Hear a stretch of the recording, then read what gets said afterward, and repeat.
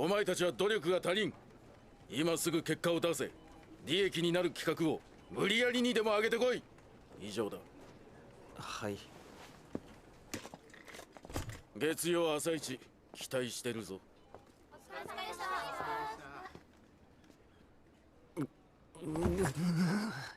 このストレス、何か発散させる手立てはないものか。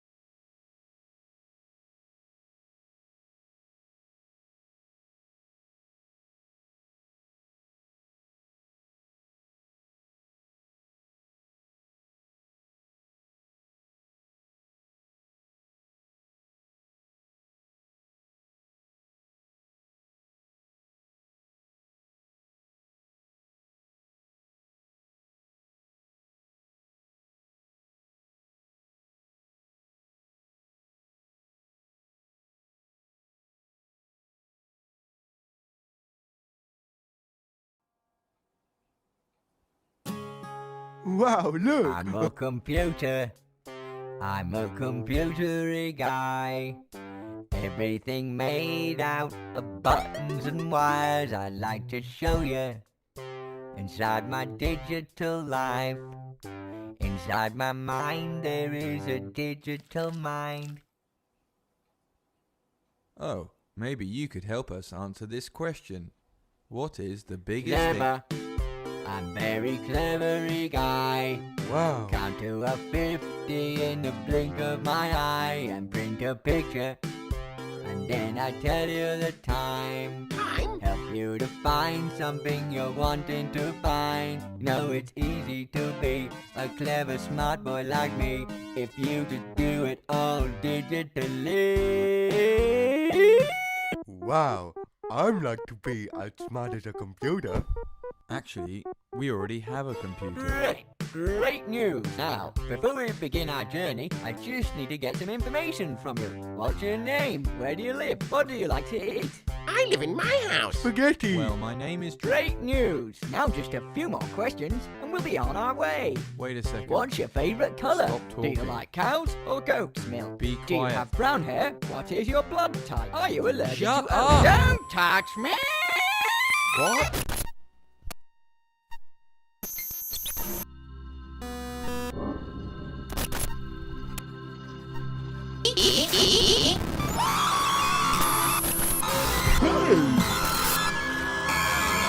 Welcome to my digital home. Everything made out of numbers and code. Wow, we're all computery. Oh yeah, wow, because of the computer. I don't get it. How can it be if I'm sitting at home but I'm inside the screen? But you're not you. You're your digital you. Virtually real, but controlled by real you. But if he's not quite real, then I'm not real too. And you're not real you is inside your real you. Oh wow, how amazing and interesting too. But in this digital world, what can we do? What can we do? Oh, good question. Well, it's up to you. In the digital world, there's over 3 things to do. Wow, look, a pie chart. Digital style. Do a digital dancing. Hey, this is fun. Wow, look, a bar graph. Digital style. Do a digital dancing. Hey, this is fun. Wow, look, a line graph. Digital style. Do a digital dancing. Hey, this is fun. Wow, look, an oblong. Digital style. Do a digital dancing. Hey, this is fun. Wow, look, nothing. Digital style. Do a digital dancing. Hey, this is fun. Nothing, Digital style. Dancing. Hey, this is fun. nothing. Digital style. Do a digital dancing. Hey, this is fun. Digital dancing. Hey, this is fun.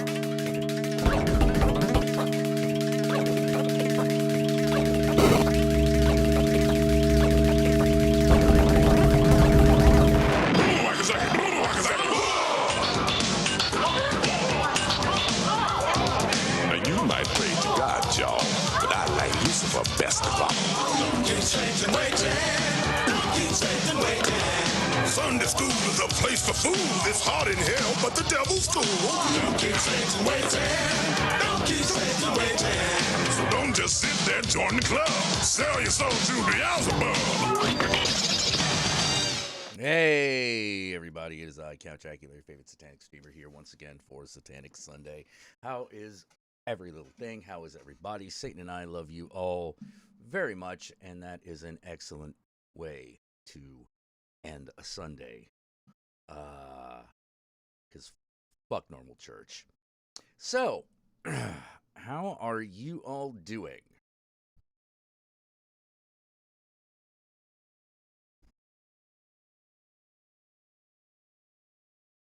I see that Cat Hermit is with us, Pineapple Papa, Cybercat Zach, Falsifer, Step 8, Jay Tilton. So we got our Thailand represent. Ethan Assen, hey, how you doing? And Purple Tomato Cinema, who says that the new Texas Chainsaw sucks. I disagree 100%. I fucking loved it. Falsifer got his booster shot finally. Cyber Cat Zach had surgery this week. What the hell kind of surgery did you have?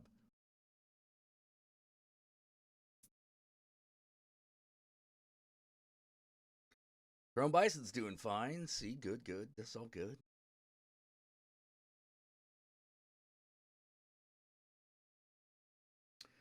Art commissions for now. How about you? Doing my thing. Little tired, but ultimately doing pretty well, I think. Spent some time reacquainting myself with an old friend, like a literal one. Cystectomy.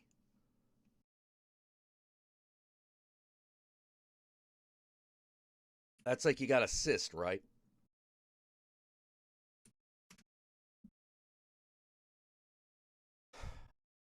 Cystectomy is surgery to remove the urinary bladder. Ugh.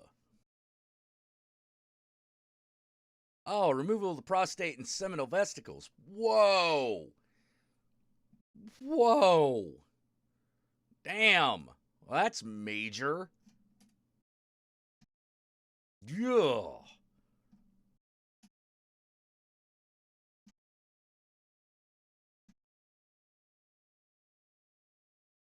Yikes. What happened there that they're going to take your bladder out? That's pretty major. That's pretty hardcore. No, the ovaries version. Oh, okay.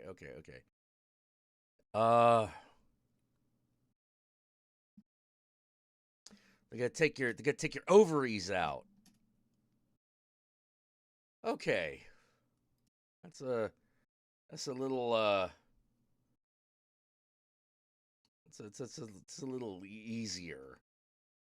Lord. Yeah, that sounds bad. Whew. Oh, wait, what's this about a water bill? My sink faucet won't turn off all the way, and the kick in the nuts is they didn't install the stop valve, so I gotta wait until tomorrow and maintenance people show up. Where you live? Oh, I shouldn't give you plumbing advice over the fucking internet. Like,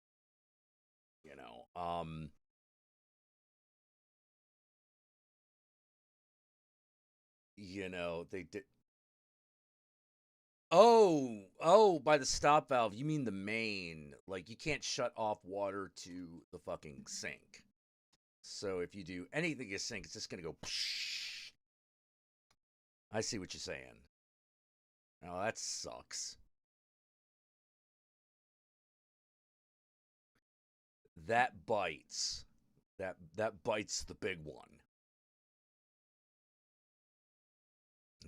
I've sorry. I just went through my own, like, plumbing problems, and so, like, it's kind of fresh in my mind.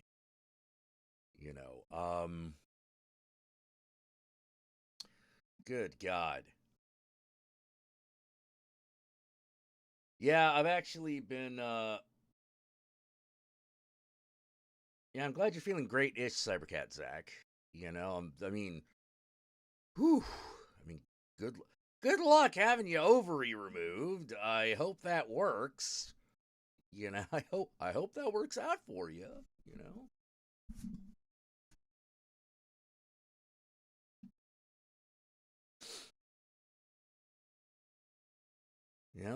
That does seem really nasty.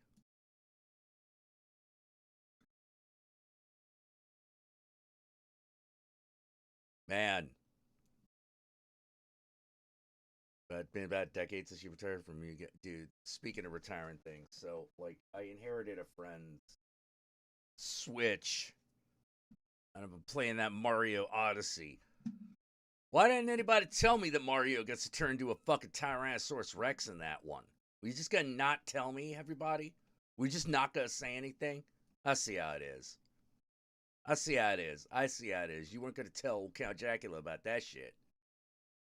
Nuh-uh. Not gonna say a goddamn thing. You've been like, oh yeah, by the way, there's a thing that allows you to turn into a fucking Tyrannosaurus in this game. No, I didn't. Well, I mean, who the fuck are you? Like, fucking assholes. Bitches. How dare you? How dare you?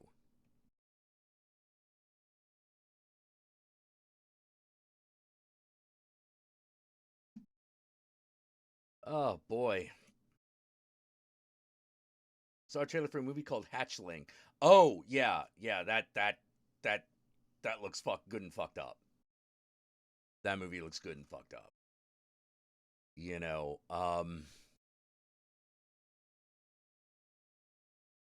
you wanted it to be a surprise. Yeah, right. Yeah, right. Yeah. So you covering it up now. You know.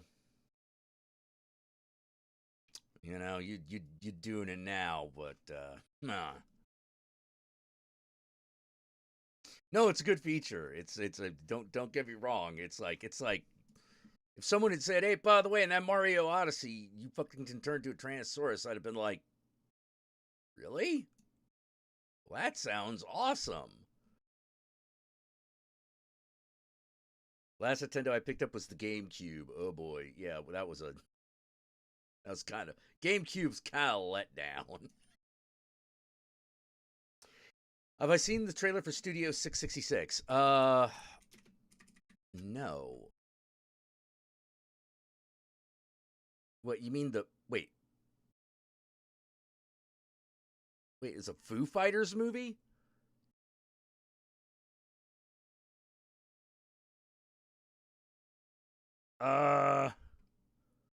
Okay. That's apparently out now. Or it's gonna be out on the 25th.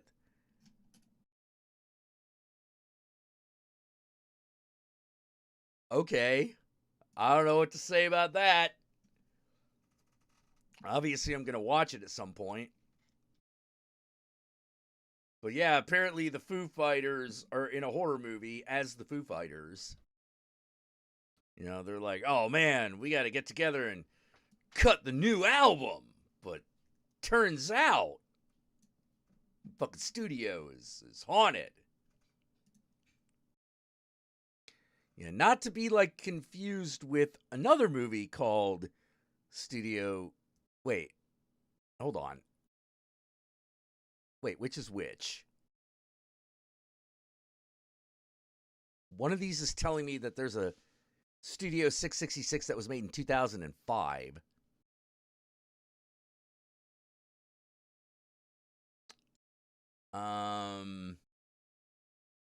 Okay. So what is it? All right, 2005. Cassidy, the lead singer of a band, lives with her boyfriend and okay, so that's like not the movie we're talking about. It just has an identical fucking title.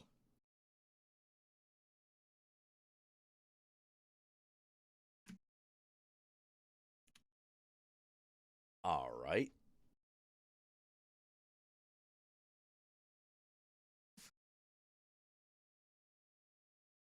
I don't even know what to say about this.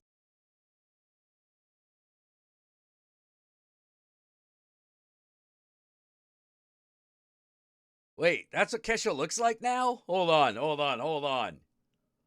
I'm like, hold on, you gotta see this. I was like, who the hell is this? Turns out it's Kesha.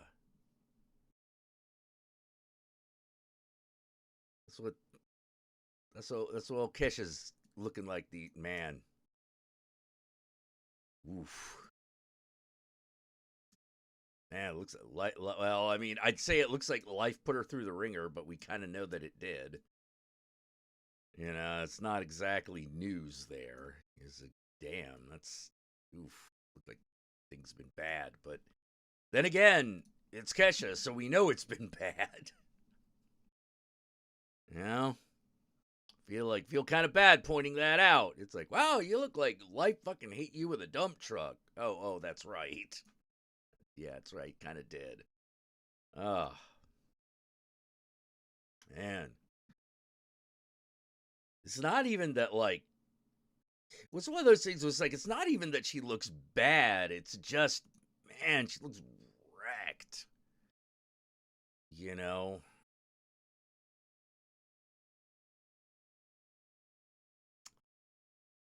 Yeah, that's Kesha.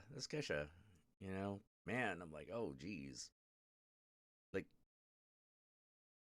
you look old. She looks older than I do. You know, and I'm like, and I know she's like at least 10 years my junior. Isn't she?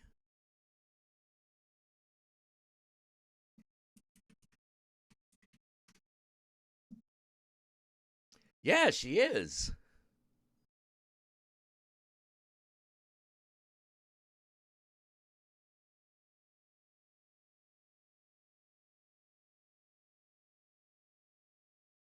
Oh, man.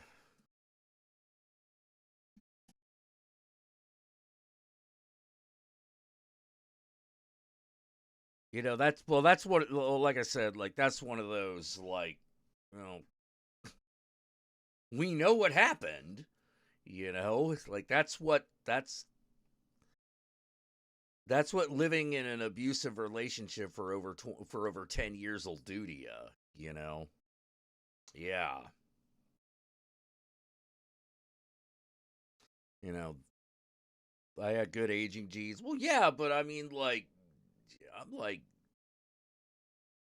no, she's like 34. Kesha's like 34.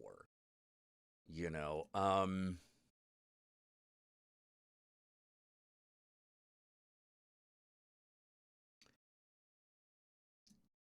don't know what's going on, but like, let me put it this way, like, you just gotta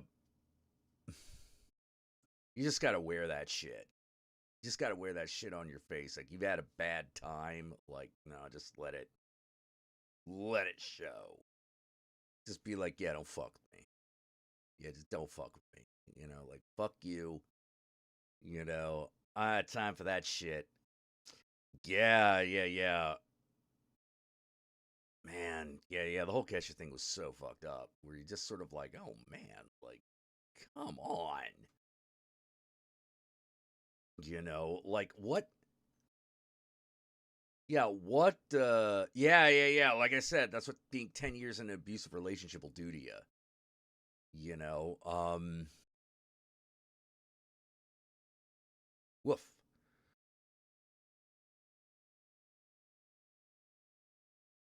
You know, like I said, what happened to you? Oh, right. Right. Yeah, that's about. Yeah. That. Yeah. Mm-hmm.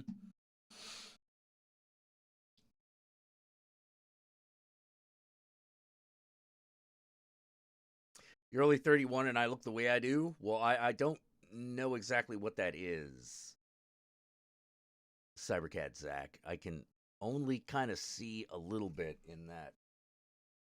Ah, bug? Or bug or scab? Little scab. It's like little scab.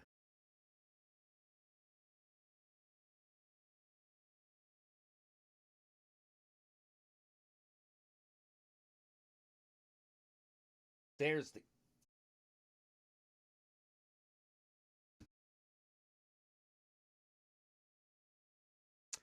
Really? All right. All right. All right. Really? Ow. Ow. Ow.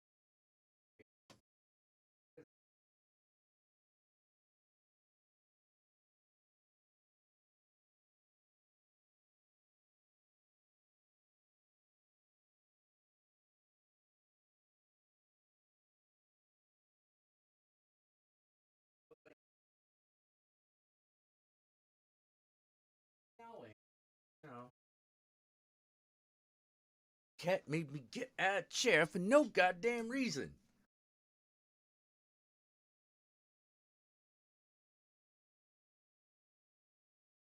Ah.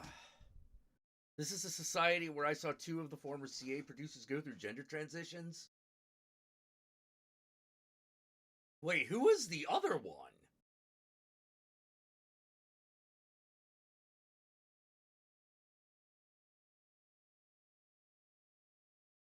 Like, I know about Jasataku. Who's the other one?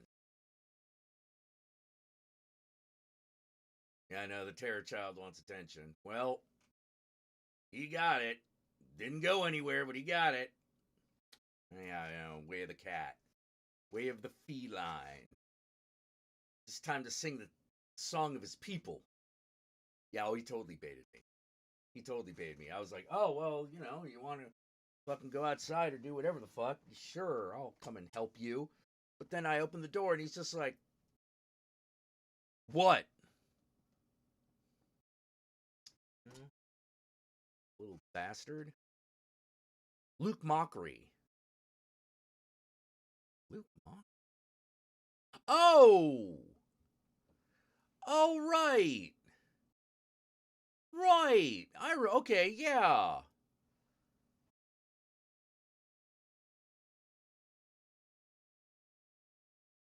Okay. Yeah. Like the son of, or was son of Colin Mockery. Yeah.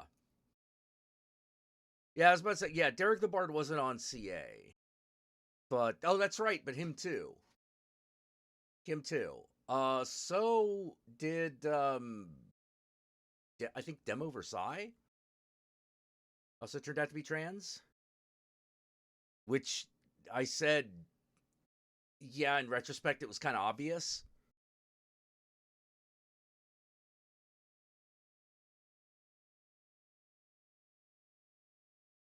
Juggalo Billy, what we did a what about what? Have you seen the? Oh yeah, we saw the Netflix Texas Chainsaw movie. You want to see our vlog on it? Go to Blood Splattered Cinema on YouTube. Go to them YouTubes, check on the Blood Splattered Cinema, and you'll find it. It's right there. I liked it.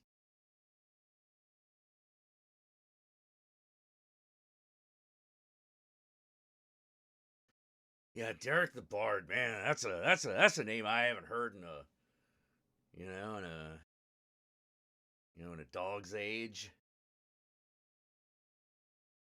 God. Hey, Kaiju Kitty, how you doing? Your cat will do that 4:15 in the morning. Yeah, that's how cat does. That's how cat do. You know, they're just like, I'm just meowing. Fuck you. Don't need to. I don't need to make sense. I'm a cat.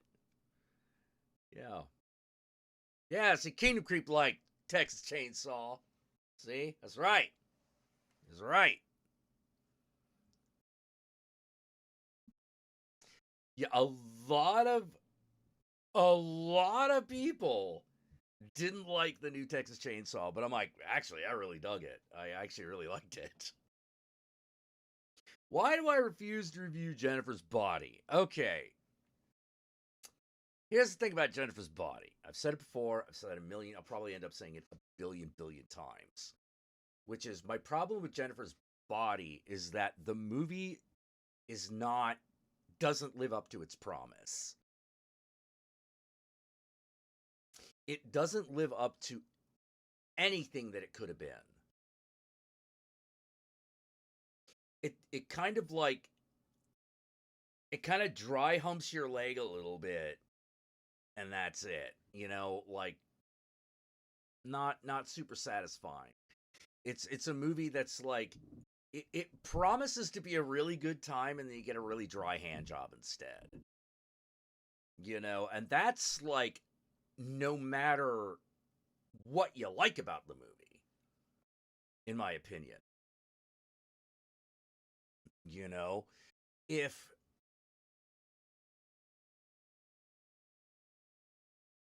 it goes halfsies on everything, it tries to, it doesn't commit. You know, it's like, is it a lesbian love story? Well, maybe. No, maybe. You need to fucking determine this from the get-go. You know, because if it's going to be the story about two girls in love, but their emotions are fucked up about it, then that's a different movie than two girls fighting over a boy. You know what I mean? There's a lot going on, because I even found myself going, why is there even a boy character here that they're fighting over? He seems really fucking ancillary to everything that's going on. Do you feel it's disappointing due to having some good potential? Oh yeah, it totally had potential. It totally had potential. You know, like, how to put it? Like, when I saw Jennifer's Body, people were like, "Oh, what do you think of Jennifer's Body?" And I'm like, Ginger Snaps was better. Like, Ginger Snaps committed to its concept. It's not as finely polished a movie, but it's a much better story. Ginger Snaps, that is. You know, Ginger Snaps a really good story. Whereas it seemed like Jennifer's Body was trying to do everything to not be the story it was trying to tell. You know.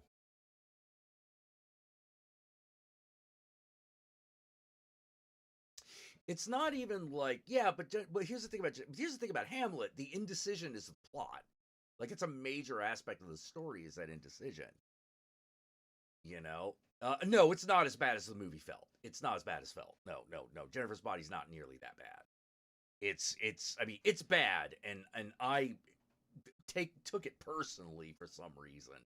You know, I took that personally, but no, Felt is a piece of shit. You know, like, I can see how Jennifer's Body would have worked. I see how it could have worked. Felt is just, are you fucking kidding? Are you fucking kidding me? Good God. I was already, like, halfway through that movie, I was like, wow, there's a lot of not killing in this rape revenge movie. And it's like, is there rape in this rape revenge movie? And you're like, kinda? I think? But I can't remember it. I think it's like mentioned. I talk about Felt. Yeah, that movie is just bad. I had some people telling me, it's a new I Spit on Your Grave. All right, I'll check it out. No, not even close. Not even, this isn't even the new fucking The Accused. You know?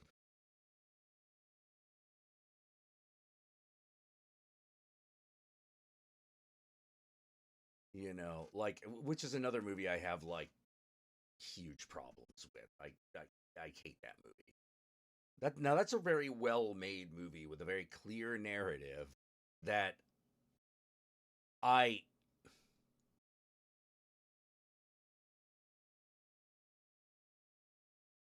You ever seen a movie and everyone's like, this makes a really good feminist statement, but you walk away going, that's the most fucking patriarchal piece of crap I've ever seen.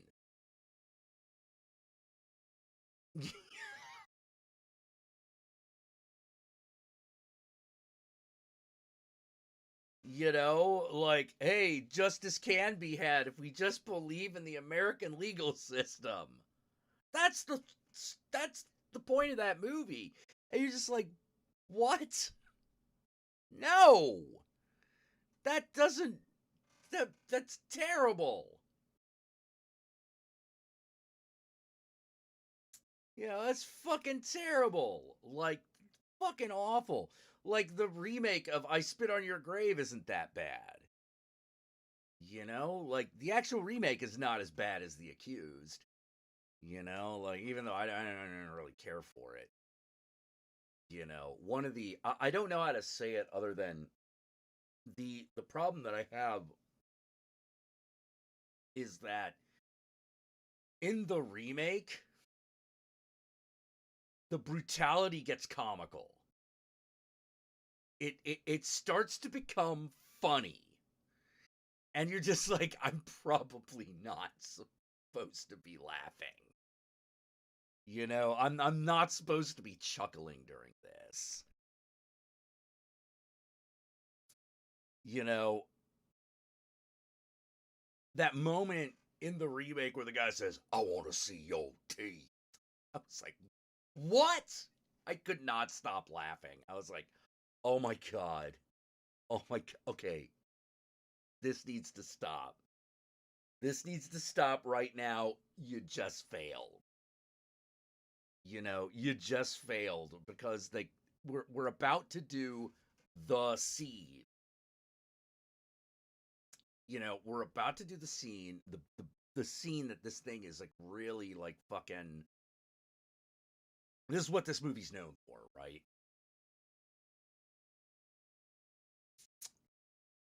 This is what the movie's known for, is this fucking graphic, brutal rape scene, and it becomes funny, and I'm like, that's not, it's no, that shouldn't be happening.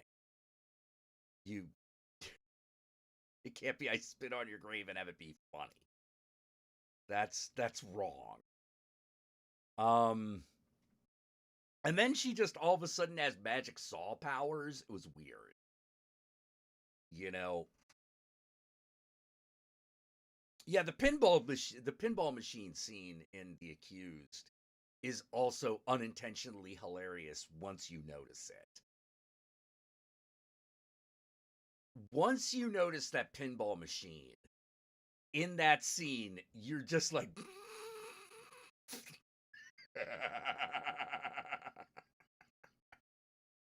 like, it turns it from an act of brutality to an act of comedy. You know, and you're just like, what the fuck? Like, no, dude, did anyone fucking tell you, don't do that?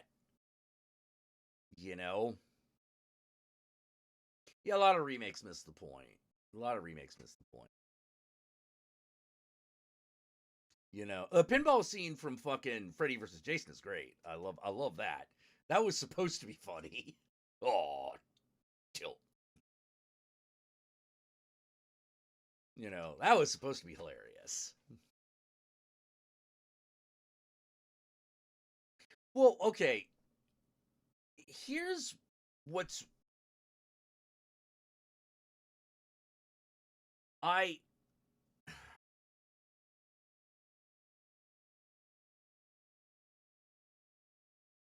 was really starting to respect Megan Fox again.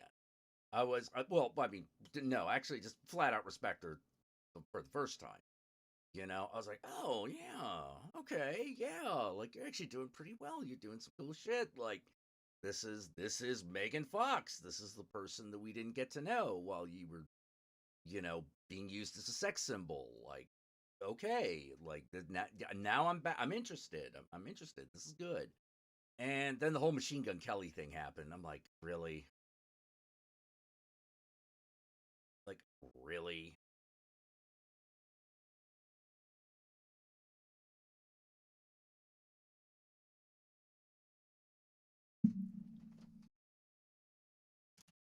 You know, it was one of those, like, Machine Gun Kelly accused of pedophilia. All of a sudden, he's dating Megan Fox the next day.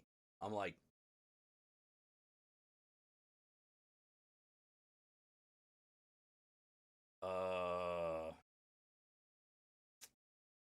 wow. That's great.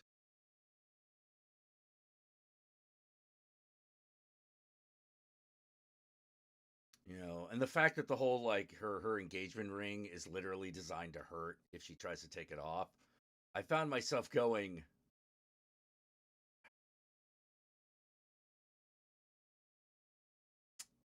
oh, all right.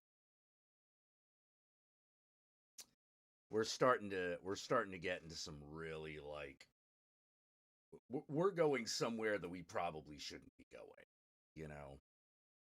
Yeah. That's all shit that, yeah. Yeah, the Megan Fox Machine Gun Kelly thing is like, that's where I was like, oh, come on. I was just starting to like ya. You know, like, Hollywood's full of creeps. Yeah, oh, yeah, absolutely. Absolutely. You know, it's just weird because you don't, the thing that's weird about it is, I don't know how to say it other than this.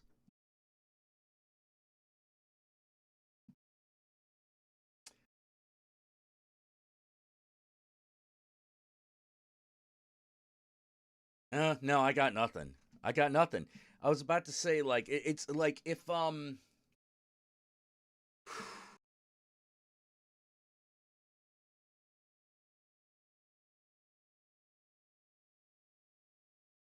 Yeah, having a ring that stabs you if you try to take it off, that's actually kind of fucked.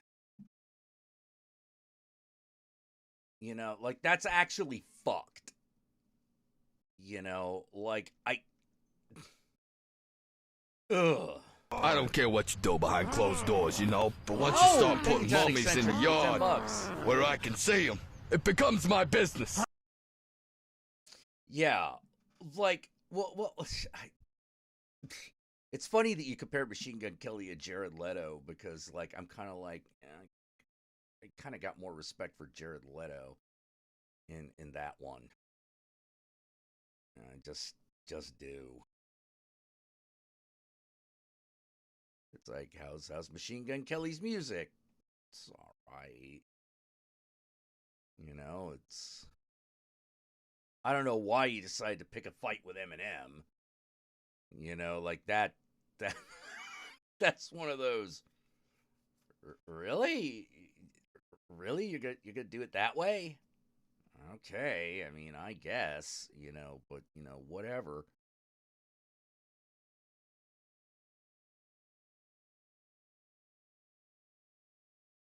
Yeah, what quote is amazing? Give a man money and he loses his sense of self? Yeah.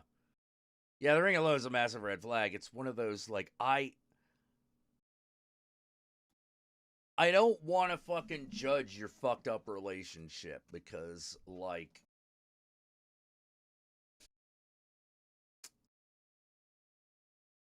I've had so many friends in fucked up relationships, you know, but that's what we call a red flag.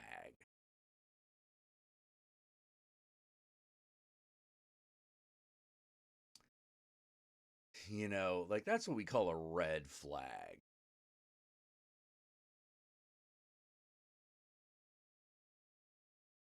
It's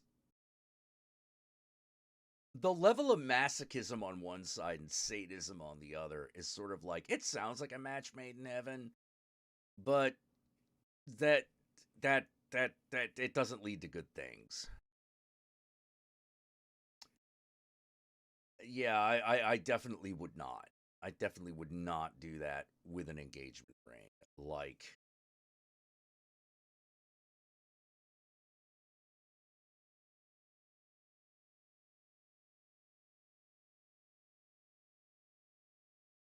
what kind of creep would give a ring like that to someone? Harvey Weinstein.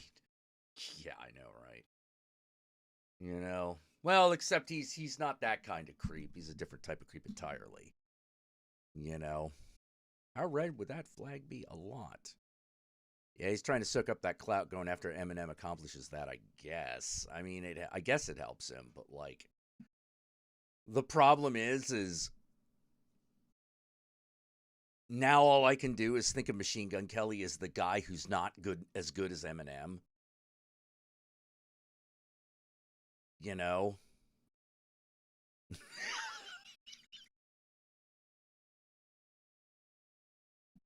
You know, like, well, yeah, like, if Marilyn Manson had done that, that would still be weird.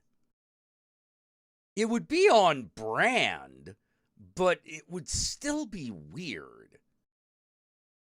You know, because you're like, what kind of fucking control do you need over this woman? Like, are you serious? You know, like, really?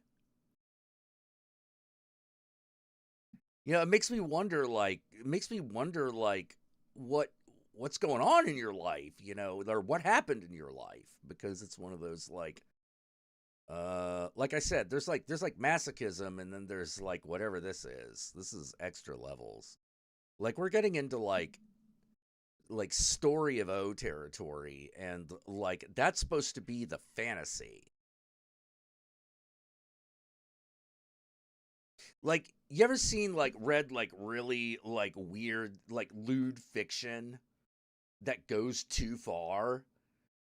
You know? And you're like, well, I mean, it's fiction, right? You know, it's a little fucked up, but, like, the whole point is, the point is to go a little too far. You know? This feels like that, but in real life. You know, where you're just like, I think this is going too far. You know, like,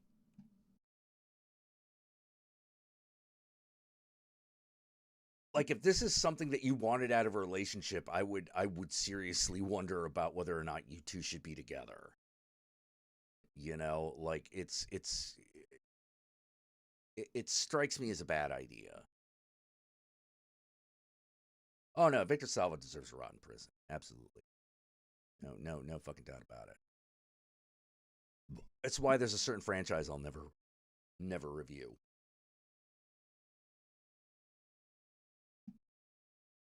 Yeah. It's getting a little too Marquis de Sade, and you know, it's just the level of control that represents bothers me.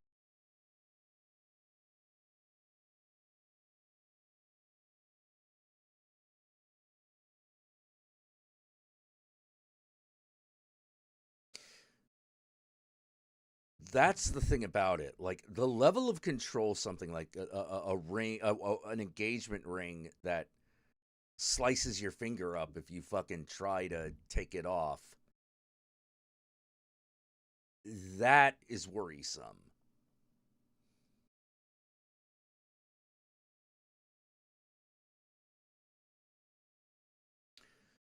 You know, like that actually does bother me because I find myself going like, it's the kind of thing that would be kind of hot in a story, but if it happens in real life, I'm like, wait a minute now. Not for real. No, we're not doing this for real. Forget it.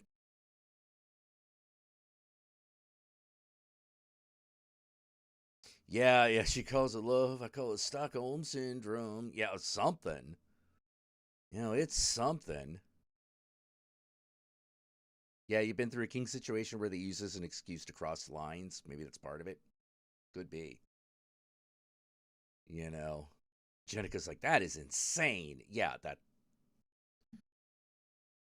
As a person who has been a member of the BDSM crowd, yeah, that is crazy. Like that is way too far.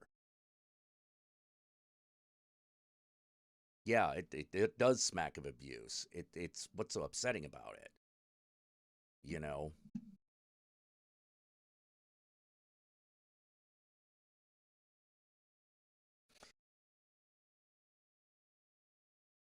Yeah, it sounds like a weird Victorian horror comedy on marriage. Yeah, I know, right? Did she lose the finger? Well, hopefully not.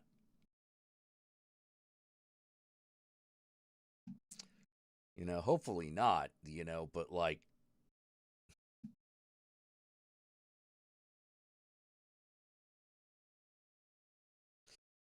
and there's also like the question of who the fuck did you get to make that for you?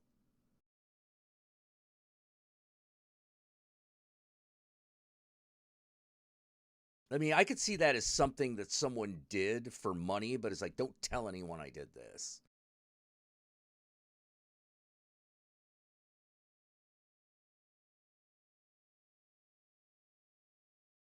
Yeah. I mean, there are ways of getting it off, right? But just, man, really?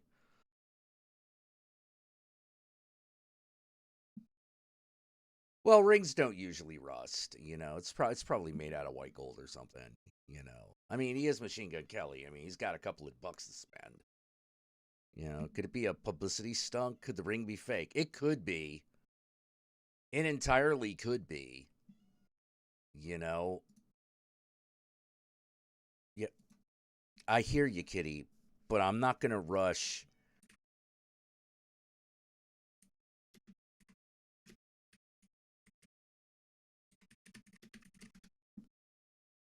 Yeah, let's see if I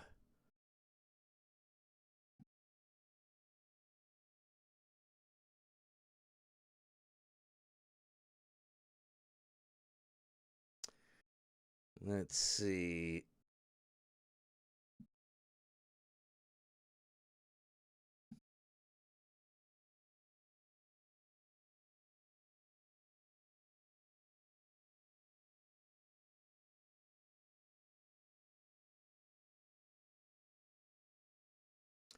Machine Gun Kelly says Megan Fox's engagement ring was designed to hurt if she takes it off. The bands are actually thorns.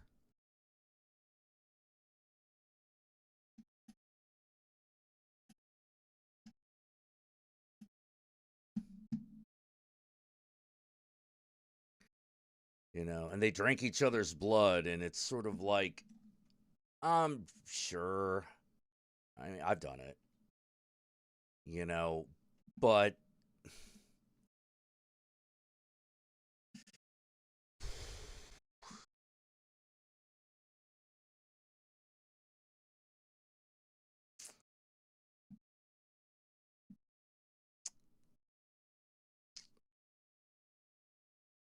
a lot of drama in that real life vampire scene, just gonna say. You know, it.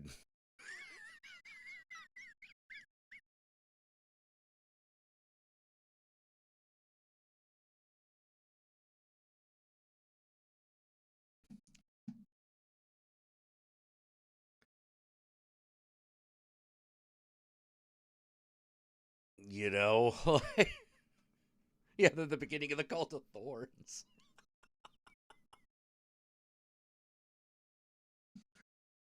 And there's, I don't know why, but there was just something about all that that made me go, I believe you, but whatever. You know, I got, I'm so blasé about that shit. You know, it's sort of like, oh, we do bloodletting and stuff. I'm like, uh-huh. No, I mean, for real, we drink each other's blood. No, I'm not doubting it. I've seen it. I've done it. You know, no kink shaming. You know, just not kink shaming here. Just saying, like, you know, I've just gotten real blasé about a lot of this shit. Oh my God, they're they're into bloodletting.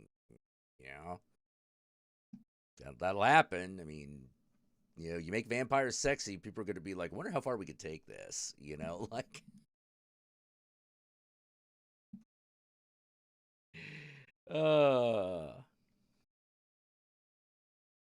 What are my thoughts on the Halloween Kills movie? I actually really liked it. I liked Halloween Kills. No, I don't know if we're oh God, I hope we're not. I hope we're not getting into R. Kelly territory again. Holy shit, that would be horrific. But I will admit that's the kind of thing I'm afraid of. You know, I don't like it when I don't like it when someone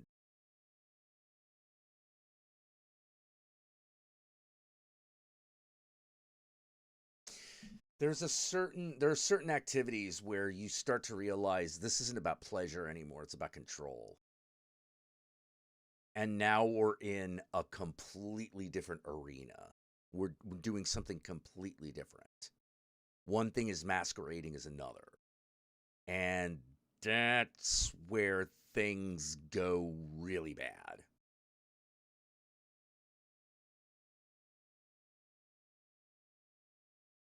You know, but it's really impossible to tell.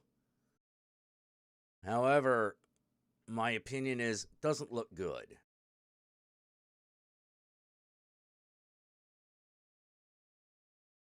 You know, it doesn't look good. I hope it doesn't go to R. Kelly levels. You know, because I just want as few people like that empowered as possible. You know.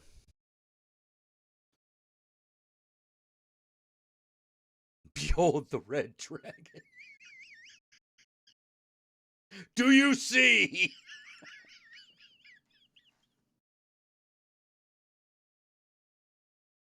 Oh, man. Yeah, you're correct, and that's Yeah, because, I mean, like, look, I realize, one of the things, there's, all right.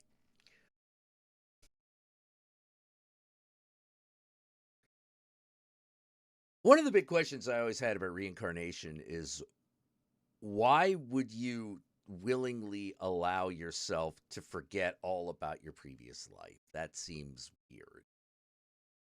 You know, like, why would you be okay with that? And after I got to a certain age, I was like, shit, no, that's... I used to think of that as a limitation. Now I'm thinking that's the blessing, man. Like, if you gotta live again, it's like, do you want to live again with, like, all this shit that's, like, fucking in your head right now, fucking you up? Or do you just want to try over, like, full fucking restart? Okay, yeah, let's just restart. I don't need to remember some of this shit. Fuck that crap. You know? Let's think nice thoughts. That'd be great. You know? Do you see? You know, like, ah!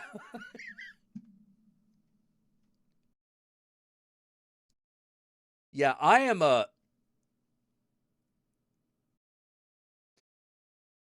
I do not know how I would behave if I was in that Red Dragon situation and someone was doing that to me. You know, because I think what is most likely to happen is I would start mouthing off and then I'd start losing, like, fingers and toes. Or shit like that. You know? Or he'd cut my tongue out or something. Because the entire time I'm just gonna be like, do you see what? I see a jackass. The fuck is wrong with you? You know, I'm not gonna give you the thing that you're looking... I'm not gonna give you the validation that you're looking for, because I'm too irritated. I'd be too irritated with, like, that kind of bullshit. Because, like, I've had crazy people try to tell me shit before, and I just always get annoyed. You know, I met this one guy. He was convinced he was dead.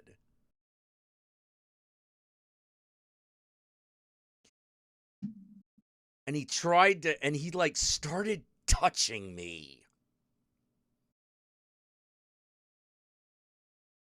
Not, like, sexually, but, like, touching me. Like, his fingers, putting his fingers on me and shit. And I'm just, dude, I lost it. I fucking lost it. I was just like, you get the fuck back away from me. I don't care if you... It's like, you say you're a zombie, I don't fucking care. I do not care. You know, you're undead, too bad. Punching seems to work pretty good. You know, God, that was... Oof. Buffalo Bill and Catherine Martin. It puts the lotion on its skin or else it gets the hose again. You know?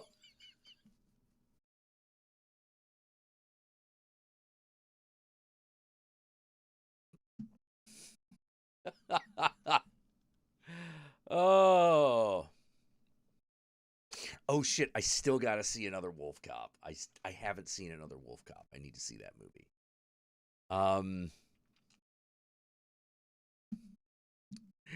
Oh my god, that was good times. Good times, you know.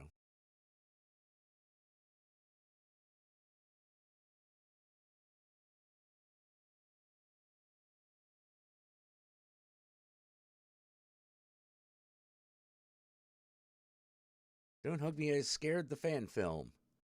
Huh.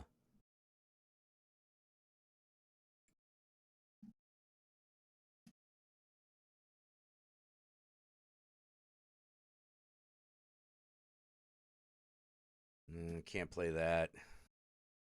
Why your job sucks. I'm pretty sure I know why.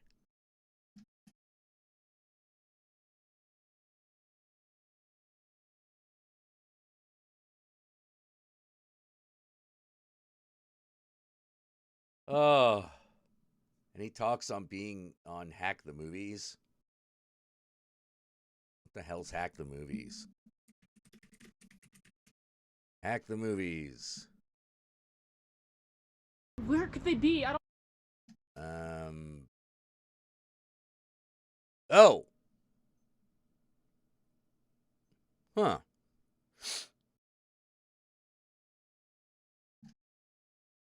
I've never been on Act the Movie. I'm not familiar with these guys at all. At least I don't think so. They don't look familiar. Well, no plans. No current plans. What was the last good werewolf movie? Howl was pretty good. Oh, your vacation just started? Ah. All right. Huh. The best cat girls are the ones who don't make out with their mothers. I remember Cinemassacre. I haven't watched James Rolfe stuff in ages. It's one of those, like, there was never anything wrong with it. I just kind of just moved on to other things, But his stuff was always solid. It was always top notch. Late Phase is pretty good, yeah.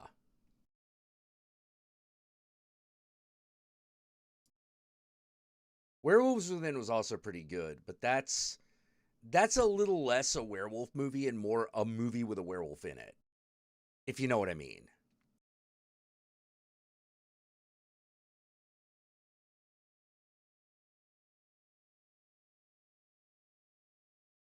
$3 weeks and not having to explain Settlers of Catan. Can't hear how without adding Moving Castle.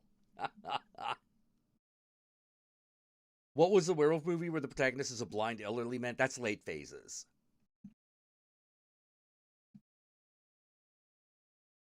Yeah, the werewolf part of Trick or Treat was awesome. Hot chicks turn into werewolves by stripping their skin off. Pretty awesome.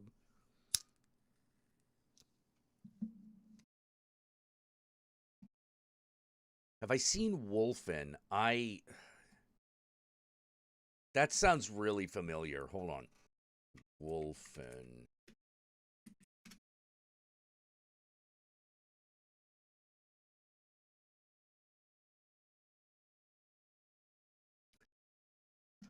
Oh god, yeah, I saw this like fucking ages ago. Yeah, it's got what's his face? Fucking Gregory Hines.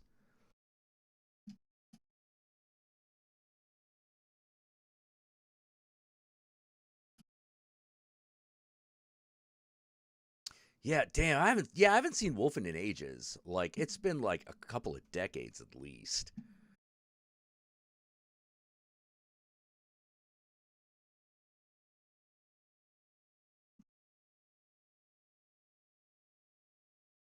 Dances with Wolves should have been a werewolf movie. That should have been about werewolf strippers.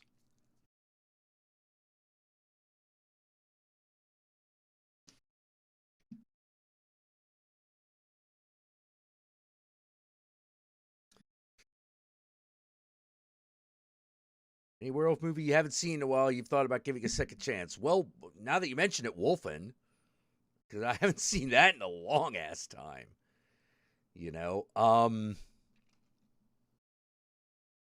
Oh, Brotherhood of the Wolf, like that one, fucking. I didn't like that one. Wait, Wolfen has psychic werewolves in it? Jeez, do I not remember that movie? I know I've seen it. Because I'm like, yeah, this is a werewolf movie with Gregory Hines in it. But if you telling me, yeah, it's got psychic werewolves, I'm like, what? Clearly, I do not remember this movie very well. Albert Finney? Yeah. It looks like he plays the main character. Or he's got top billing at least. Sometimes with these these 80s horror movies, like top billing does not mean you're actually the main character. Sometimes not. But going by the trailer, it looks like he is.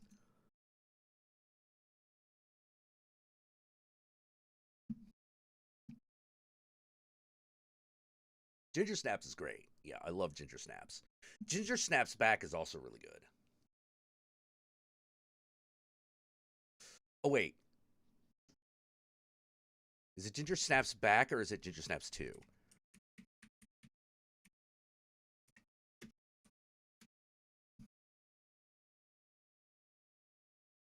Oh, the second one is called Unleashed. Okay. Second one is Unleashed. The third one is called Snaps Back. Snaps Back is... It's not a bad movie, but it's a big why.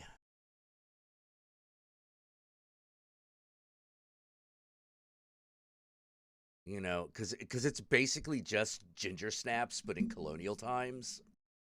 You know, you're like, I'm not so sure about it's like Tremors. Was it Tremors 3 or Tremors 4 that was like back in the old West, where you're just sort of like, oh, this movie's not bad, but why though?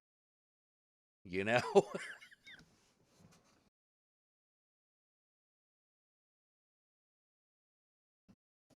I haven't seen A Wolf Like Me, but the Countess has. She says I need to see it.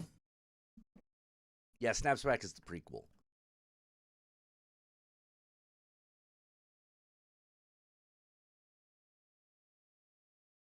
Yeah, the part 3, you just found yourself going like, I wanted a continuation of the previous movie. You know, I didn't, I wanted to find out what happened now that, you know, girl is now a werewolf who's trapped in a basement. I wanted to find out what happens after that.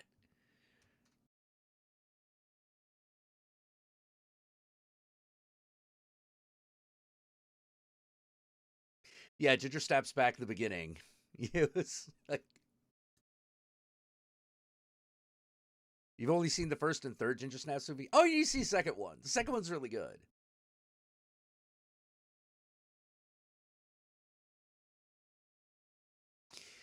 You know, the idea behind that is the sister who lives from the first movie gets sent to an insane asylum. What about In the Company of Wolves? In the Company of Wolves is fucking great. In the Company of Wolves is fucking great. I love that movie. Interview with a Vampire, a little less so.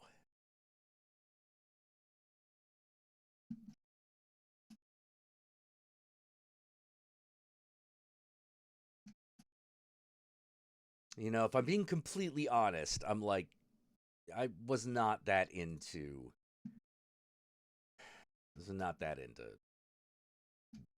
Interview.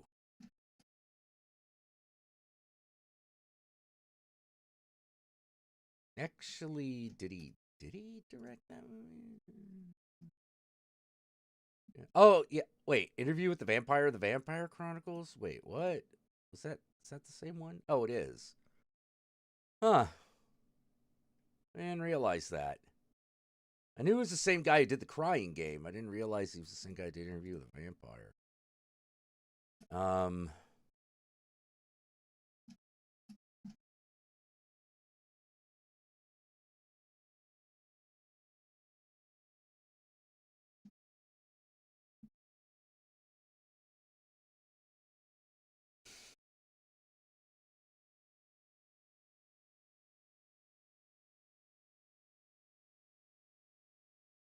Oh, Crying Game.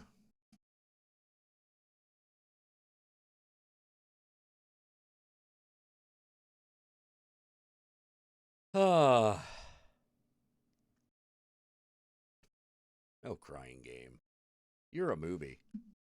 Oh, what about the Jack Nicholson werewolf movie? The Wolf with Jack Nicholson is also really good.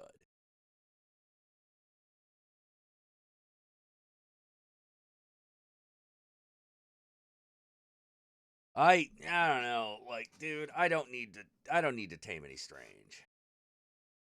You know, I mean, first of all, I've never had trouble in that regard anyway. But well, I mean, I have had trouble if we're talking about. I mean, I've been rejected. You know, like that's happened. You know, you don't. But that's just sort of like. That's like there's cows outside. It's cow farm. It's gonna be cows outside. You know, it's like, you play the dating game, you're going to get rejected. That's the one thing that's guaranteed. By the way, did you see the short film with Where Egyptian Cat People?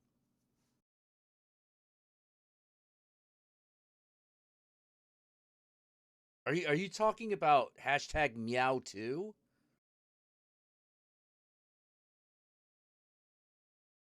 Or is this something else? Because if it's something else, then no, I haven't.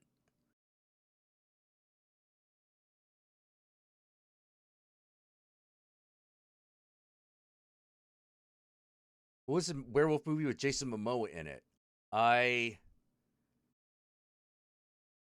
Oh, yeah, Meow 2. Yeah, I know about that movie. I know about that short. Yeah.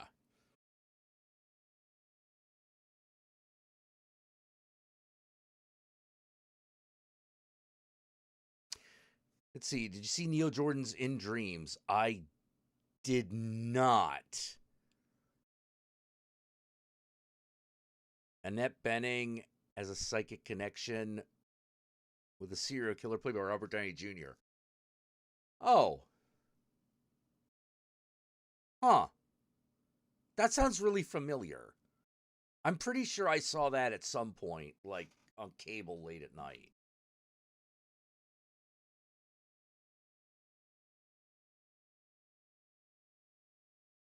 Yeah, well, my problem with, I would like,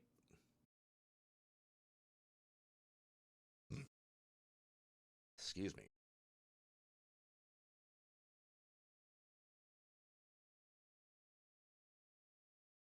I went to see that movie with like my actual girlfriend at the time, and we both kind of had the same reaction, which was, well, it could have been worse, you know?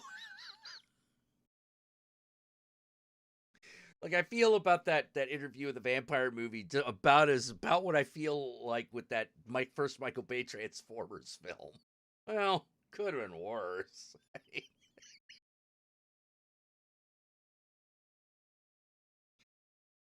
Raised by Wolves? Haven't seen Raised by Wolves.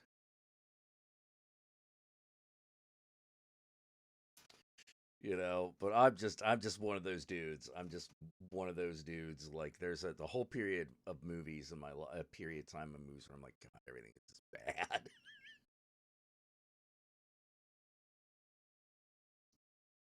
Why Nazi werewolves and American Werewolf in London? You answered your own question there.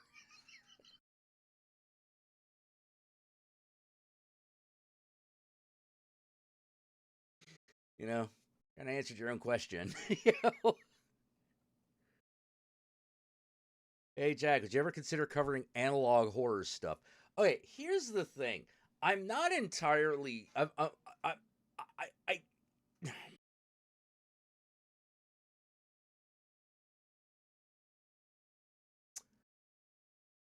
here's the thing about analog horror, which is it's so short, I don't see why you need to cover it. Just watch it.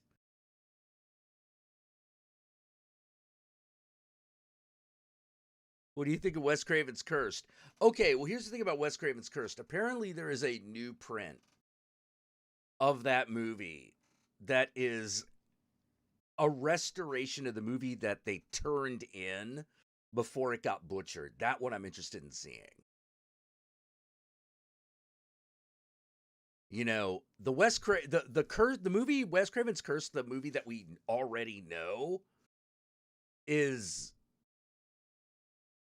kind of it exists.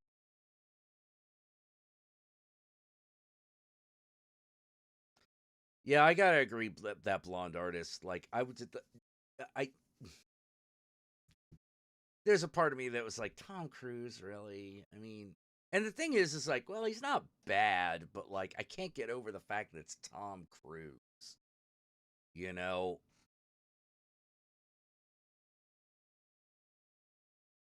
I love the Blair Witch Project. That movie was tits. You know, watching it again is a bit of a chore.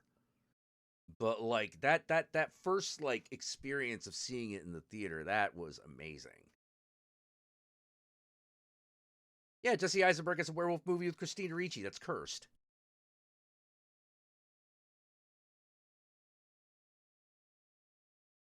Hey, Valdrianth, how you doing?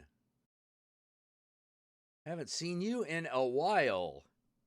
Some analog horror go into ARGs that span into years of story. Okay, here's the thing. I actually don't like ARGs. I don't like them.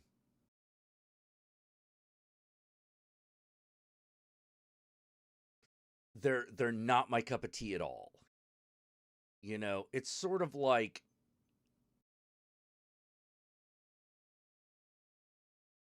to me ARGs are like really shitty creepypastas.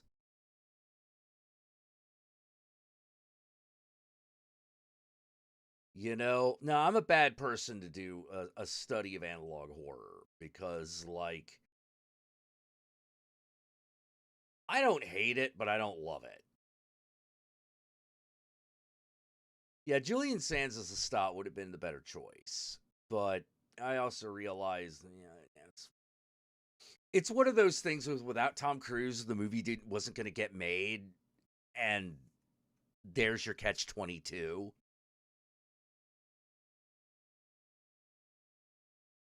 Oh, you got back from Mexico a few days ago? Oh, man. How'd that go? How was old Mexico? Well, yeah, ARGs turned to advertisements, and I just, like, it...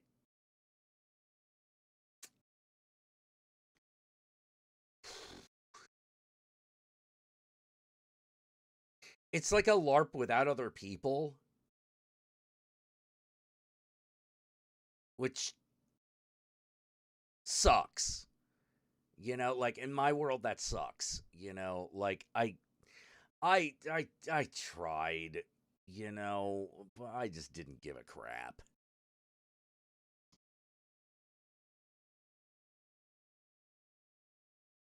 Well, Interview with the Vampire is a better movie than Queen of the Damned. I mean, no doubt about it. No doubt about it. Queen of the Damned is not a very good movie. You know?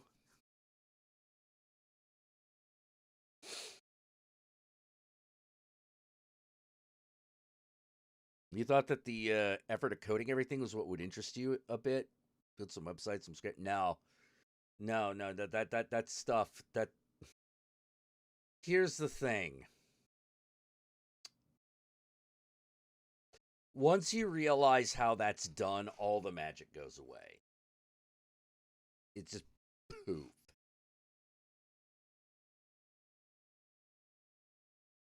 You know, it just... Underworld is better than most of the Resident Evil movies. You know, if someone was like, hey, let's watch one of the Resident Evil movies that's not the most recent, the Netflix one. The Netflix one's actually really good. But, like, any of the ones with, like, Mila Jovovich in it. Or not Mila Jovovich.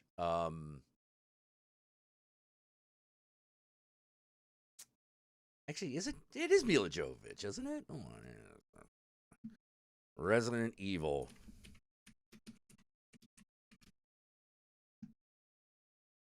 Da-da-da-da-da-da. Yeah, it is Mila Jovovich. Okay, so any of the ones with Mila Jovovich in it, those movies just suck on toast.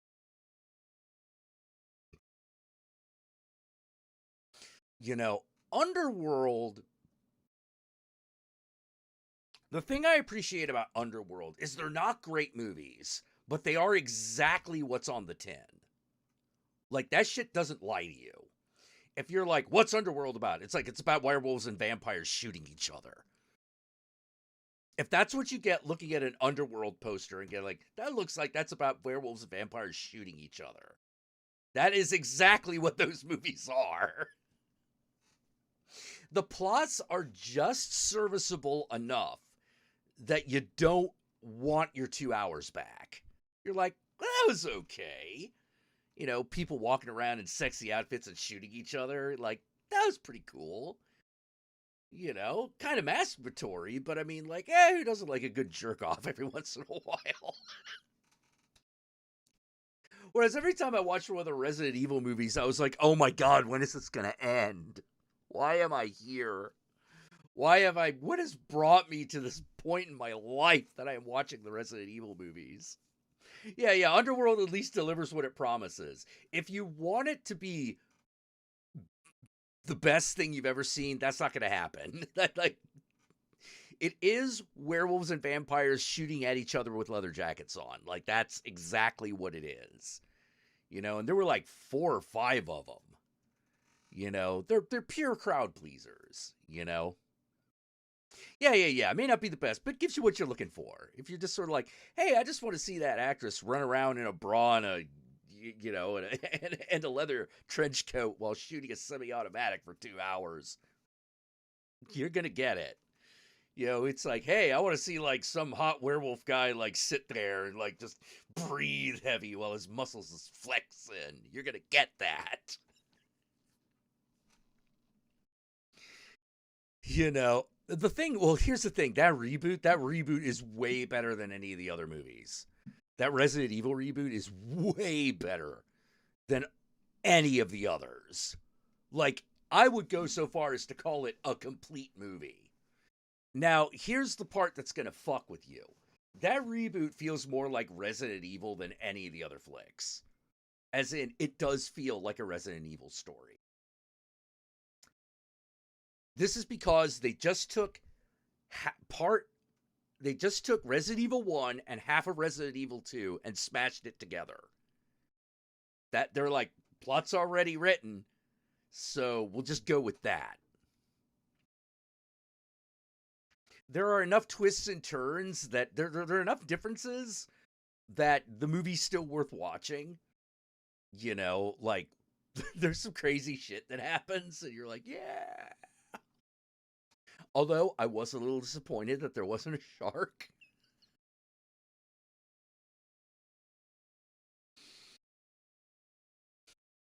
Should have been a shark. But, I mean, you can't have everything, right? Yeah, can't have everything. But since we're here, let's talk about True Blood. Oh, True Blood. True Blood. Oh my God.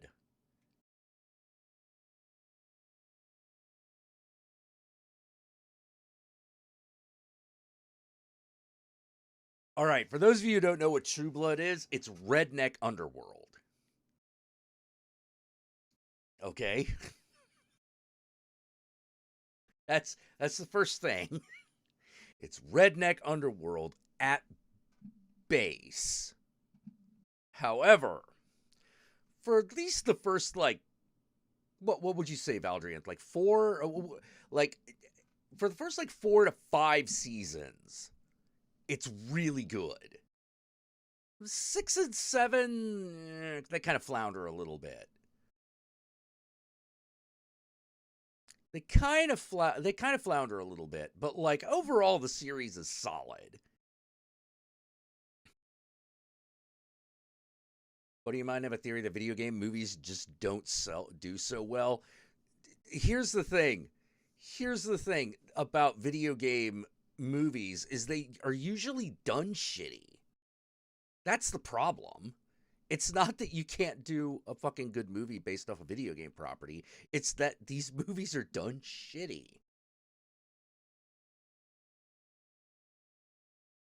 You know, for the longest time, Prince of Persia represented a high bar. You know, and if Prince of Persia with Jake Gyllenhaal is like as good as you can do, you're like, oh God, why bother?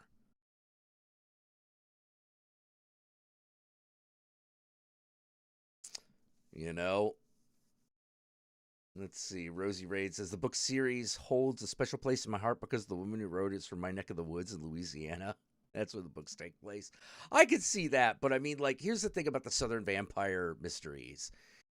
The True Blood show that is based on those books is way better. It's one of the few times when it's like, look, you know how they always say the book is better? All right, this is one where that's not the case.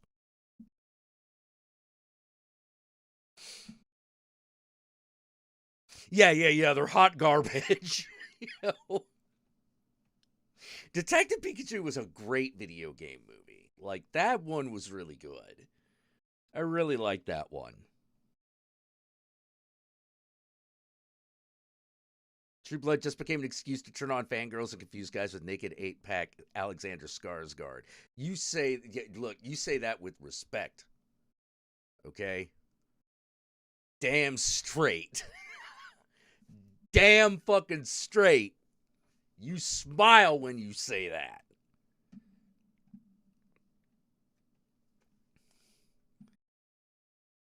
You know, keeping Lafayette alive was the best decision that series made. Monster Hunter. All right. Let me tell you about that Monster Hunter movie. Here's how I feel about that Monster Hunter movie, which is, I'm sorry, it's not Mila Jovovich just wandering around with a cat with a big chef's knife. Like, that's not just the whole movie. Kiss my ass. There's like a 10-minute sequence with the little cat people. But I'm like, no, cat people all the time. In fact, what do we need all these human characters for? This should just be Mila Jovovich helps little cat people fight monsters. Hell, I don't even need Mila Jovovich. Just little cat people fight monsters. You know, it's like an Ewok movie, but way better. Because it's little cat people.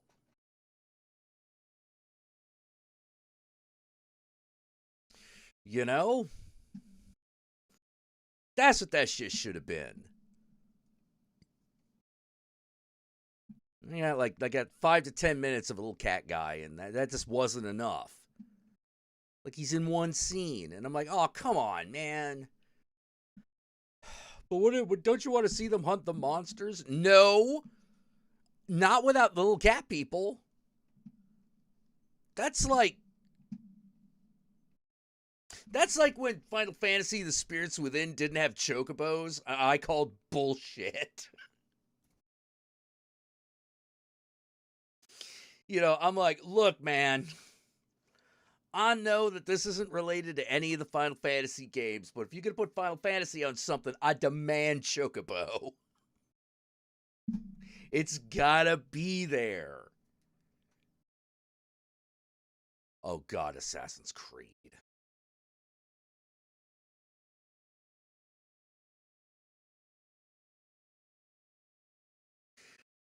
I'll say this about the Assassin's Creed movie. I'll give it this.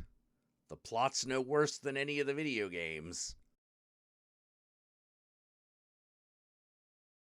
Plots of those Assassin's Creed, it's just so bad.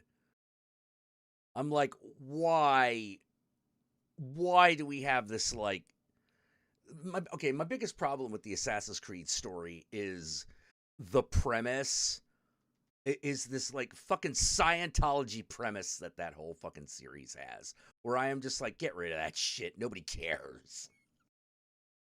I just want to play an assassin in historic times. You know, I don't need a fucking mind transference machine or blood memory. Kind of, who gives a crap?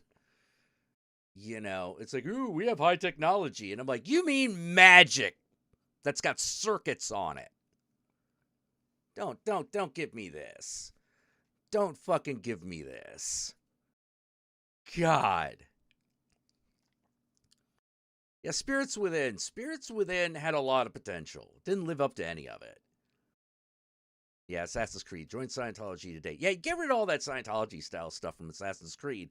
It's a good series of games. And you could find yourself going like, hey, let's just tell the story of this one assassin guy who's like, I don't know, he's got an amulet. He goes through time. So now he's in the French Revolution or something. Like, that's pretty cool. That'd be pretty cool. But the fucking virtual reality and all that garbage just makes me go like, please stop. Please fucking stop. You do not know how much easier it is for me to swallow, like, the Spanish-American War with a magical time traveler than this shit that you've concocted. because I don't care. I don't care, and I don't think anyone does. Is it really worse than Mortal Kombat Annihilation? Oh my God. That means you have either not seen Mortal Kombat Annihilation or Assassin's Creed. You haven't seen one of those movies to be able to say that.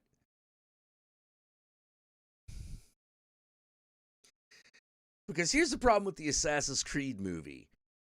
You know how, like, Mortal Kombat Annihilation is so bad that you just sort of, you're aghast. Assassin's Creed, the movie, is just boring. Assassin's Creed is really, really stupid and boring. Yeah, exactly. Why can't we just do this as a fun period game? Like, that would be... That's what I would have done. Like, after the first game, I would have completely dropped that plot point. I'd been like, nobody cares about this. We're just running around, stabbing bishops, you know? That's the whole thing. Is it wrong to say a Street Fighter movie is a guilty pleasure? Well, I mean, you can only speak for yourself. I have no guilty pleasures. I actually do like the Street Fighter movie. It's not great. But I love watching it.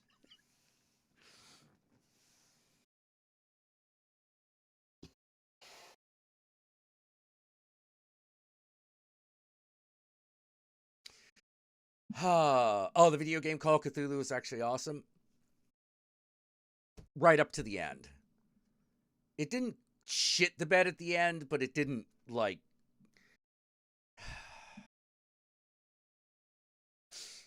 My problem with a lot of the Call of Cthulhu games is they never go where I would have gone. They never do what I would have done.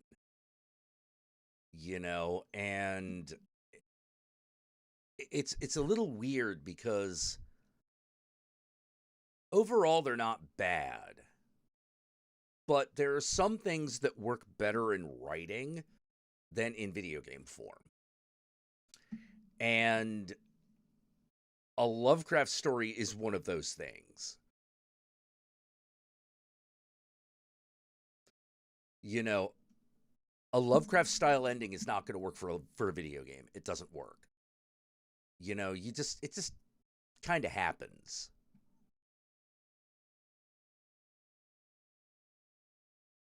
You know, oh, well, that's true. I've never played Eternal Darkness, so that might be the exception. Who should direct a movie of Until Dawn with the Wendigos? Larry Fessenden, who's in that, by the way. In fact, I'm pretty sure he wrote that story. I have seen The Color Out of Space with Nicolas Cage. That movie's amazing. I could not believe that they pulled that one off. Because I'm sitting there the entire time and I'm like, there is no way you're going to pull this off. I mean, I got to see it, you know, but because it's Richard Stanley trying to do The Color Out of Space. Like, no matter what happens, I got to witness that. You know, but like in my heart, I was like, come on, do it. Do it. Do it, do it, do it, do it, do it. You know, prove me wrong. Prove that this story can be filmed. You know, and yeah. I loved it. I loved it. And I appreciated the fact that he was able to work in the he did the right thing, which is at the end, he says it. He says the end of the story. They say the water is clean, but I will never drink it. You know, like, I'm like, yeah, you did it. You did it. You pulled it off. Oh my God. I didn't think it was possible. No, like I literally thought that story was unfilmable. Let's see. Remember when Guillermo del Toro and Hideo Kojima were going to get Junji Ito to do a Silent Hill game? I remember that. I remember that a lot.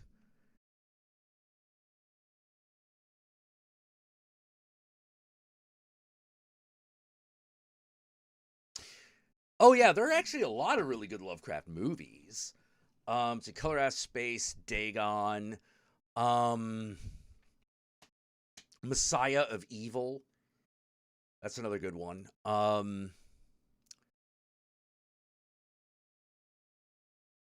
Yeah, that's Messiah of Evil is like that's adapted from a story about Nyarlathotep. The Empty Man. The Empty Man is a really good one. The Reanimator movies. You know, at least those first two.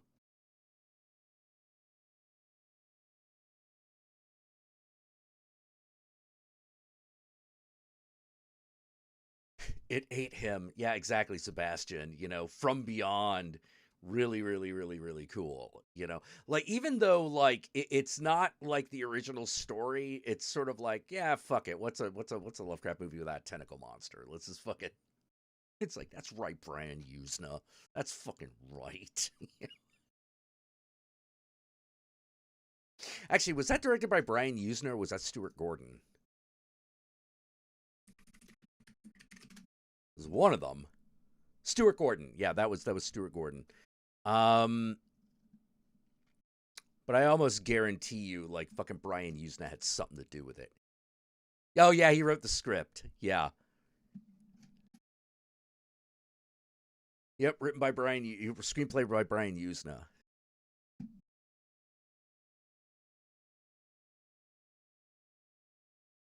Yeah, Dagon's a personal favorite because that's basically uh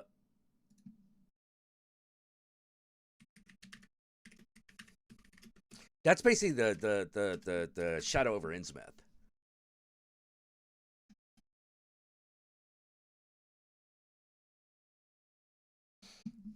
Yeah, Stuart Gordon's Dagon is basically Shadow over Innsmouth. You know, with a little extra. You know, it's got a little extra. But it does all the shit that you needed to do. There's fish people, you know? There's deep ones. Yeah, Messiah Evil, great public domain horror movie. Yeah. Yeah, I love Messiah of Evil. It's really good. You know, the biggest problem that a lot of people have is that it doesn't have a really splashy ending. What about John Carpenter's In the Mouth of Madness? Well, that's less of a Lovecraft adaptation and more of a Lovecraft homage. I love it. But your mileage may vary on how Lovecraft you consider it. Any thoughts on Lovecraft Country? Lovecraft Country was great.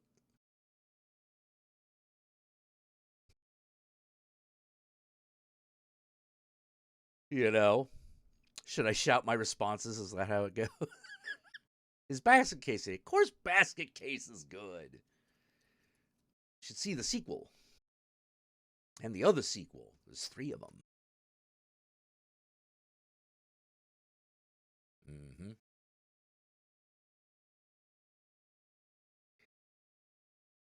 Oh, for fuck's sake! Let's see what's for fuck's sake there, Jenica.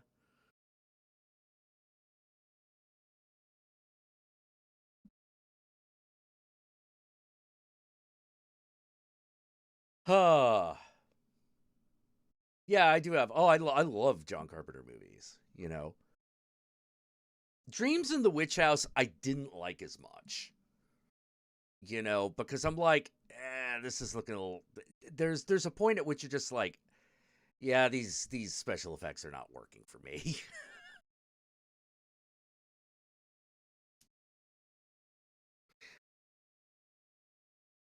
Like Go Tanabe, I didn't know he did Lovecraft adaptations.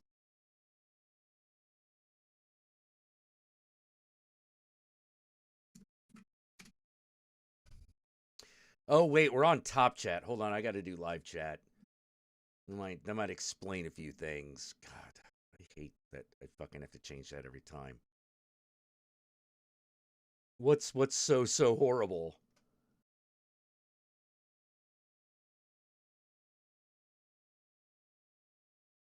What is so horrible? Janaka? Janaka 13. What I think of Underwater. It's a good movie. It's a good movie. Yeah. Kristen Stewart's been growing on me. Yeah. I agree.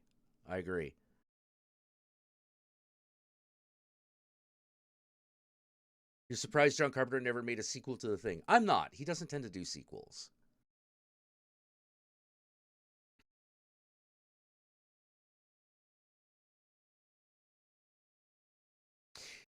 Oh, someone mentioning Frank Henenlotter by name. Yeah, I love Henenlotter movies.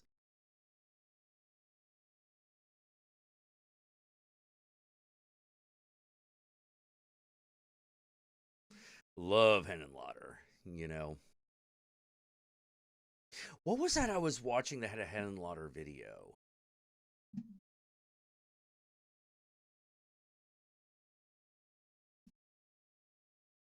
What the fuck was that?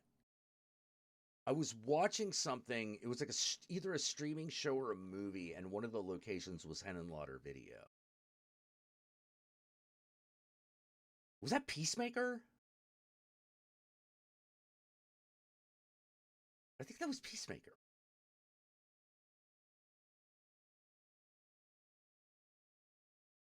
We have The Thing as a prequel. Yeah, we have the prequel thing. It's not as good as, you know.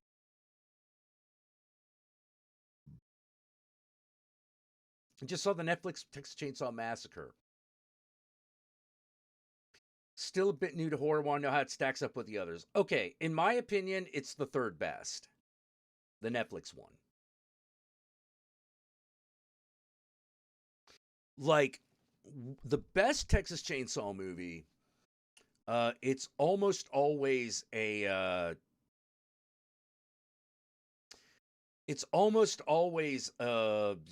argument over whether the Texas Chainsaw Massacre or Texas Chainsaw Massacre 2 is the best one. The Netflix Texas Chainsaw Massacre is not going to unseat 1 or 2. However, if you don't count the remake, it's the best of the Texas Chainsaw Massacre movies. That's not 1 or 2.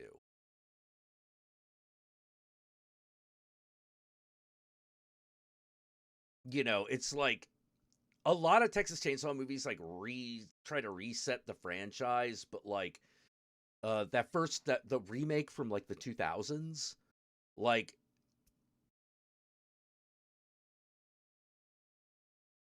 yeah, I would say it's about as good as that remake. And I think that remake is actually really good.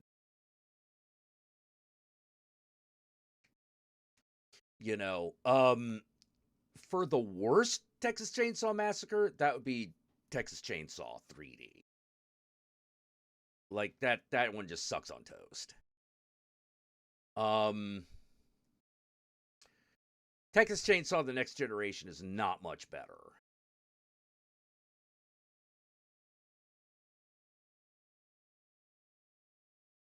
The remake was the one with Jessica Biel, right? I think that was Jessica Biel. Yeah. All right, here's how I identify it. The remake was the one with Arlie Army.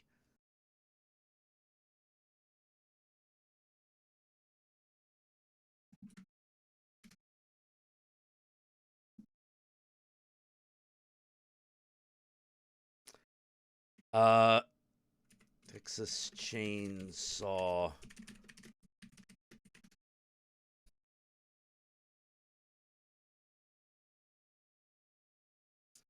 Yeah, the remake is also the one with the old guy in the wheelchair. Come on, bring it. And the woman going, nothing but cruelty for my boy. I actually really like that remake. It's really good. Leatherface Texas Chainsaw 3 is a mess.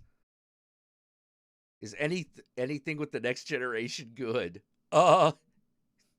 You might want to watch it just so you can share the collective what the fuck. Because that's definitely a what the fuck movie.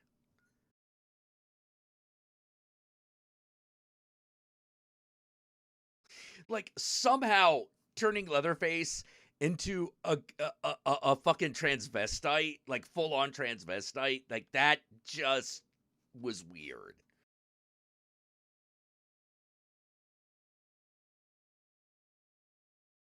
You know, like there was some sort of line that was crossed with that movie, and I don't know how or why.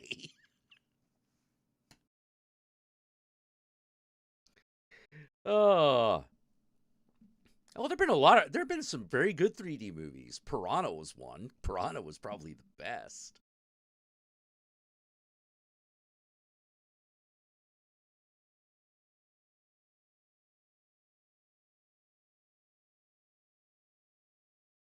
Robot leg. What? Wait, someone just said what? How you doing? What? You're planning on reviewing Rosemary's Baby? No current plans. No current plans. No.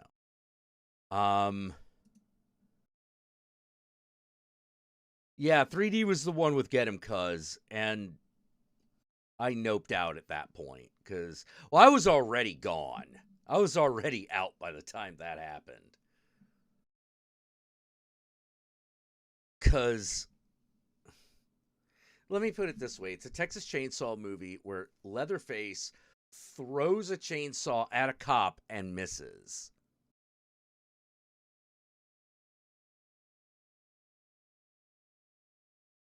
Yeah, go ahead. Share the link to your short film.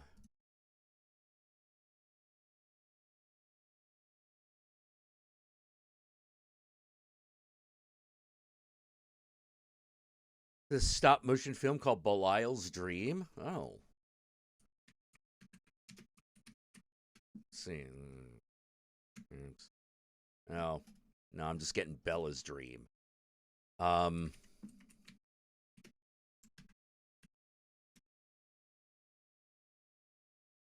Ah, here we go. Belial's Dream. The short film. Yep, there's the basket. There's Belial. There's some stop motion shit happening.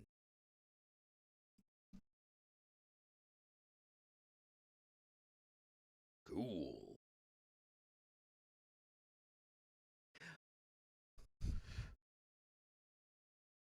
The various chainsaws and the fake out death with Bubba from Beyond.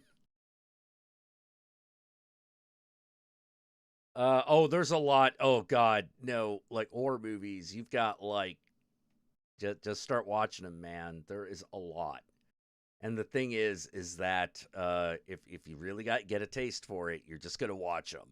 You know, it's like, you know, it's like oysters or cocaine. You know, like.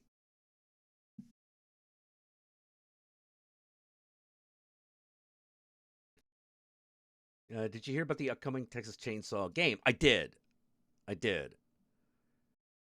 Dead by Daylight, but with 3 killers: Leatherface, the Hitchhiker, and Chop Top versus 5. Ooh. Ooh. Ooh. I didn't know that you could play Chop Top. That. All right. All right.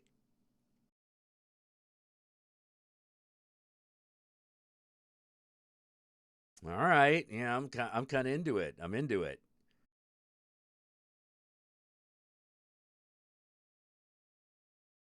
Oh.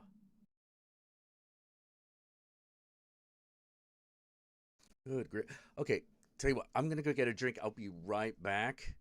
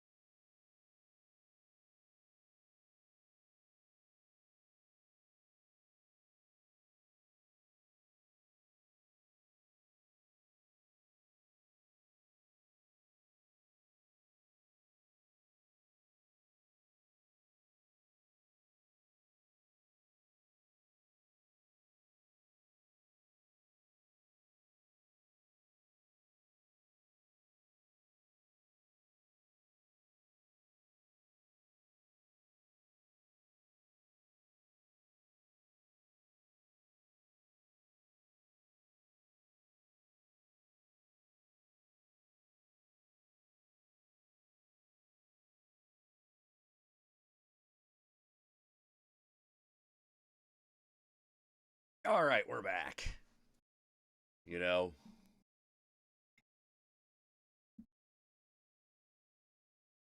Yeah, Valdrian, did you get your did you get the link in there, or hard to tell sometimes?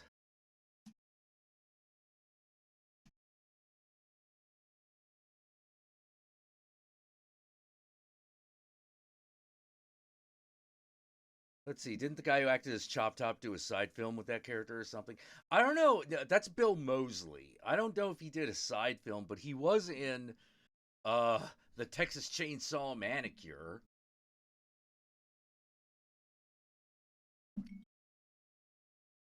You know, want to see his.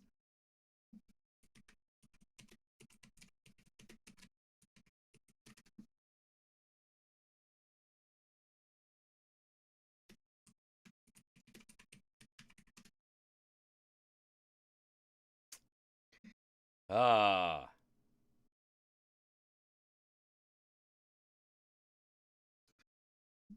Yeah, let's see. Is this it?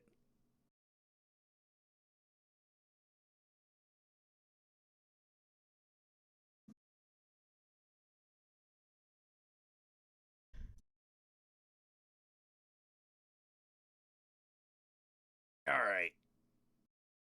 Yeah, found it. I think Bill Moseley's first ever act in anything was in the Texas Chainsaw Manicure.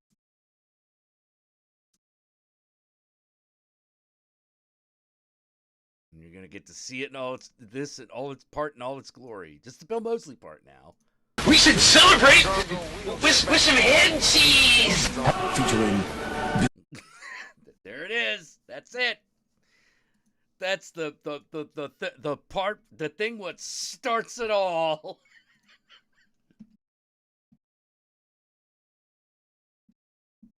Oh, he is in a band as Chop Top? Oh, holy shit. That I didn't know. That I didn't know. Yeah, Texas Chainsaw Manicure is what got him the job, as because Tony Hooper saw it and was like, oh, this guy, you know?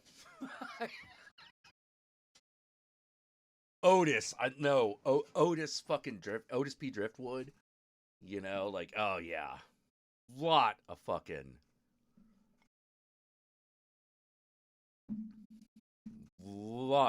props for that one. I love House of Consequences. It's got one of the I said it in the review and I stand by it. It's one of the greatest openings to a horror movie ever.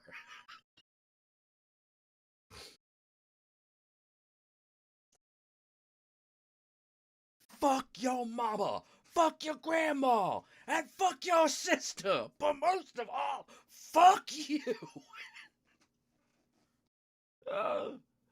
Oh. Look up the corn bugs. Uh-oh.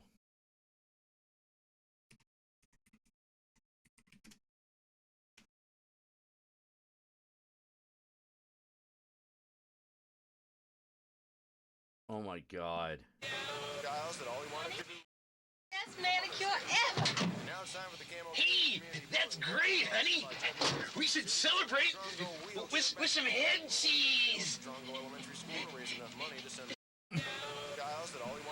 I got the best manicure ever.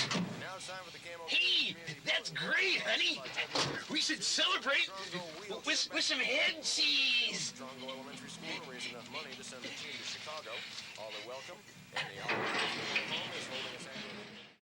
I totally believe that woman is in that car.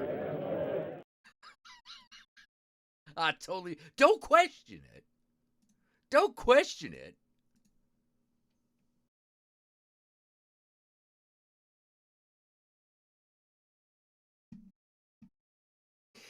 Oh, man.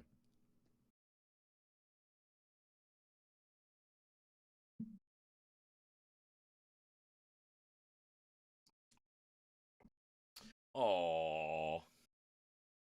Oh, see, John made not a friend. You know? Oh. good. There's a lot of a lot of crazy crap in this world, and you should really check it out. You should improve your sex life and watch a fucked up movie. True words have never been said by a greater man.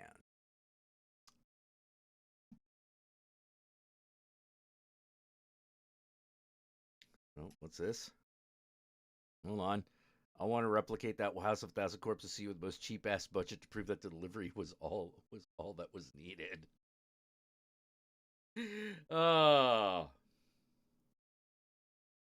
Hellpoint's DLC. Yeah, you might have gone a little bit beyond me there. I don't know what that is. Is that a video game? I see DLC, so I'm assuming it's a video. Hellpoints. Blue Sun. Oh, yeah, this is like an outer space, fucking Satan game, right?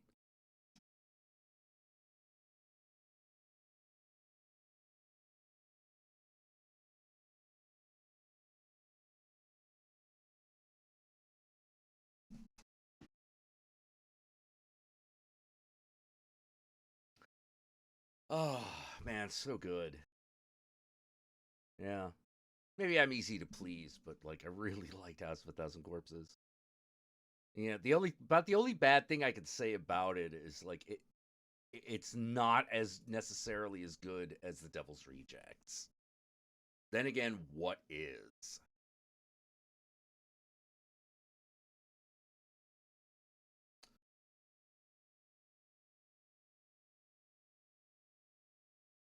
Oh man, I just can't see Captain Spalding without without a boy, not without fucking Sid Haig, man. That wouldn't be right. It just wouldn't be right. It wouldn't be the same. We'd be too upset that it ain't Sid.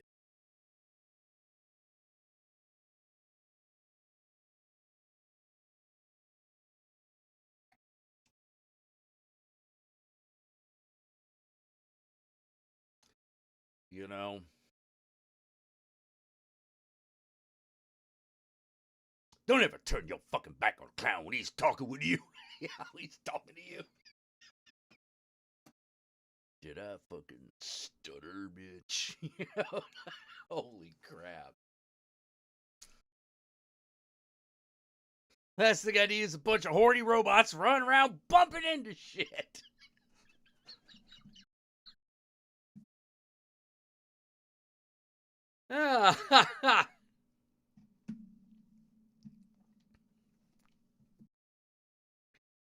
Oh, man.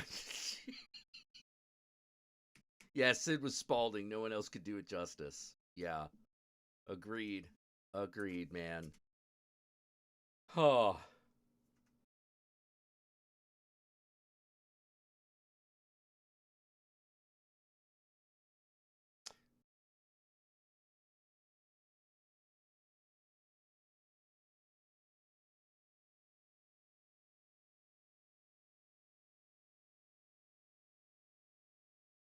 Yeah, I like Rosie Raid.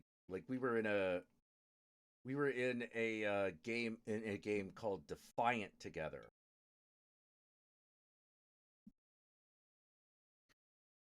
Where she played a raptor goddess.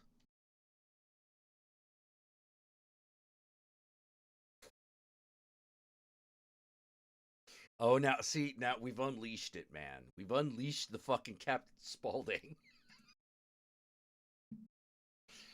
What's the matter? Don't we make you laugh? Don't you think you are funny? Now get out of this goddamn car. I'm gonna come back. And if you don't have one good goddamn reason why you don't think clowns are funny, I'm gonna kill your whole fucking family.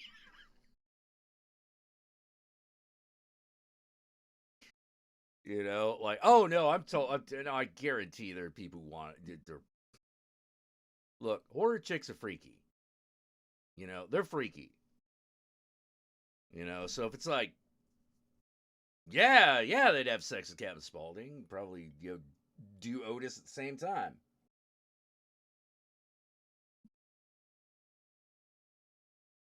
Yeah, Rosie played in the Defiant game. She played the sexy Velociraptor girl.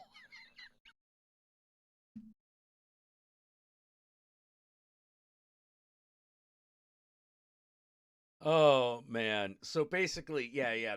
Basically, look, as I say on Instagram a lot, whenever I see one of those memes was, what is it women want? It's like they want to run around the house naked and make raptor noises. You know?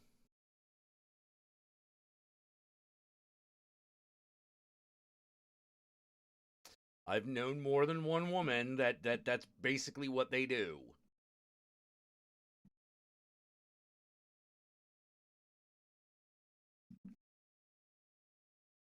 Some girls make werewolf noises, some girls make cat noises, some make raptor noises, but it's going to be some form it's going to be some form of fucking homicidal animal, and you're just going to have to live with it.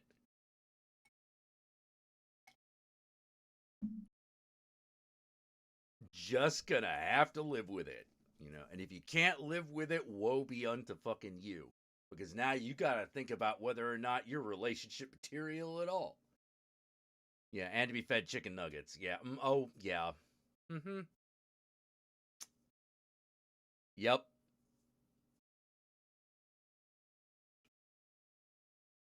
Blonde heart total sploosh. Yeah, sploosh. Oh, Archer. I'm your bozo Jesus left hung to dry for the sins of mankind. Oh, damn. Oh, God, the whole chicken fucker scene in fucking Devil's Rejects.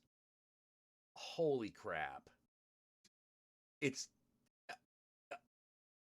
my favorite scene in the movie.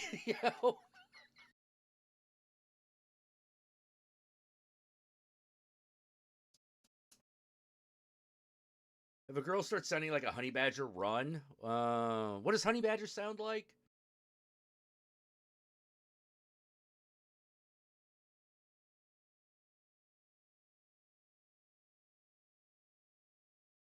Oh man. Oh John, I'm so sorry. Oh yeah. John took that shrapnel for everybody.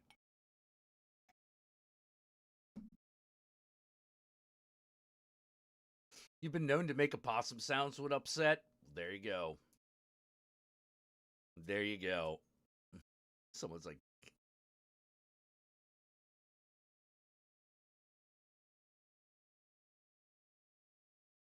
2 fucking seconds for the kids gonna kill you. Oh man.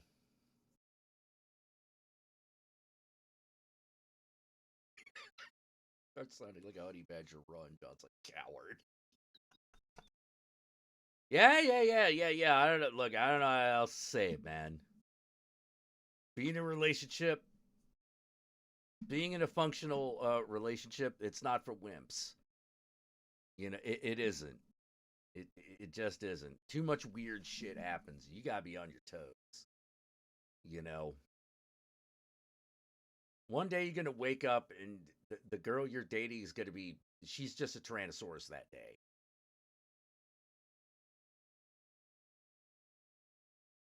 That's just how it works. That's just what's gonna happen. You know. You just got to be okay with it.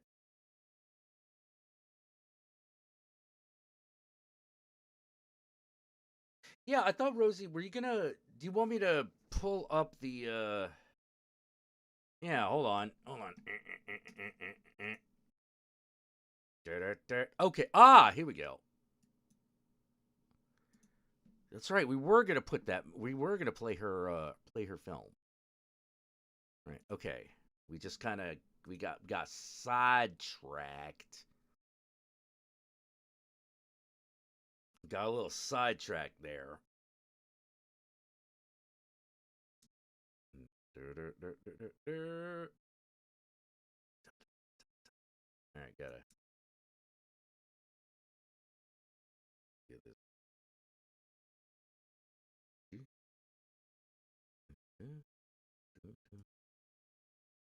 this. Okay. All right. Here we go. Family values. Mature. Uh-oh. Is there any nudity in this?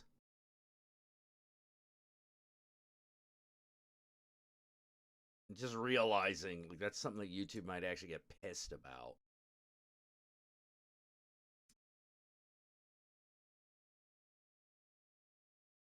Might actually give me shit over that.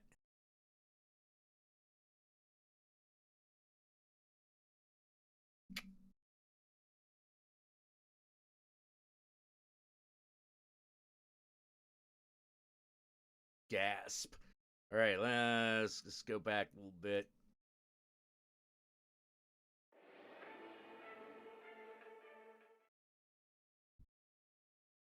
No. Oh, okay. There's no nudity. Like blood and guts and all that kind of thing we can handle, but like if I show tits on something, they're gonna like freak out. It's YouTube safe. Okay, if it's YouTube safe, then we're just gonna go right ahead.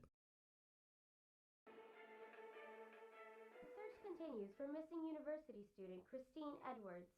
We will soon be live at her school conducting an interview with close friend London Broussard.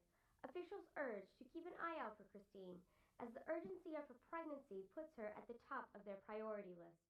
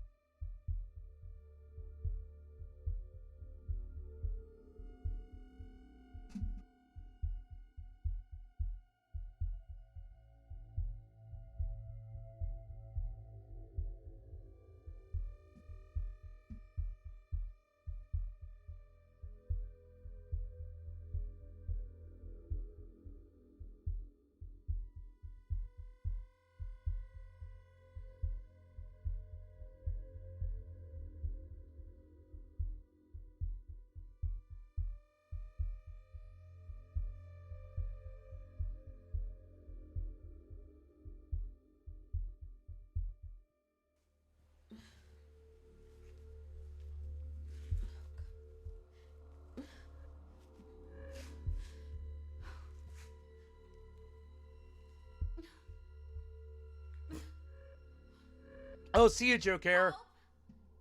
Somebody please help! Nobody can hear you out here. Who's there?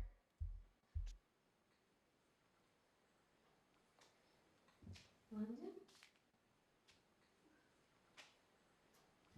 Did you?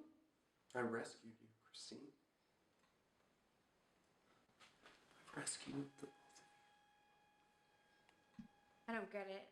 We were meant to be with each other, Christine. Not you and that fat kid that put his nasty dick in you. Look at what he did to you. Now he's making you give up your precious baby. You don't know what you're talking about. James and I made this decision together. Besides, I don't see how this is any of your business. Now let me go. I still can't believe you don't remember me. Nope. I've been with you this past year now, taking your same classes, trying to get close to you. Ew. I want you to remember. Why don't you remember me? London, you're crazy. I'm not crazy. Because I was about to say, because you're a little chode who's like a creeper, and you probably like, oh hey, I crept around and didn't actually directly confront you, and now I'm wondering why you never noticed. Because you were creeping around, and part of being creepyton is trying to keep from being seen. I mean, that's just my thing. That's just my thing. I'm saying this man's got problems. And I'm not London either. London. But is he British? London was just the name Mother and I came up with that I could change to. Not London. Wait, what? Uh-oh. David? Oh, you finally get it. Oh, I'm so proud of you. I knew the hormones didn't affect your brain that much. It's my fault. You didn't recognize me. I'm sorry. I colored my hair. I'm sorry, Christine. David, you have to let me go. People are gonna know I went missing. They're gonna be looking for No me. one suspected a thing. Don't worry, we're safe. Soon Mother's gonna be here too. Ah! You know where Mom is? No, I've been with her these past 10 years. Once I was 16, I emancipated myself from my foster family. They kept sending me to doctors. Crazy. Oh. How rude of me. You just woke up. You're probably hungry, aren't you? Not really. Well, if you're not, then little baby Joseph sure is. Oh my God, he named it. Have a name. It does now. You see, instead of that fat ass James just giving the baby up for adoption, we're gonna be his parents, Christine. Do you really think she's gonna allow that? She didn't care about us then, and she doesn't now. And if you think she's gonna let me, or even you, live after this, then David, you're Don't say it, Christine. You know it isn't true. Wait, are they brother and sister? I'm perfectly capable of being a father to this baby. You're the one that's crazy. You know, you're the one that just wants to give it away after everything that we went through being taken from our mother. They are. Mother doesn't think you can take care of this baby. But Christine, you should be thanking me. Because I can. Is Mother gonna be him with a wig? Oh, please, oh, please, oh, please, oh, please, oh, please. Away from James, who keeps corrupting your mind. Please don't be like that. You know how much I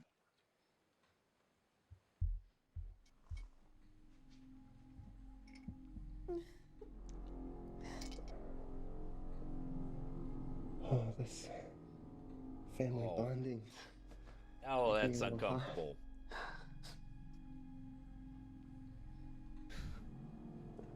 I'm gonna go make you that sandwich.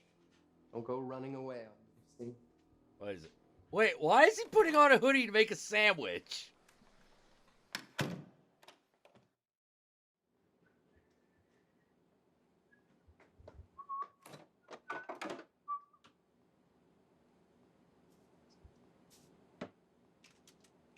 Please let that be a head.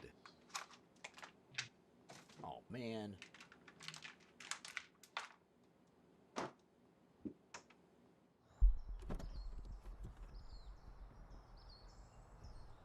Whoa!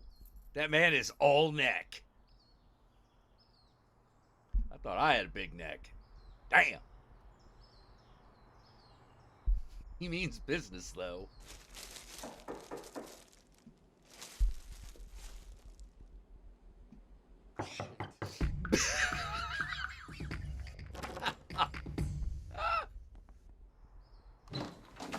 James! Hey. What are you doing here? Saw you in the news earlier today. Wanted to come and talk to you about Christine. Yeah, have they found out anything? No, not yet. They're still looking. Mind if I come in? Oh, yeah. You can come in. Sure, man. Appreciate it. I literally thought he was just gonna attack him the minute he went through the door. Ah! I didn't know you knew Christine so well. Oh, well, we're the same major, you know, so we have a lot of the same classes. I knew that. She never talked about you a lot. The way you talked about in the news just sounded that you guys were a bit more closer than I thought you were. Anyways. Oh, whoops. Sorry. Helping her find her. Yeah, man. Sure, I mean, I'd do anything for her. Because you love her, don't you?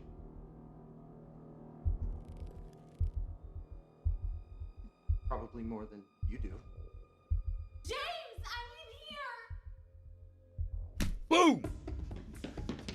Please, James. Hold on, let me find the key. Oh. Hello? James? James? Shut the fuck up already.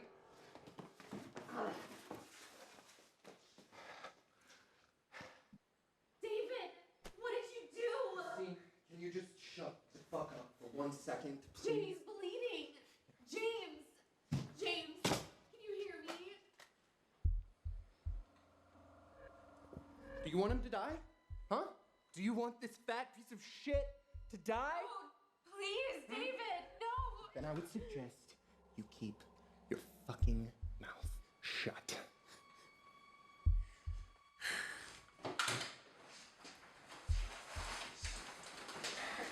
Wait, is he? Oh. Okay. I was like, is he gonna take his pants off and rape the guy? Like, He is bleeding a lot, though. I can't promise he's gonna make don't, it. don't get me for a wrong. hero I to totally do, would have but been into that. I totally would have loved that. I'm gonna have to call Mother. He's gonna have to put on the What? wig. Trying to think. Come on. Did you make my sandwich? I'm sorry. I forgot. This whole thing distracted me, and I forgot about your sandwich. Look. Okay. I'm sorry. You're hungry. I just have to call Mother real quick, and I'm gonna go upstairs, and I'm gonna. Please, make please, this- please, okay? just put on a Just wait there. dress. Just hold tight. This is the only reason I want you to make a bit of noise, okay? No matter what you hear up there, everything's fine. I'll be back with the sandwich.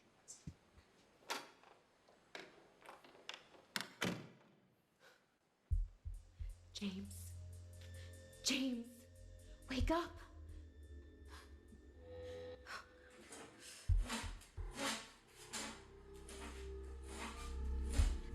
We're watching Rose Raid's short film called Family James. Values. Thank God.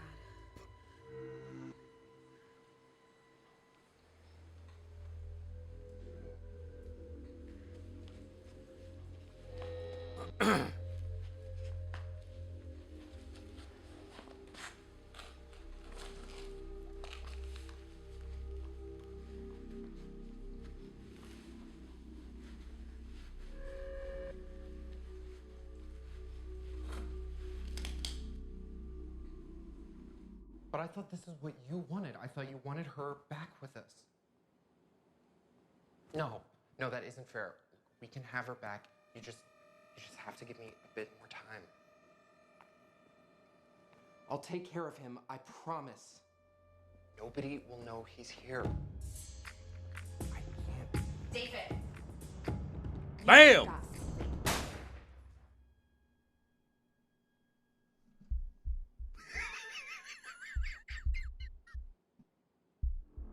Blood on the sandwich.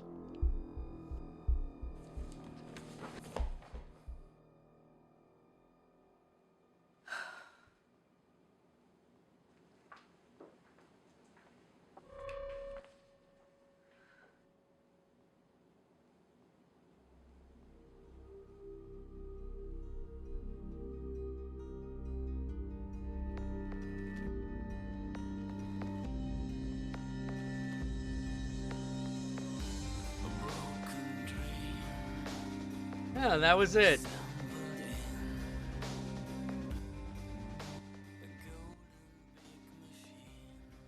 There we go.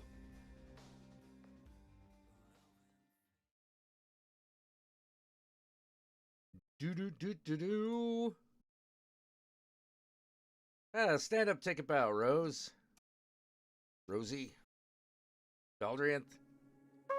Whoa, what's happening now?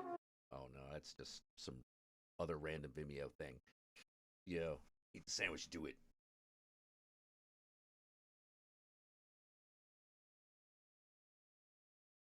Yeah, that was it. Yeah. calls coming from inside the house. I just like.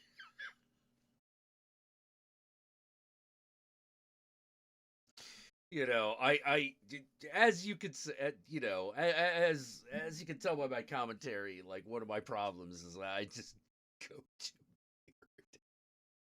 weird. No, that was good. That was good. See, Tell by Triune Films is pretty good. Cool. Unfortunately, I probably can't play because I probably don't have the director in the chat to give me permission to do it. Pray to Satan, pray to Satan, pray to Satan. Tell by Triune Films on YouTube is pretty good. Yeah, there's so many problems. Oh, you don't have to fucking tell me. You have to fucking tell me. Like, we put together, me and a bunch of other people put together a 45-minute fucking video called All Critics Must Die, and oh my god. Like, that was an exercise in everything that can go wrong will go wrong. You know? The actress was actually pregnant, so you weren't going to make her wrestle the guy. Yeah, it's probably a good show, good call. You know,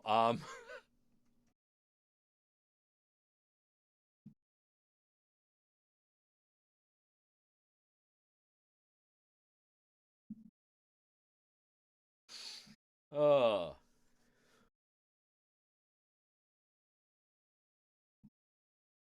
I gotta ask, Rosie, have you ever seen a movie called Inside? It's a French horror movie about a pregnant woman who's trapped inside of a house while another woman with a giant pair of scissors is trying to get the baby out of her. It's pretty good. I really like that one.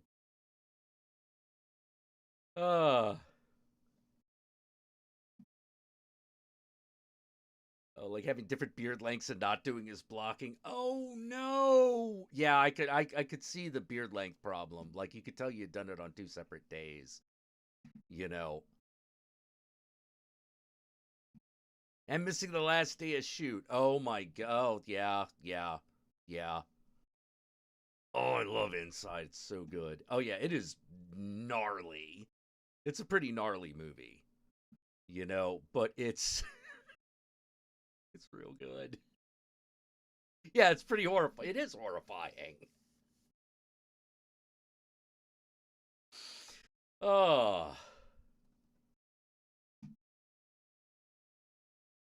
Yeah, was that the same director who did High Tension, or was no, wait, High Tension was done by Alexander Aja, wasn't it?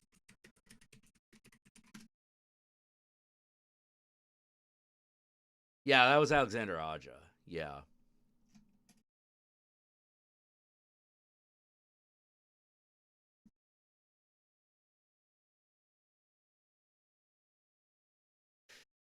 Oh yeah, that guy shows up all the time.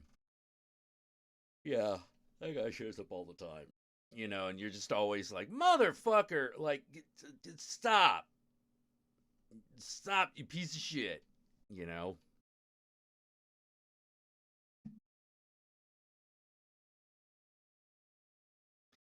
Yeah, that's a big. It's funny because it's actually a lot harder to get a project like that off the ground in a city rather than a small town. You know, in a small town, a lot of people got nothing to do. You know, in a city, everybody's busy.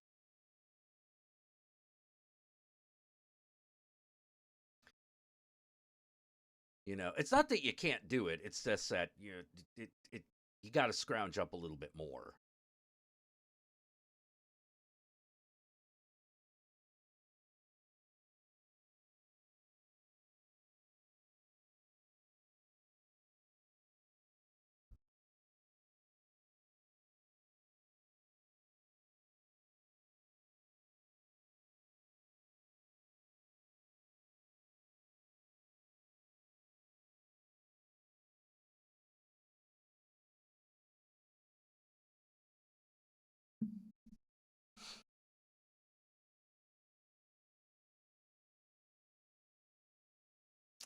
Yeah,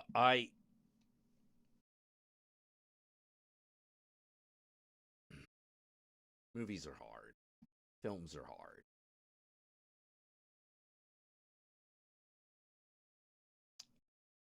You know, you have this advantages where it was my thesis for a bachelor's, so I had the equipment. Ooh, that will help. That will help. Yeah, me and Horror Guru are working on.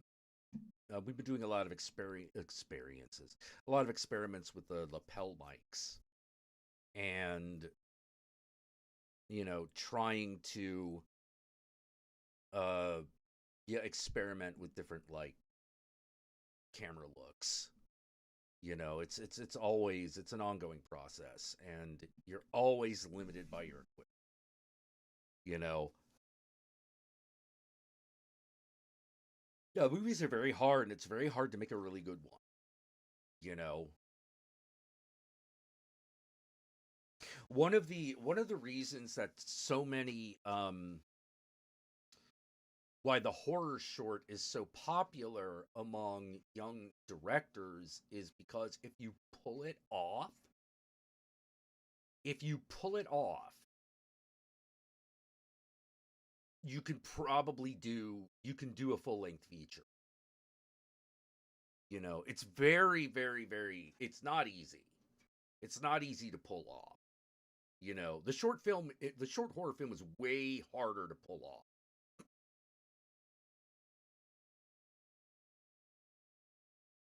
Because you don't have that much time. You got to get in, horrify people, and then end.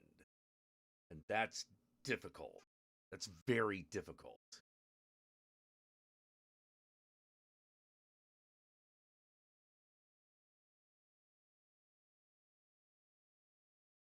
Any horror movies where the Satanist is the good guy?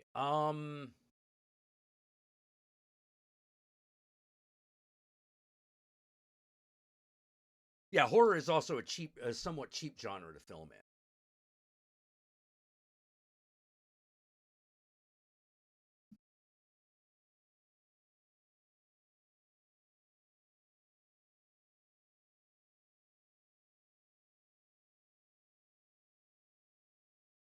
Yeah, but it's like oh god, it's so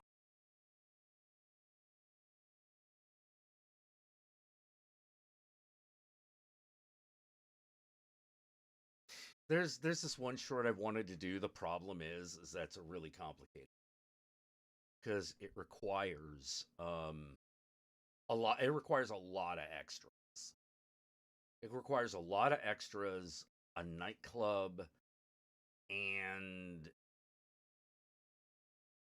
uh most likely exterior shots, like outside exterior shots in a city, which is at night. Ugh. That's actually quite difficult.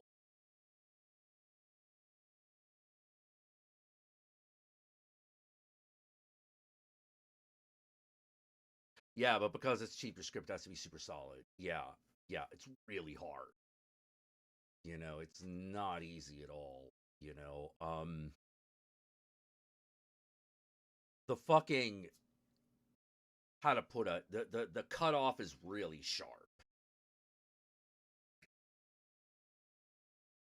Yeah, I don't know how else to say it, but like the cutoff of quality is really stark. And it's brutal. You know. The real thing is, what's the real thing? The real thing is you're gonna suck a lot. Your movies are gonna be bad a lot until you're finally like, wait a minute, and until you finally figure that thing out that makes it that turns shit into gold. I know I never got there. I never got there. I could polish a turd, but like it's still just gonna be a shiny turd.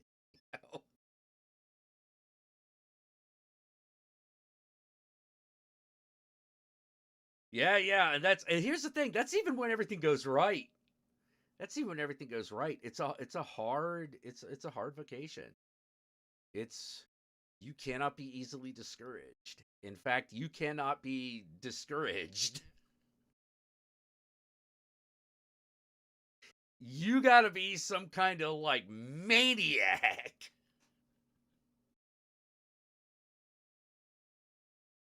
Oh.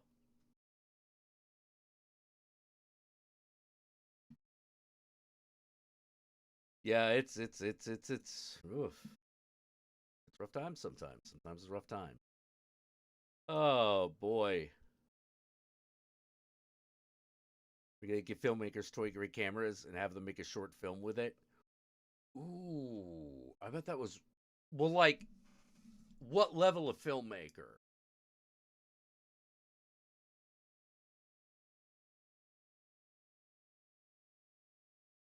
Like, did they ever get like a Martin Scorsese or something to do that?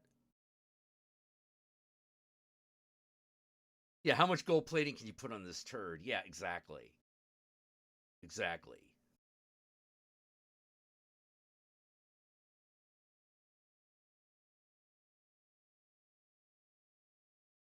You know, there are a lot of I've also met a lot of directors of a lot of bad movies, great guys, and they're like, so what do how do you did you like your movie? Like, no, are you kidding me? Like my favorite example is what was it? I think it was like was it Giant Octopus versus Mega Shark? I can't remember which one it was, but it was one of those. It was like Giant Tarantula versus Sharktopus or something like that. You know, like the director of that movie.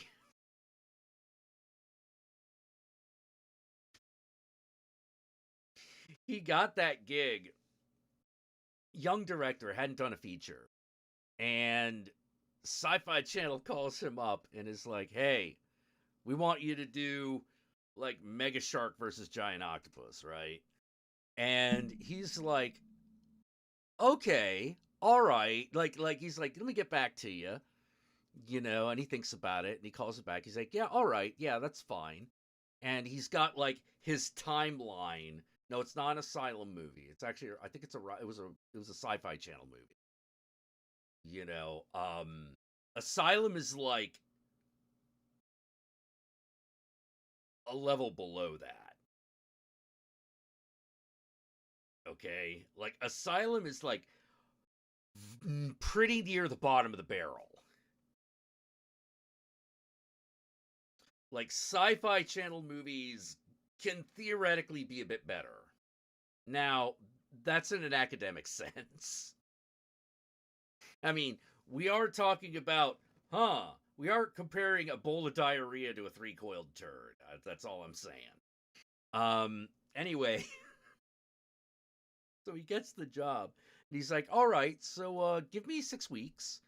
And I'll come up with a script, and then like we'll go over it, you know, because the Sci-Fi Channel says wrong. You shoot on Tuesday.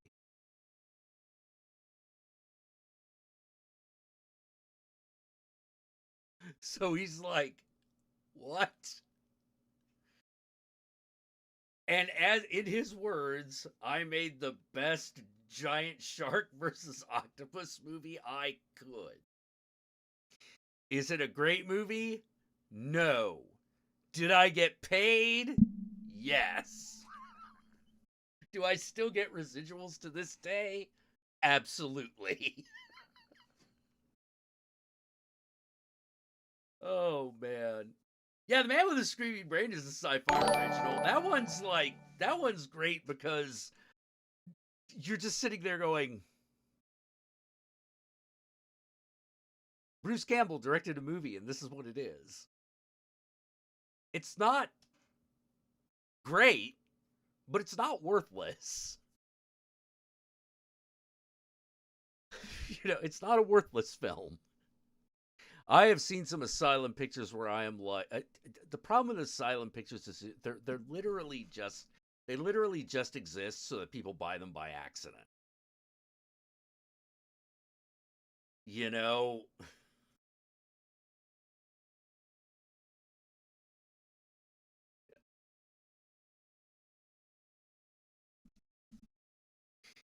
it's like David Dakota and his like Brotherhood series. Like the reason he kept making them is because he kept hired to keep making them. Because apparently there's a market for really cheap twink porn disguised as a fucking PG-13 horror movie. I don't know how much he made on the movie, but like, I'm sure it was like maybe 10 grand or something, like was able to pay rent with it. you know? Still wondering how the asylum hasn't been sued into the ground. Because if you're gonna sue the asylum for that kind of shit, then Hollywood essentially has to sue itself.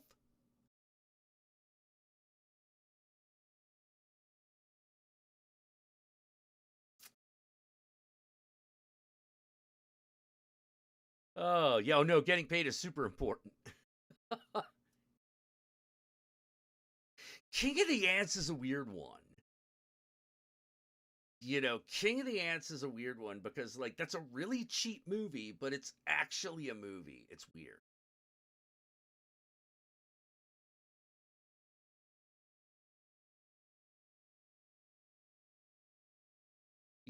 But, like, for every King of the Ants, there's 10 Transmorphers.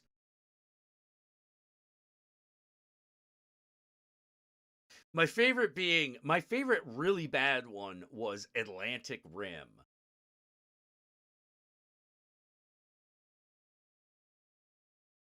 Because that movie will convince you that Graham Greene can't act.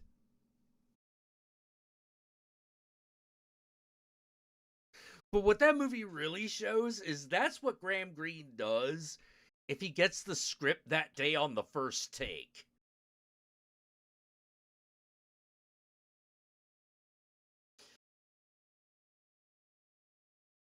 Because that's literally how that happened. It was one of those, like, they shoved the script in my hands. And they're like, okay, all right. And I'm like, all right, it'll probably take me like 2 or 3 times to get this line reading right. And he does it, he does it. And he's like, oh, that wasn't too great. I know I could make it better. Moving on. Wait, what do you mean moving on?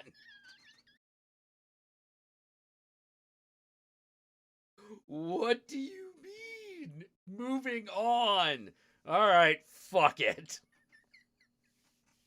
If we're not gonna if you're not trying, I'm not trying. Oh no. Them porn parodies, man. No, like some of those are great.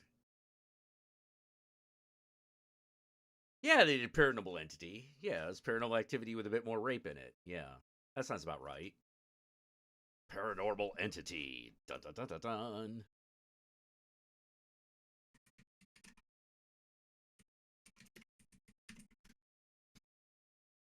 Paranormal Entity. Decide the truth for yourself. Woo-hoo!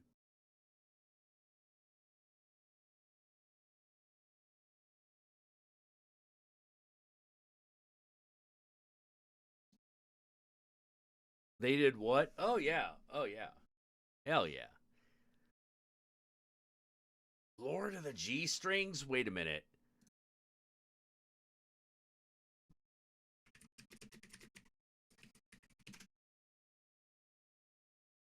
The original Lord of the G Strings.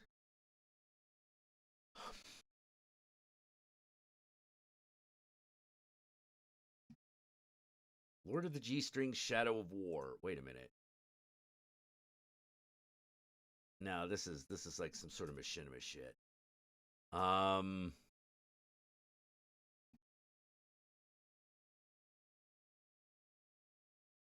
Pray to Satan, pray to Satan, pray to Satan.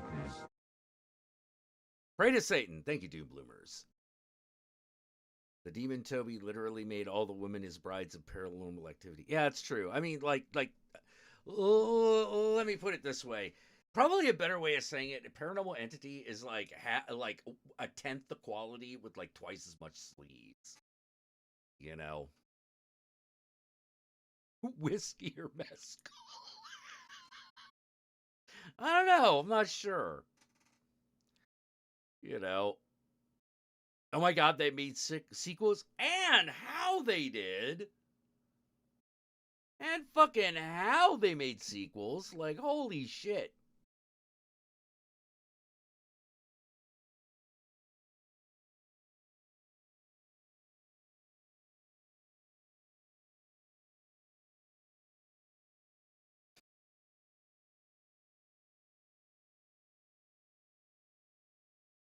Yeah, they make sequels to that shit all the time. Let's see. Hey Rosie, do you want to come on and chat for a little bit?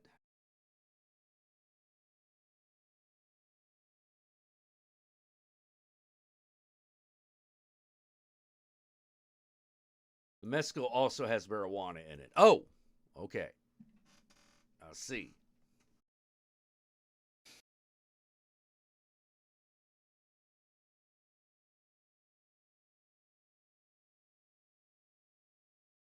I'll tell you one thing I would totally watch. You know, I think what they should do is they should take that Titans show and just make it a porn parody. Might make the show better.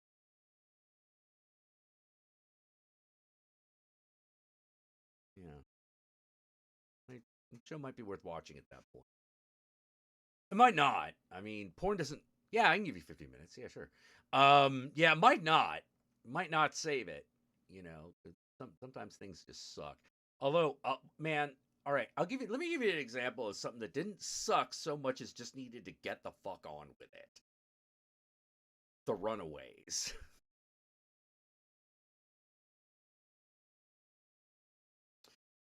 The Runaways. The Runaways needed to get on with it because by the end of the first season, they hadn't quite run away yet. I'm like, guys, God, we're never gonna get to the fucking genetically modified dinosaur at this point. You know, and I can't have that. That's not it's not how it's allowed to happen.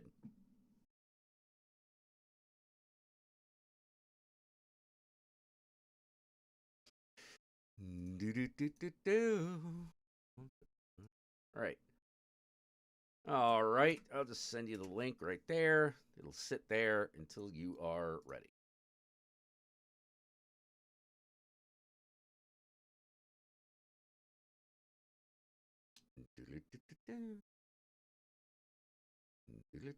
Okay. Yeah, the Runaways TV show. Good God, that took forever. You know, no, not the Joe Jett movie. Like, that was fine. Yeah, like, yeah, that one just dragged. You know, you're just like, oh, come on, it's the Runaways. Come on, get on with it, man. Like,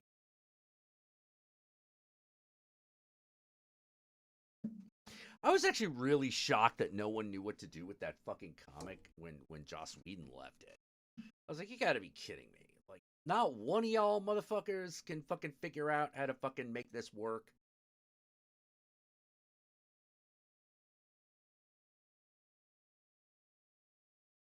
It's children, it's runaway kids with superpowers. They have a pet raptor.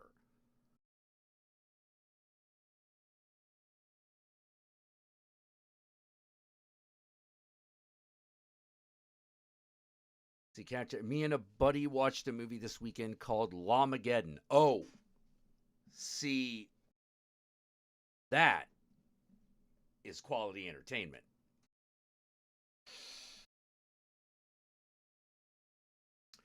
Any thoughts on the movie Haunt? No.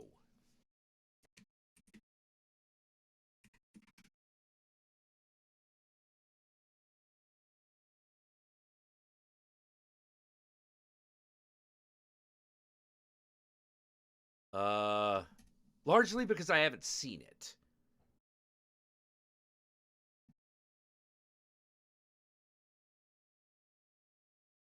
I've not actually seen that movie.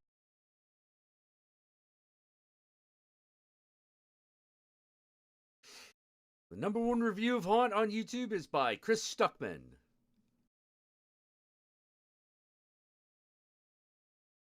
All right.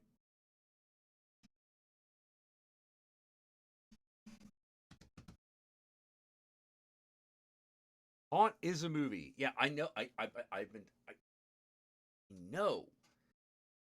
have been told that it's a movie.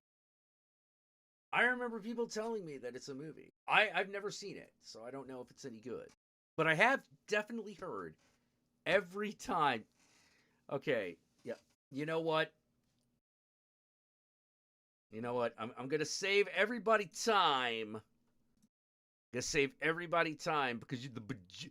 it's not your fault, Timothy McSweetie, because you're the bajillionth person who's asked that question. But there's no way for you to have known that.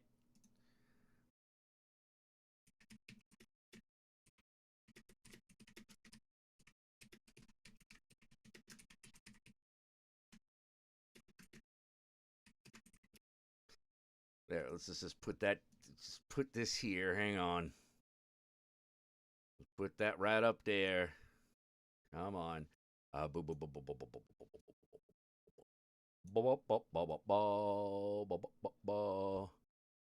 There, yes, I saw the new Texas Chainsaw movie. I liked it. There we go. Save everybody a little bit of time.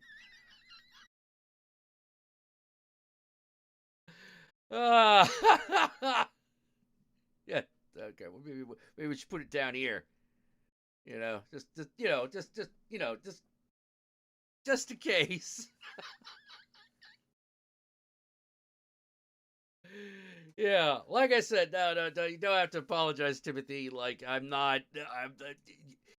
if you were like, hey, yeah, I know you said it like those 20 other times tonight, but like, could you say it again? Then I'd be pissed. Then I'd be angry. But you probably just like came on and was like, hey, man, did you see that Texas Chainsaw? Yes, I saw it. Oh, man. Yeah, just put that right up there. Ooh, hey, maybe we could. Is there maybe we can find another font. Put this shit in. Australian Sunrise back issue. Oh, what's this? A little too Comic Sans. Let's see if we can find something else. Oh, that's okay, I think. Maybe we can. Bliss Fractions? What the hell is Bliss Fractions? Oh, that's Bliss Fractions. Okay. There you go. I think. All right, that's a good solid one. Yeah, there you go.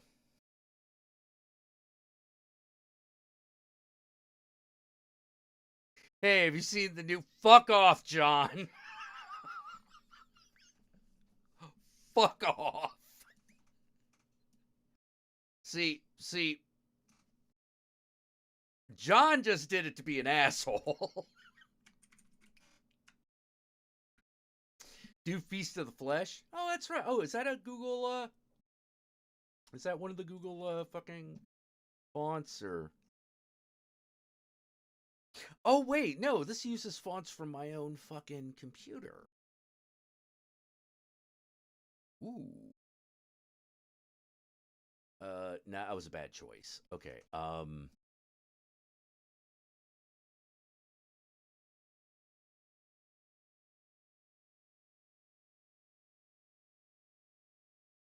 there we go. That's an appropriate font.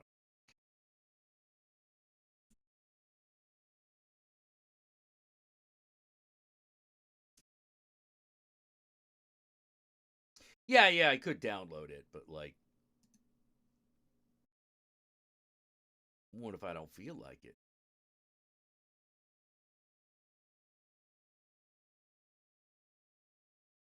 I liked it. Like that was. I mean, I did. I actually really liked it. It was everything I needed to be, which is Leatherface killing people.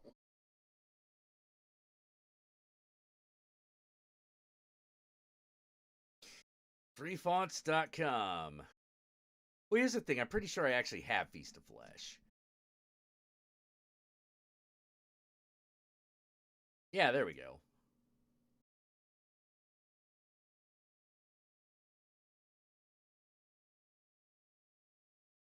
Oh.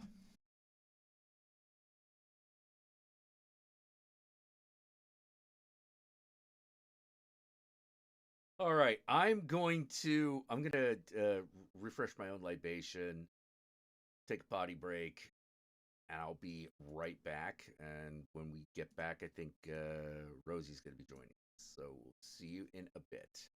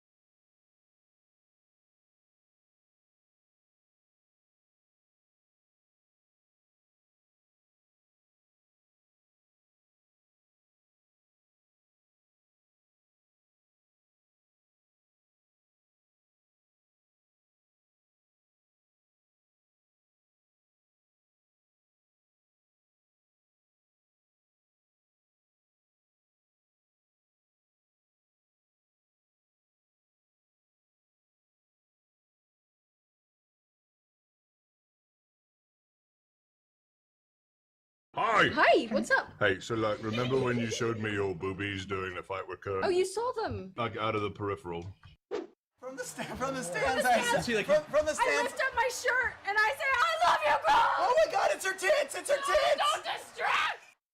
Okay, yes. Yeah, I wanted to say thank you on a very delayed timeline by giving you this potion of superior healing. Thank you so much, Grog. Yeah, so if they ever get jacked up again, Find a heal them, hairbrush. because I'll fight better with boobies We'll be around. feral tonight. I'll remember that. Okay, cool. All right. Deal. Thank you so much. No, I mean, I trust the others, right? But like, I know you on a more intimate level, Because you you know? saw my titties. Pretty much. Yeah. Yeah. That's literally it. Okay, we are back. We Oh, man. are back. How are you doing? You know, I'm okay. I was kind of like, well, Jack's asked me to be on his stream again. Let me try and find like a hairbrush, and I couldn't find one. So I just, you know what? We're feral. It's 10 o'clock at night almost. It doesn't matter. Yeah.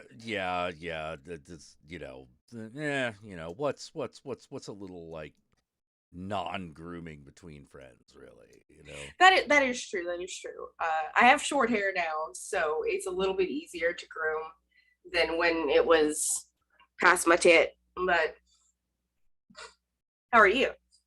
How am I? Okay, so my week has been insane. Yeah. It has been a roller coaster of emotions. I lost a friend. Oh, I'm sorry. Yeah. Yeah. I've been talking about it all week. So, Mhm. but the latest fucking like trauma. All right, so I inherited his Switch, and it's still got all of his profile shit on it. Oh. So it's like, I mean, I'm not gonna erase it, So No. I'm like, it's all good live, like. That's yeah, that's some emotional emotions. I had some similar emotions. Not a friend, but like yesterday was like the 1 year anniversary that I lost my cat. So it was just sort of like feelings, because it was like my child. I mean, I have another one now and he's great, but the one that gets you through the trauma of the past few years compared to the one that you have rescued from trauma. Wait. Is a thing. I thought you said. Did you say dad? Cat. No, my dad is fine. Oh. Jesus, I would not be here if I was like legitimately like having like this is the 1 year anniversary my dad died. No. My daddy's fine. I saw him for Christmas. So Oh, okay. Like, all right. Hence my confusion. my daddy's good. Yeah, I talked to him. So I got a new yesterday. one. What kind of And you daddy did. are we talking about here? I'm like, I have a few of those too, though. But every good woman should, I think. it's true. It's true. Mm-hmm. I'm a good woman. Don't do that, Jack. Let's see. Film Brain accused Texas Chainsaw 2022 as being conservative. Maybe. So is 2022 the Netflix version? That's a Netflix one. Okay, I haven't watched it yet. I would. I recommend it. Okay, I will. I mean, I will. It's pound for pound. It's got the most Leatherface you've seen in a fucking Texas Chainsaw movie in a while. Okay, interesting. I'm interested because I don't know if you know this, but my school was actually built where the house used to be, like the where it was Really? like, for filming. Yeah, like my school was built on the lot. Yeah, Oh they my moved God. they moved to the house. Like the house still exists. Like they moved to the house, but the lot that my school is built on was where that movie was filmed in Austin. It was filmed very much more Round Rock, Texas, but it was filmed in Austin, which is where I went to film school at, and now owe $90,000 to. $90,000? Yes, yes. However, oh boy. however, there is a loophole. Yeah. Because I moved to Canada. My student loans, I signed, like, we're still in like this weird deferment because of COVID and all of that, right? So we haven't had to worry about it for a few years. But all I have to do is sign up for income-based pay. Okay. But because I don't make any money in the US, my payments are just $0 a month. Ah, okay. Because they can't take it off of like your foreign income. It's only based on your US income. So eventually, like it just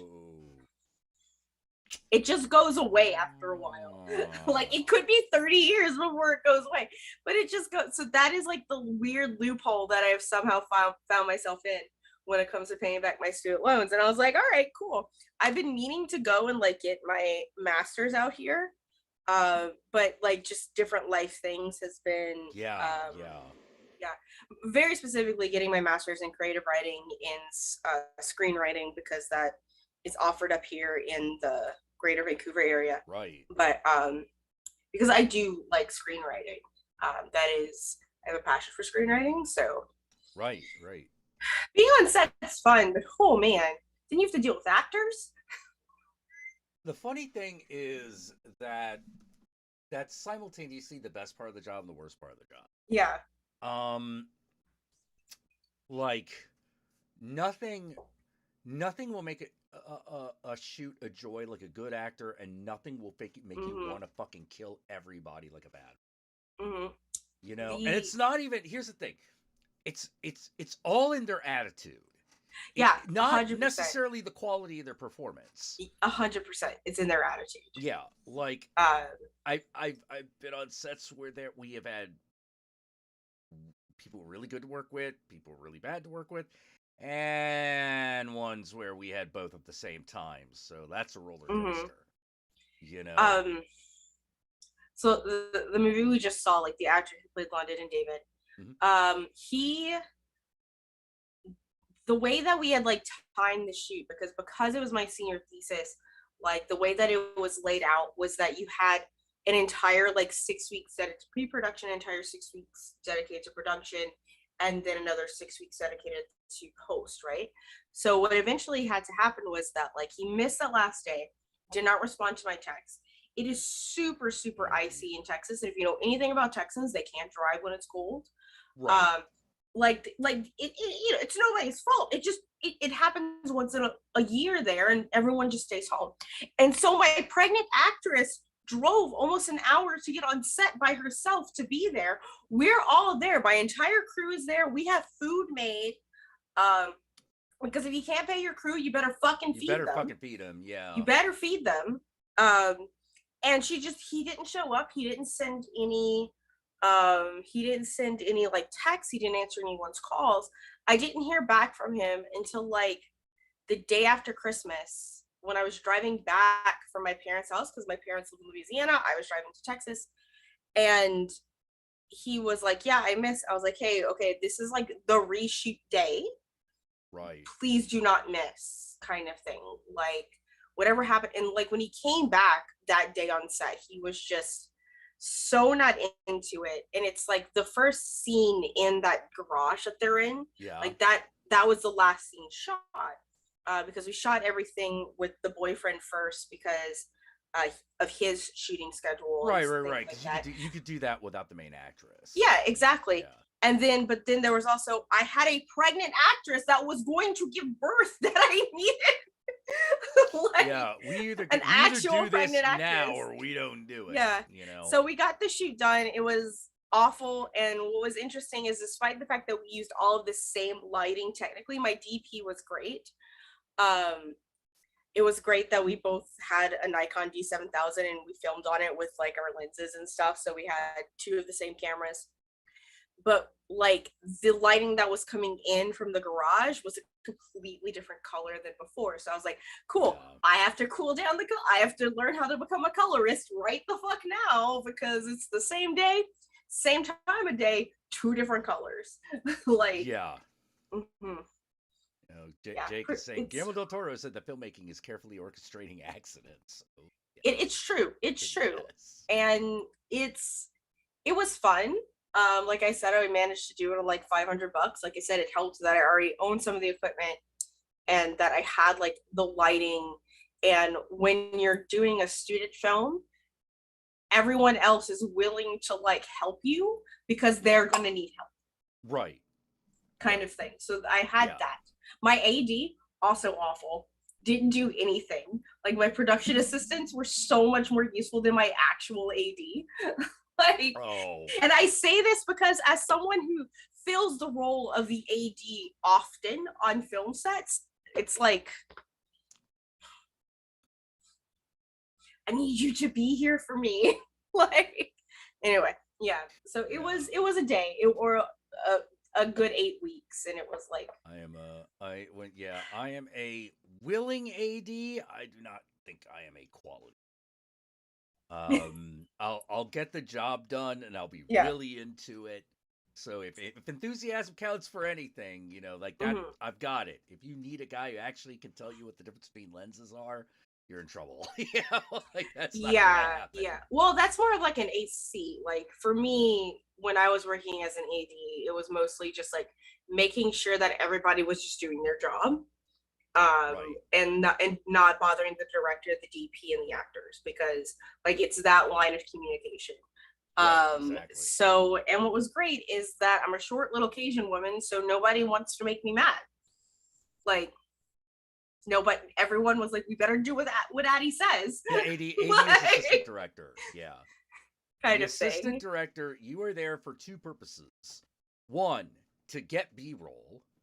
Yeah. And two, if the director, or rather, when the director has a complete fucking nervous breakdown and you need to stay on schedule, that's when you go to work. That's when you activate. And you gotta be like Voltron, man. You gotta come in like Superman.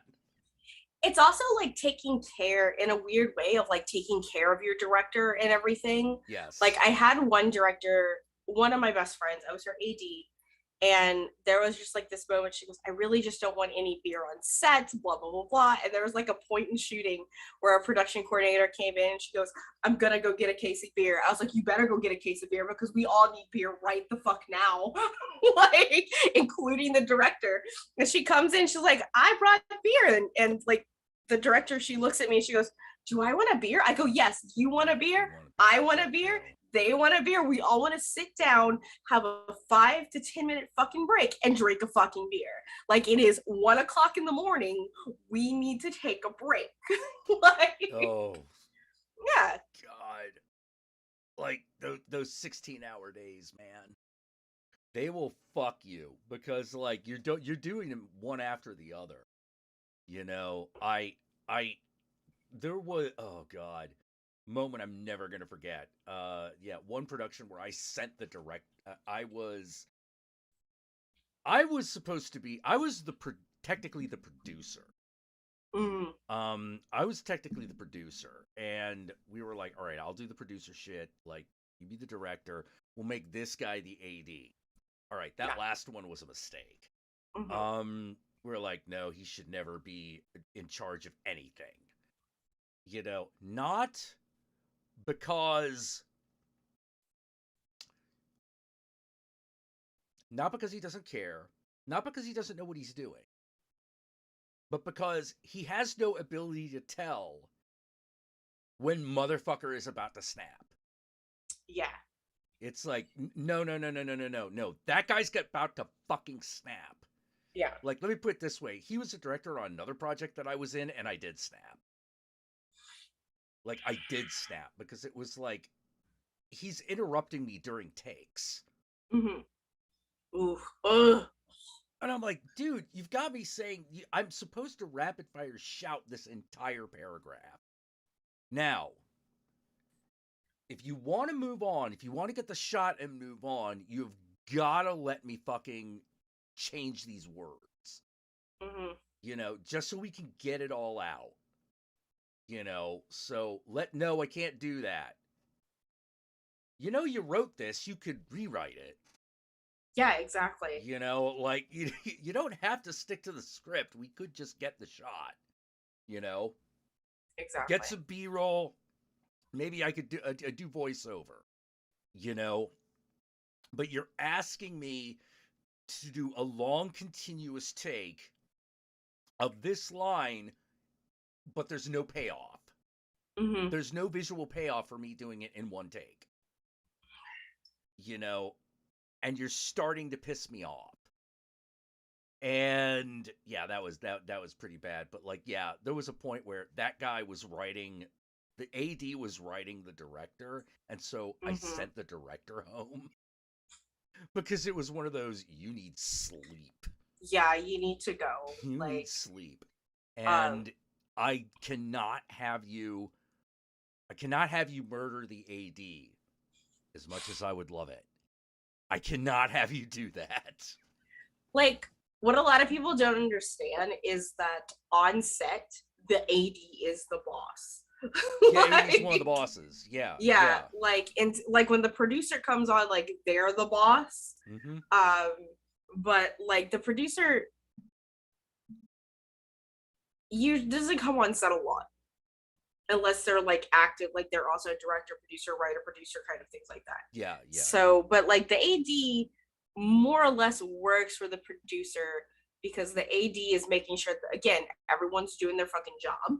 Yeah. So that we can stay on schedule. Of course, the AD has people under them, like if it's a big enough shoot, to be like, I have my second assistant director that's concentrating on making sure that, you know, the B-roll is getting done, or that costume is done and shit like that. I was an AD and the makeup artist one time on a shoot.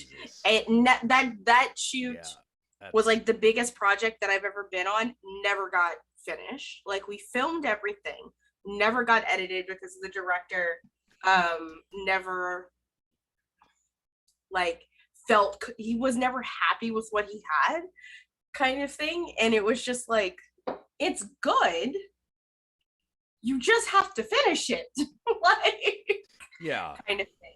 Like, and that's like the thing about like artists and filmmakers and things like that. Like, we're such perfectionists when it comes to our ideas that sometimes you just have to sacrifice your idea just to get it out there, because the stuff that you're noticing that you think is imperfect, most people are not going to notice. Right, exactly. Like, the average viewer is not going to notice, kind of thing, because they don't know what's in your head. Like, just get it out there. It's a student film. Who cares? Like, just finish it, so we can use it for our fucking reels, bro. Like, yeah, exactly. You know, like, get her done. You know, right? Or at least send me some footage. Like, yeah, like if I had.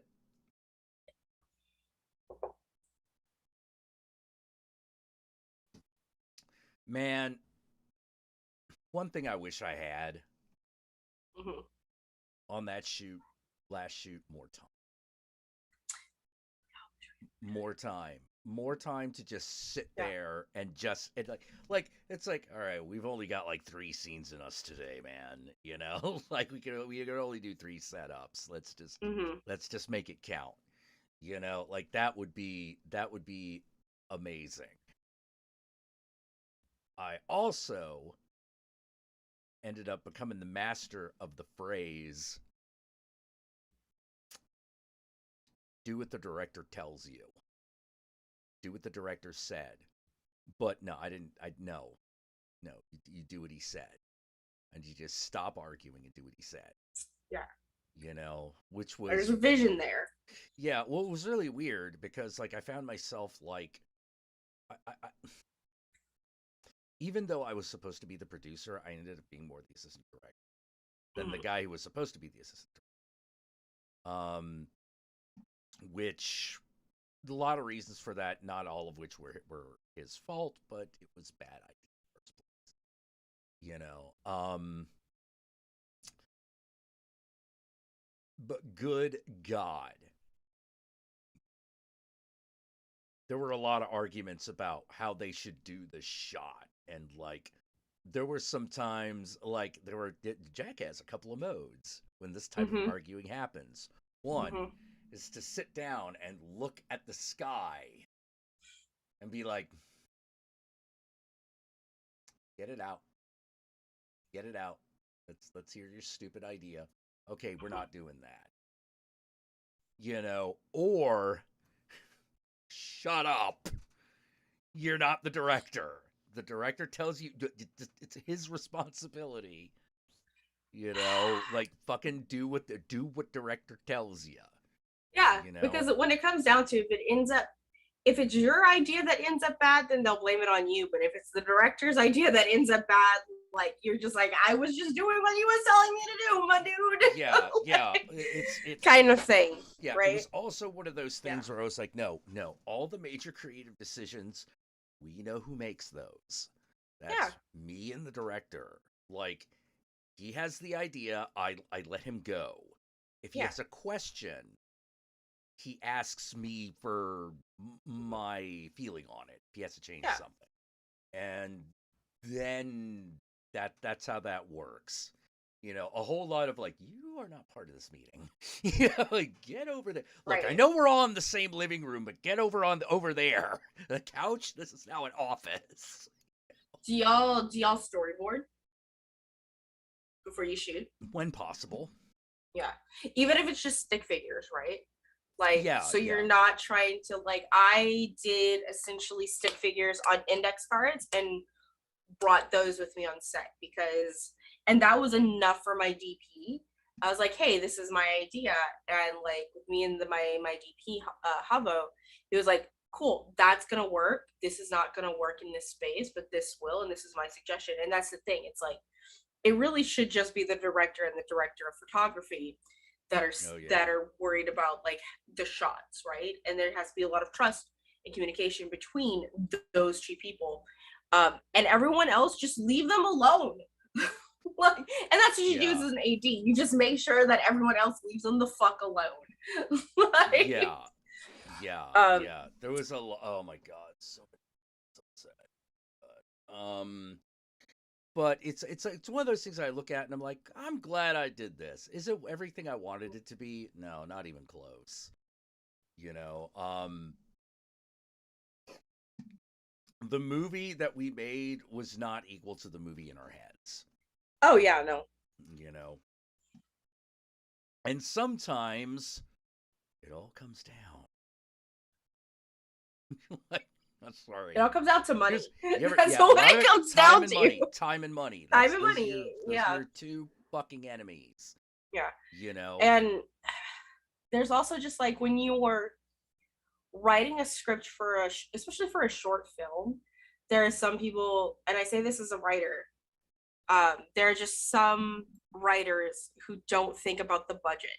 So it helps when you're writer, director, editor, because that's the thing I also thought about, because I also edited the film, was just like, how hard is this going to be for me to edit? Like, kind of thing. Because I'm a pre-production and a post-production girl in general. If I have to direct, I will, kind of thing. But I direct like an editor, if that makes sense. Right. Mm-hmm. You know, oh man, yeah. Sorry, just like kind of having like flashbacks. No, it's just flashbacks and trauma, just like film sets. Yeah, oh my god, my favorite. This was something that I couldn't believe happened because I mean, like, let me put it this way. You know the phrase, never is the fighting so bitter as when the stakes are so low? Mm-hmm. Okay, so I had a guy who was constantly fucking with one of our productions. Mm-hmm. He was calling, because he had another production that he had hired some of the same actors.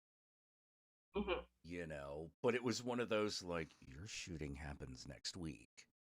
This is happening right now. And so he's calling them. It's like, we need to have a creative meeting about this other project. And there was like, I feel like I need to, and I was like, wait, what just happened? You know, and it was one of those, all right, cell phones, now, absolutely now, no one is allowed to hold a cell phone anymore. You know, and so I'm sitting there in the back, all these phones on vibrate that do the shoot.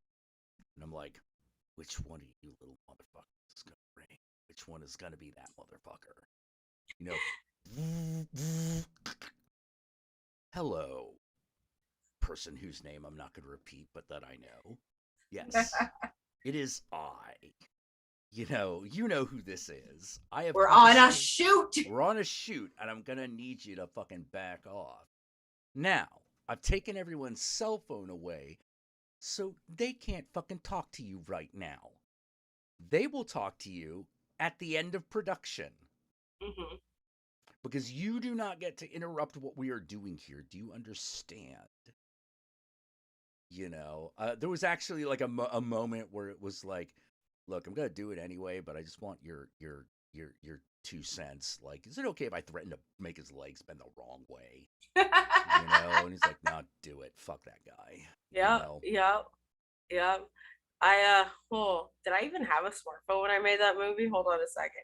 Yeah, I did. I had my first smartphone by the time I was behind on the times. I didn't get my first smartphone until 2014, which, as a creative person, is both useful and non-useful. Yeah. Because people are like, "Why are you not answering your emails 24/7?" And I was like, I'm at the mall and I don't have a smartphone. I can't access my email. You'll have to text me, like, or wait until I get home, like, kind of thing. Yep. Which is why I set boundaries by turning my phone off once I got a smartphone, which I didn't get for work. I got it actually. My boyfriend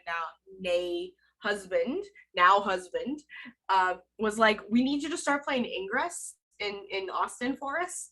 And I don't know if you know what Ingress is. No. And okay, so Ingress is the game by Niantic that predated Pokemon Go. It was a huge, yeah, it was a big world. It still exists. Basically capture the flag game. And I got super involved in it while I was out in Austin, and it was great because when I moved to Seattle for a little bit, I essentially just hit up like my team and was just like, I need to know where I can live in Seattle and what I can afford. One was like, yo, I actually am like an apartment agent and I can help you find a place to live, kind of thing. So it was really interesting in like that manner. I've since retired from playing because it's very time consuming, and I'm you know, I'm 8 years older now, so Right. like, Yeah. my knees are not what they were because there's a lot of walking and a lot of driving in that game. Yeah. Just like Pokemon Go. Yeah. More than Pokemon Go, way more than Pokemon Go. Really? It's Pokemon Go is very casual, whereas like Ingress was incredibly competitive because it was 2 teams and it's all about claiming territory. So you're constantly trying to claim territory. And then there was also like a mini game that happened like once every 6 months. That was essentially like a version of Calvin Ball that you had to like move. So the way that it works is like there's a portal and you claim to that portal and you can link portals to each other from the same team as long as there's not another like link to block it, right? And you can make triangles and that's how you get your points. But with the Calvin Ball, you had to get like these things called shards and you had to move them to like your team's portal that you needed to be at. So like one year, like the first year I was playing, like our team's portal was in Hawaii. So we had to get as many things that we could to Hawaii. So we were trying to link things from like Texas to Hawaii. And there's a lot of shit in between that. So like there's a lot of like, about to say. Yeah. Yes. So I have driven out in the middle of nowhere, Texas, very close to the Mexican border, like with a couple of people that I barely knew at the time. Just like, well, we got to move this thing now. Like just waiting for like when it could happen, kind of thing. It was very exciting. I met a lot of like my closest friends out there through it, but I'm glad that I'm done with it. You're glad that you what? I'm done with it. Oh, like, you're done with it. Yeah. As far as like, yeah, we did the last event I did. I was living up here. We went to Portland for an event, me and my husband and his brother, and that was like the last event that I did. It was like 2018 or something like that. I was like, cool, I think I'm done. I don't think I need to do this anymore with my life. Like, I'm good. I'm good. Yeah, I'm just gonna play Dungeons and Dragons now. Like, yeah. Oh, let's. jeez, man. Like, oh, good. Okay, so I've done like a lot of videos. Yeah, I did a lot of internet videos. Probably none of which you saw. That's okay. That's okay. You know, but I was saying that I started the evening talking a little bit about the fact. Wait, no, I wasn't. I was explaining to another friend how that I hadn't seen in over a decade. Yeah. You know, it was basically like, so what have you been doing for 10 years? And I was like, oh, all right. And like she was explaining like why she doesn't go out anymore, why she's a hermit, you know, blah blah blah. Basically comes down to because when you're pushing 50, a lot of people don't feel like going outside. You know, like that's fair. Like, yeah, fair. That's the answer. You know, but for me it was like, yeah, I like slipped out for a little bit to do this other thing, and I was going to get real serious about my career, and that was a bad idea. You know, just like the last time I did it, it was a really bad idea. You know, I was like, no, you got to get serious about your career. Think about blah blah blah blah blah. And before you know it, you're sitting there going, "What is my life even? And why am I alive?" And then you're like explaining to your psychiatrist why you're having a nervous breakdown every week. You know, you're just like you know, like fucking clockwork. And but this time was bad because I didn't realize that working on the internet was going to put me in a completely different social situation and isolate me from the old situation that I had. Yep. Wow. Like I was not ready for that. You know, I thought it was going to be like, yeah, I'll do this internet thing, and on the weekends, like, you know, do the old stuff. No. And suddenly it's your main source of income, and like it's like, oh, now I have to foster a community. Like, I'm the face of the community. I have to make sure everyone's safe in my space now, and like people look at me. I don't know anything about that, Jack. Like, yeah, I know. You would know nothing about that, you know? Nothing about not it. like you're a streamer or anything. No. Yeah, but yeah. And so she was like, well, I mean, like, who were you dealing with before? And I'm describing some of these people, you know, like, not like other streamers, weirdly enough, but like a lot of the other video producers. And just listening to me talk about it, there was just that moment of like, what were you doing? I'm like, I thought there were going to be shenanigans. We're filmmakers, right? You know, we're little video makers. I'm thinking we're going to be doing, like, it's going to be like looking at, I look at like something like Brendan Rogers does. Yeah. Or Filthy Frank or something. I'm like, I thought we were going to do that shit. Where it was just going to be kind of crazy, and by the end of it, like, we put a video together and we're just like, oh, fuck, God, what are we even doing? I can't believe they're paying us for this. You know, you got paid? I got paid. Not very well, but like, I got paid, you know. But the thing about it that was so shitty was just, man, trying to whip up enthusiasm, but like everyone's soul is dead inside. You know, it's that was what really fucking killed me. Uh-oh. What? Oh, cat?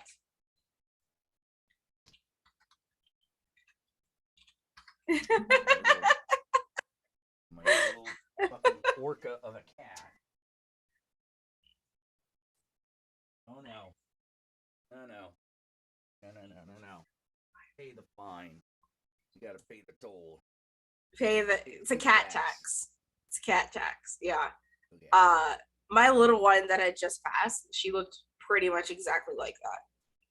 So, yeah, look, cute little tuxedo. I love him. You wanna?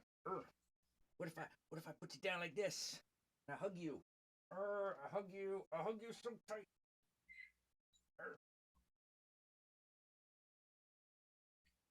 Okay, fine. Fart on me. The cat farted on me. Well, that's what you get, bro. Yeah. Like, Well, that's. Yep, that's the way that works. I should have known, even back then. You know? Cat Hermit is like, release me from my prison, father. Yeah. Oh, I don't know how.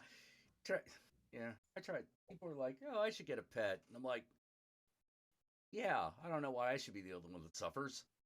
You know? No, I actually love that cat. It's just, oh yeah, man, they're just complete pieces of shit sometimes. Oh yeah. Like, but that's like why we own cats. Like that's why cat owners have cats, right? Like it's like everything is earned from them, and they also control you now and then. So... Well, like, yeah, I don't know what. Here's the thing, like, I don't know what to do with a dog. You know, like, I like dogs, but I don't know what to do with them. And in the words of horror guru Jack, it's a dog. It's just trying to say hello. And I'm sitting there, I'm like, animal, get back. I grew up on a farm, so I had dogs and cats and chickens and snapping turtles, and like I also grew up in Louisiana, so sometimes I would just end up like, oh, there was an owl stuck in the fence. Well, it's mine now. Like that's what happens when you just grow up surrounded by wildlife. It's just sometimes you just have it in your house. I'm sorry, you're like owl Cajun. Yeah, put that in gumbo. It's good. It was a great horned owl. And it was stuck in like a barbed wire fence, like in the cattle fences. And so my dad like rescued it, and we put it in a crate, and we fed it because it was dove season, so we were hunting dove. There was like just dove hearts and dove livers, and we were feeding it until someone from a rescue, like a wildlife rescue, came to pick it up. Like, and it ended up fine and made a full recovery. So we rescued an owl. But like my last weird pet I had a snapping turtle before I moved to Washington, because I could not bring a common snapping turtle up there, because that if it got out, it would be an invasive species, and because they're not in the Pacific Northwest, and the few turtles that are here are very much endangered, so you have to be very careful. But the thing was, she was like getting like, she was named Gamera, of course. So she was about this big, and we had her in like a 50-gallon tank, and it was kind of getting to that point where it's like I either have to like release her into the wild, or we have to build something for her. My dad was working on a golf course in Louisiana, and he was like, you know what, I'll just release her into the golf course ponds. And I was like, here, take my child. She'll just yeah. It's like she will hunt golf ball all day. Yeah, well, they all had like fish and sometimes like gators and hogs that get onto it. So, but yeah, no. Speaking of gumbo, I need me one. I haven't had one yet this year. Yeah. This is the thing about like, this is what I hate about Mar-a-Lago. Specifically, not enough gators in that fucking. I want to see Donald Trump get bit by baby alligator. A fucking gator. No, just a baby? Yeah, just. Well, here's the thing. I want it more humiliating that way. Okay. You know, like that's why. I feel that. Yeah. It's like, oh, you don't want to see him go into a complete death roll by like a 15-footer? Okay. Like I'm a reptile girl, like obviously, because I'm a dino girl.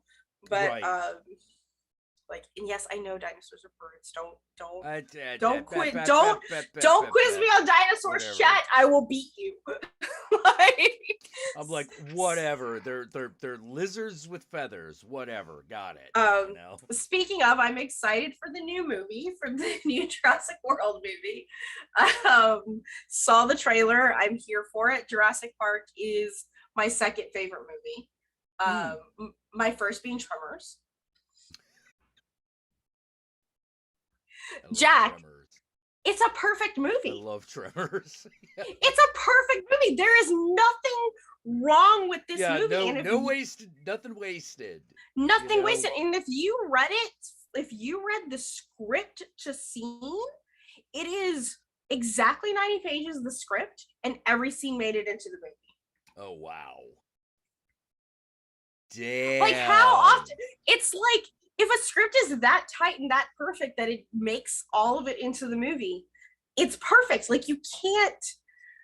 I will die on this hill. Tremors is perfect. There was nothing wrong with this movie, like, whatsoever, from the action, the comedy, from the fact that it knows what it is.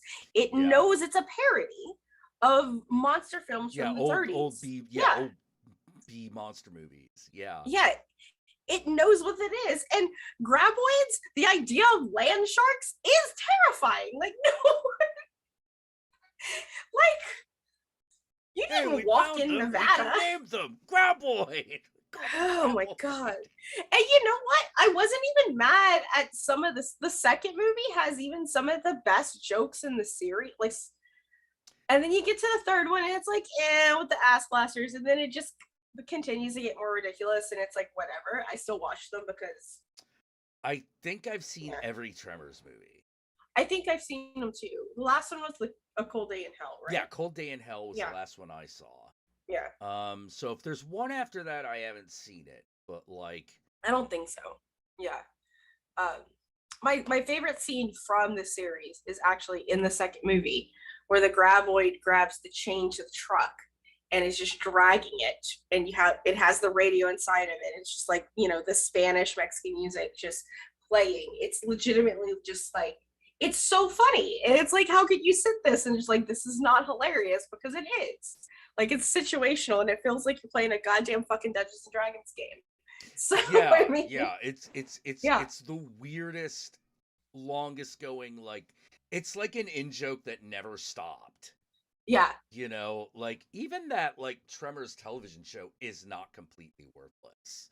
It's like, not. It's you're like, it goes from not very good to really good. Yeah. It's got a lot of peaks.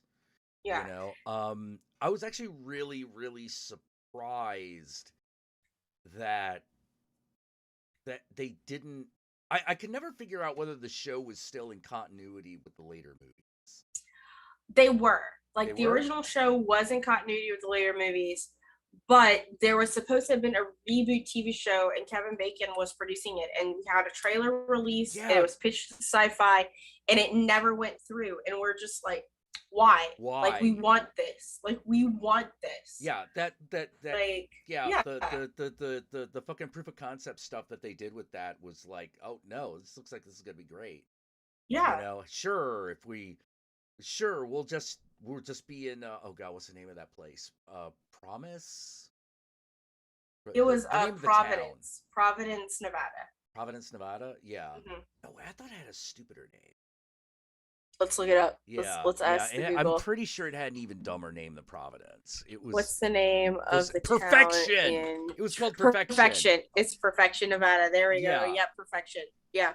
Yeah. So I was like, okay, we're just gonna set it in Perfection, Nevada. Kevin Bacon comes back. He's gonna be like, oh, I never wanted to come back to this place again. Fuck it. I guess. The thing was that, like, when Kevin Bacon saw the script of that movie, he thought it was stupid and that it wasn't gonna become anything. But like, Tremors happened at a very perfect time when VHS and VCRs became available for people. So it found its success at Blockbuster, essentially, kind of thing. Like, a lot of like B horror movies found their success in that kind of thing. a lot of animation found their success in that as well, especially a lot of the Don Bluth films. Oh yeah. Because Disney had I've actually met Don Bluth. Cool guy. Because Austin with movies, we fucking love them out there. He came and we had like a little film festival at the Alamo Draft House. If you don't know what the Alamo Draft House is. Yeah. For everyone else who doesn't know, it's a theater chain that started in Austin, Texas, and you get to get lit as fuck with alcohol and eat food and like watch movies. And the thing is that they kick out people who fuck around in the movies. They're like kind of thing.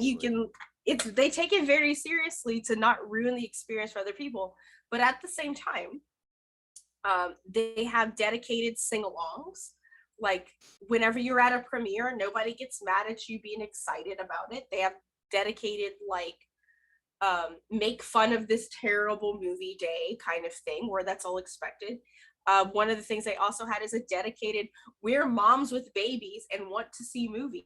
So they had like dedicated screenings to movies with people with babies kind of thing. It's like, and so if you were getting a ticket to that, they're like, by the way, this is the dedicated movie with babies. So like the volume was turned down a little bit, but it's also so that in case a baby screams, like that's expected because you bought the ticket for this, right? Right.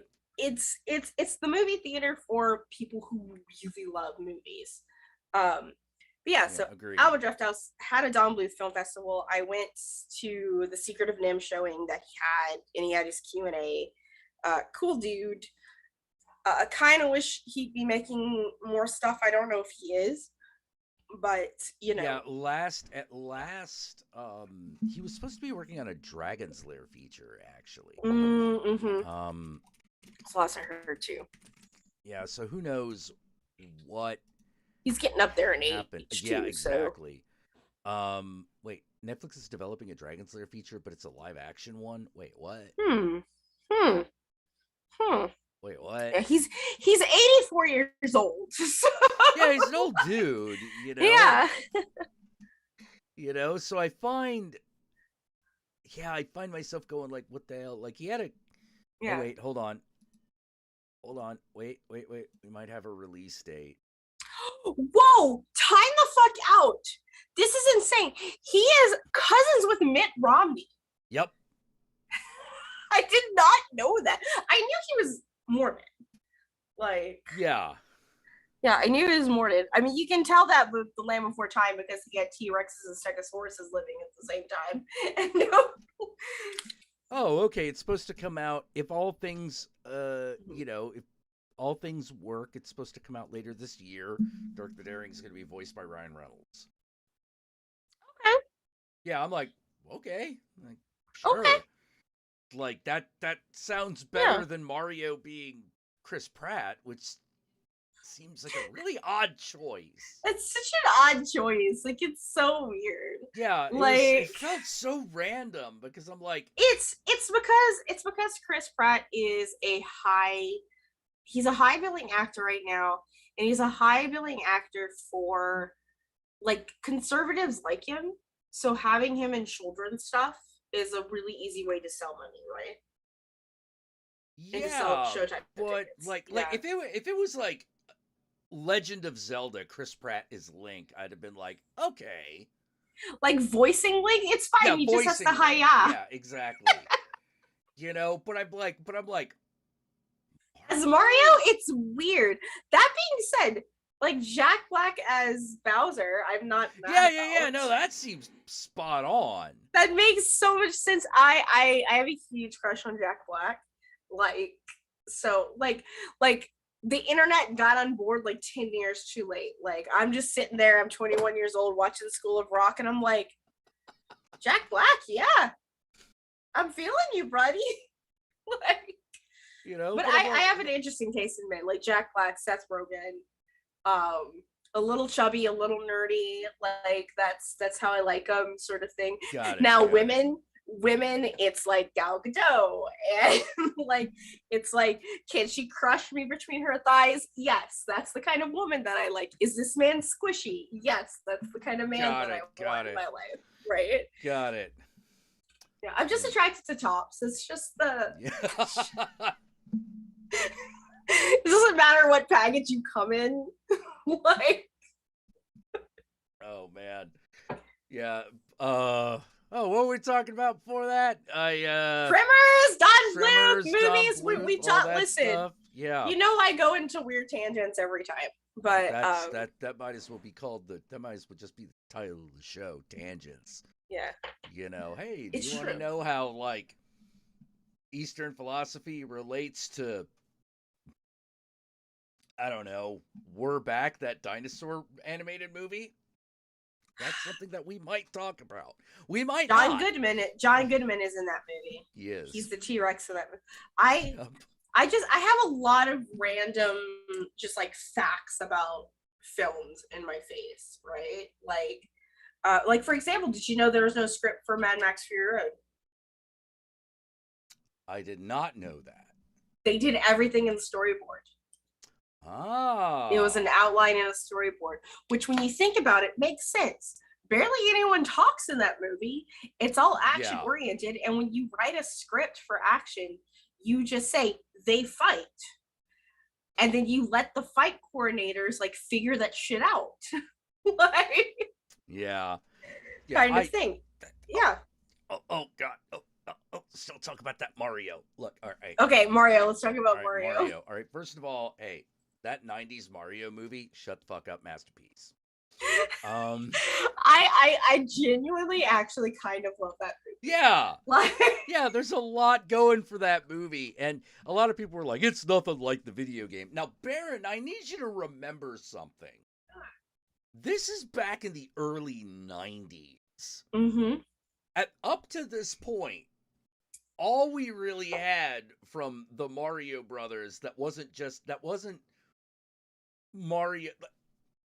Super Mario Land had just come out. Yeah. Like,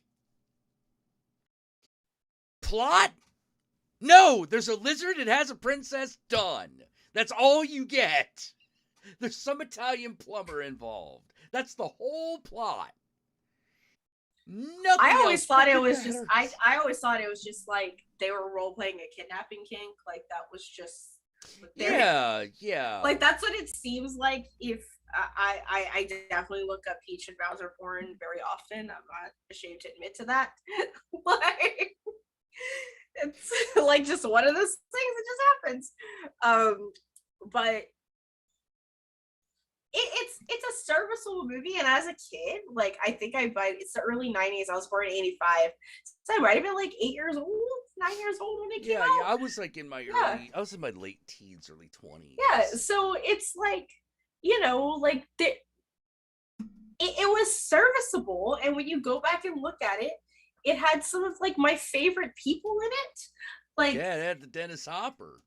It had what's his face that played as Mario, who's also Smee Bob Hoskins. from Bob Hoskins. Yeah. John Leguizamo's Luigi. And yeah, exactly. It was just like, and like genuinely kind of funny.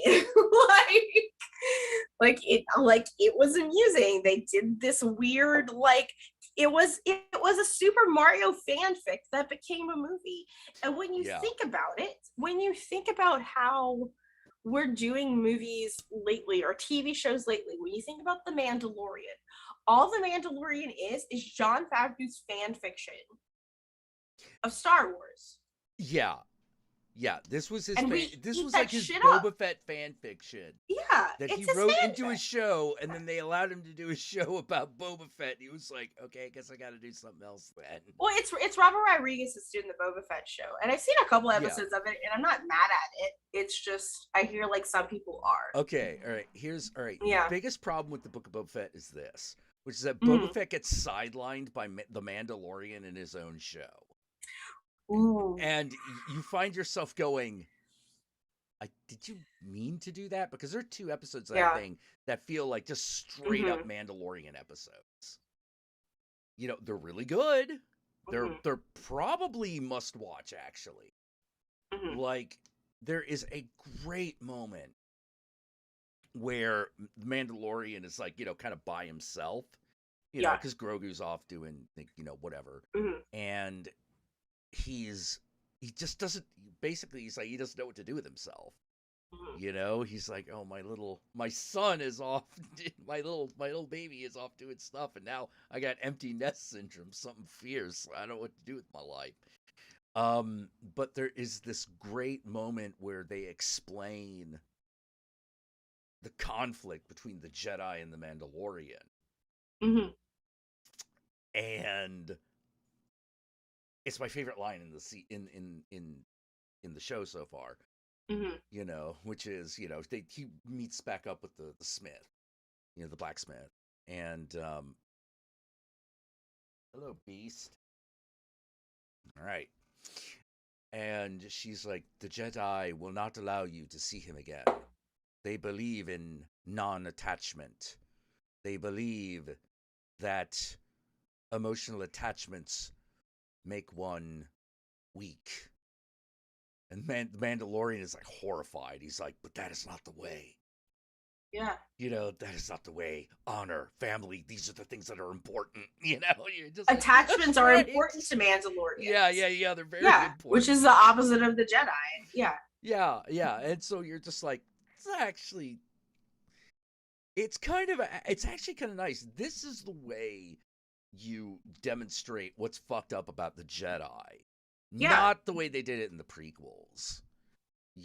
Because you just sort of like, yeah, but the problem is that the Sith's a bunch of psychopaths.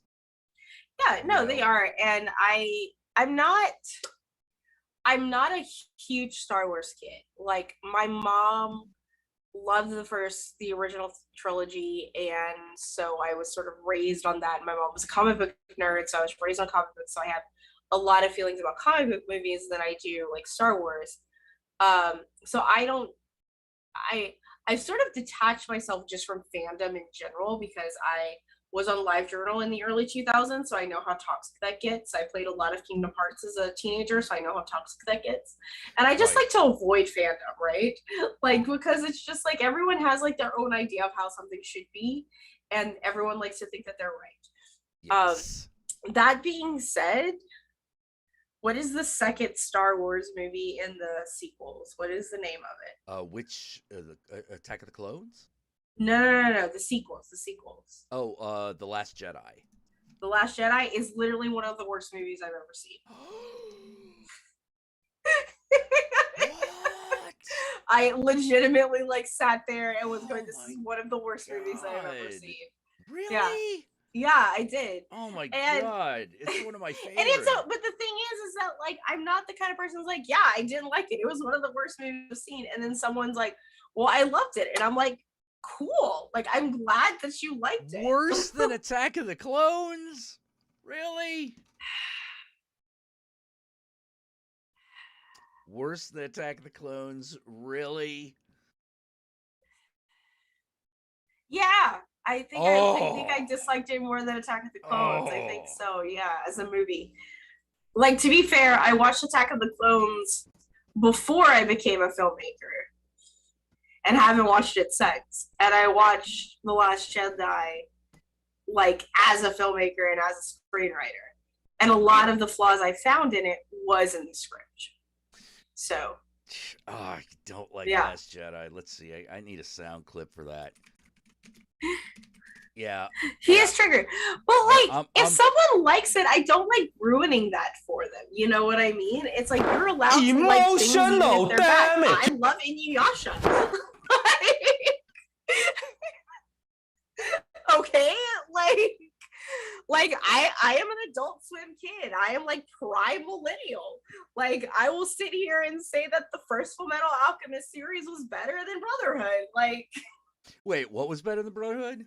The first the first series. Oh yeah, I disagree with that. I think Brotherhood. Well, for me, it was just kind of the impact it had on me as someone who watched it as a 16-year-old. It's sorry, spoilers for Fullmetal Alchemist. It's finding out that the Philosopher's Stone was made out of people. The first time around was shock enough for me. It's okay, I'm just watching it all over again.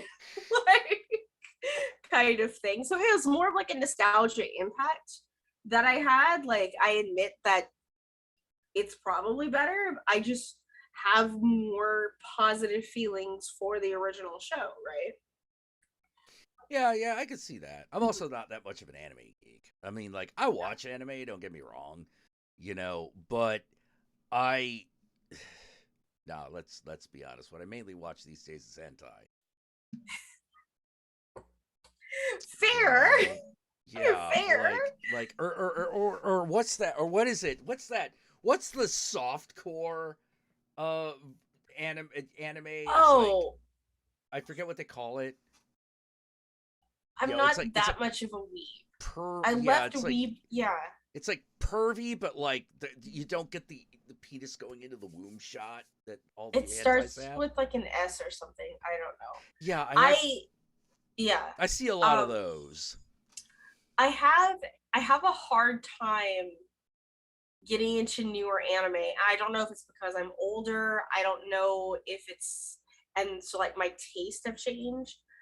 But I have a heart, and as someone who enjoys animation, I love cartoons, right?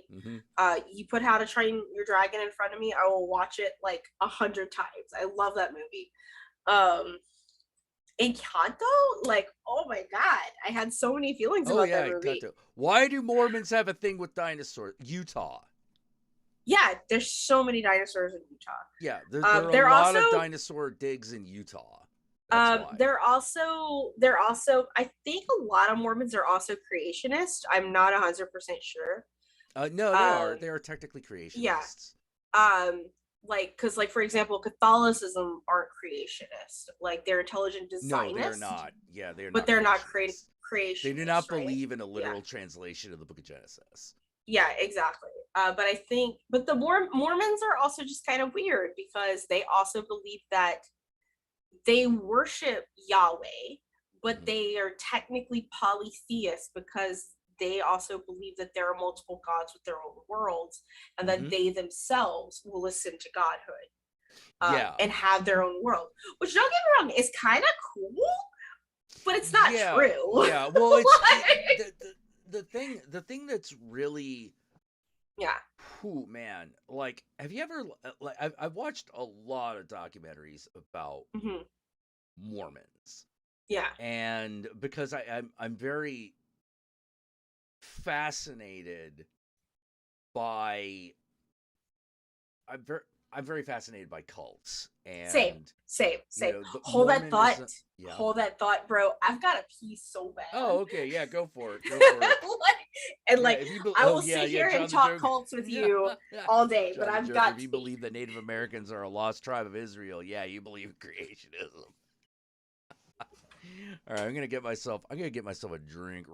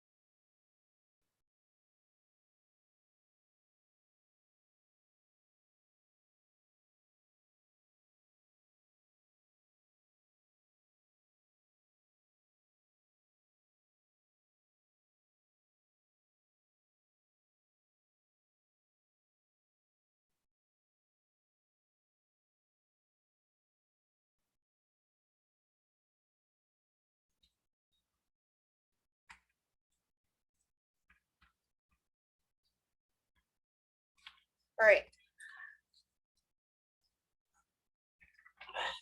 I just didn't get a drink too.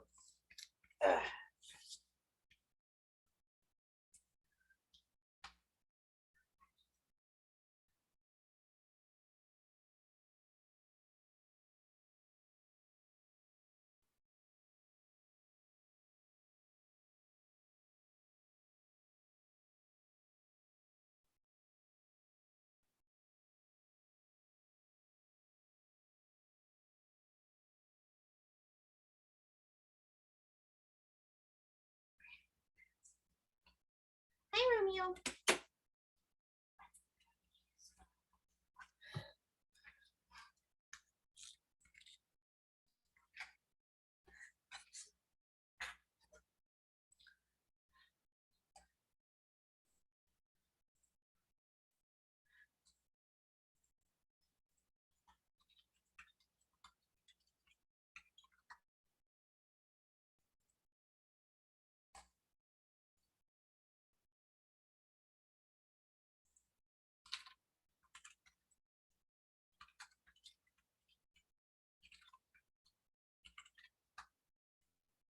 Dun, dun, dun. Okay. We Made it are back. We are back. I decided that I've had about, the 3 bourbons that I just poured onto the ice until it was covered. So I figured I'm done for the night. That's a bit much. See, I actually measure my shit out these days. Yeah, I wasn't drunk like my entire vacation. So in Mexico? In Mexico, I wasn't. Yeah. Wow. I know, right? Huh. Well, okay, we did go to a brewery in Mexico City. That was awesome because luckily enough, I actually knew people who lived in Mexico City. So I was like, yo, I'm in Mexico City. Where do I go? What do I do? Kind of thing. Because I'm the kind of person, I don't like to appear as a tourist when I'm visiting someone's other country. Like, because one, you just get treated better when you don't look like a tourist. Right. And I definitely learned that people in Mexico City, they don't wear shorts. They're business casual on the regular in Mexico City. Oh, okay. Yeah, so nice chinos or really nice jeans, button-up shirts and blouses, and I'm just like, well, bitch, I'm a goth, so right. I'm gonna look fantastic, and I actually got treated better, in full goth mode compared to just being in goblin mode, where I'm just in my joggers and t-shirts sort of thing. Right. And there's actually a huge, both in Mexico City and in Oaxaca City, Oaxaca. Oaxaca, it's the goth and metal scene and punk scene is a little bit more underground, but Mexico City, it's pretty prominent. So it's a legit subculture, and it's also a projection of money in a sense. It's if you can afford to be a goth, in Mexico, then you probably have a little money, so we should treat you better. I think that's just a general thing in the area in Mexico itself. Is that Horror Addicts, how you doing? Horror Addicts. Yeah. Did you go to Tepito? No. We went to, we were in Mexico City for 5 days, and we were in Oaxaca City for a week. And both of them are cool in their own way.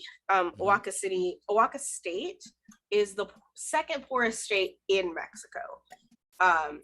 But that is where all of the mezcal is produced in Mexico, all of the mezcal. So we did a mezcal tour where we went to the different distilleries, and we went to the distilleries that legitimately made everything by hand. They crushed the agave with stone and dirt and fermented them in wooden and clay barrels or copper pots kind of thing. And that's where we got a shit ton of mezcal at, just liters of it. And it's delicious, and you can taste the difference in the highly production distillery versions versus the stuff. The other cool thing that we got to do was go out to the agave fields, and there is this drink that's pre-colonial that's called aguamile, which is honey water, and it's just when you cut the stalk of the agave, it thinks that it's dying, so it creates all of its juices and it goes to the center of it. And it's just this rich, sweet juice that it makes. And it's the same juice that you make tequila, that you make mezcal at. out of, and it's incredibly sweet, and it starts to actually ferment inside the plant, and we actually got to drink that. It's very kombucha like. Like, so we got to drink like the I've never been a kombucha fan. To me, yeah, we got to drink like when it's straight from the plant, it doesn't taste like kombucha. When it kind of sits for like a couple of days, it has kind of like that same taste to it, like kombucha, because it's fermented. It's alcoholic. So like honestly, like knowing, like being a part of that was so cool, because that is so important to just like the indigenous cultures of Mexico, because it's pre-colonial and it was even banned for a while by the Spanish kind of thing. So like kind of being a part of that and being invited to do that was like probably one of the most special things that I experienced. And then also seeing the goddamn fucking Aztec sunstone that everyone thinks is the Mayan calendar. Exactly, yeah. It's huge, by the way. It's huge. The anthropology museum in Mexico City, if y'all ever go, anyone listening, you, Jack, anybody, is legitimately worth it. Like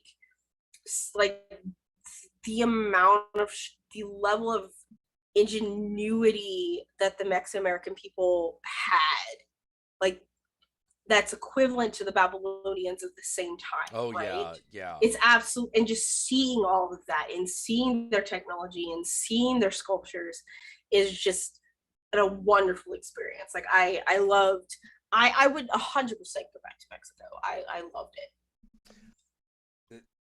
Complete fucking topic change. Complete topic Yes. change. Let's go. I'm here for it. All right. I started watching this show on Netflix called Feria. It's a Spanish. It's a European supernatural mystery show. Okay.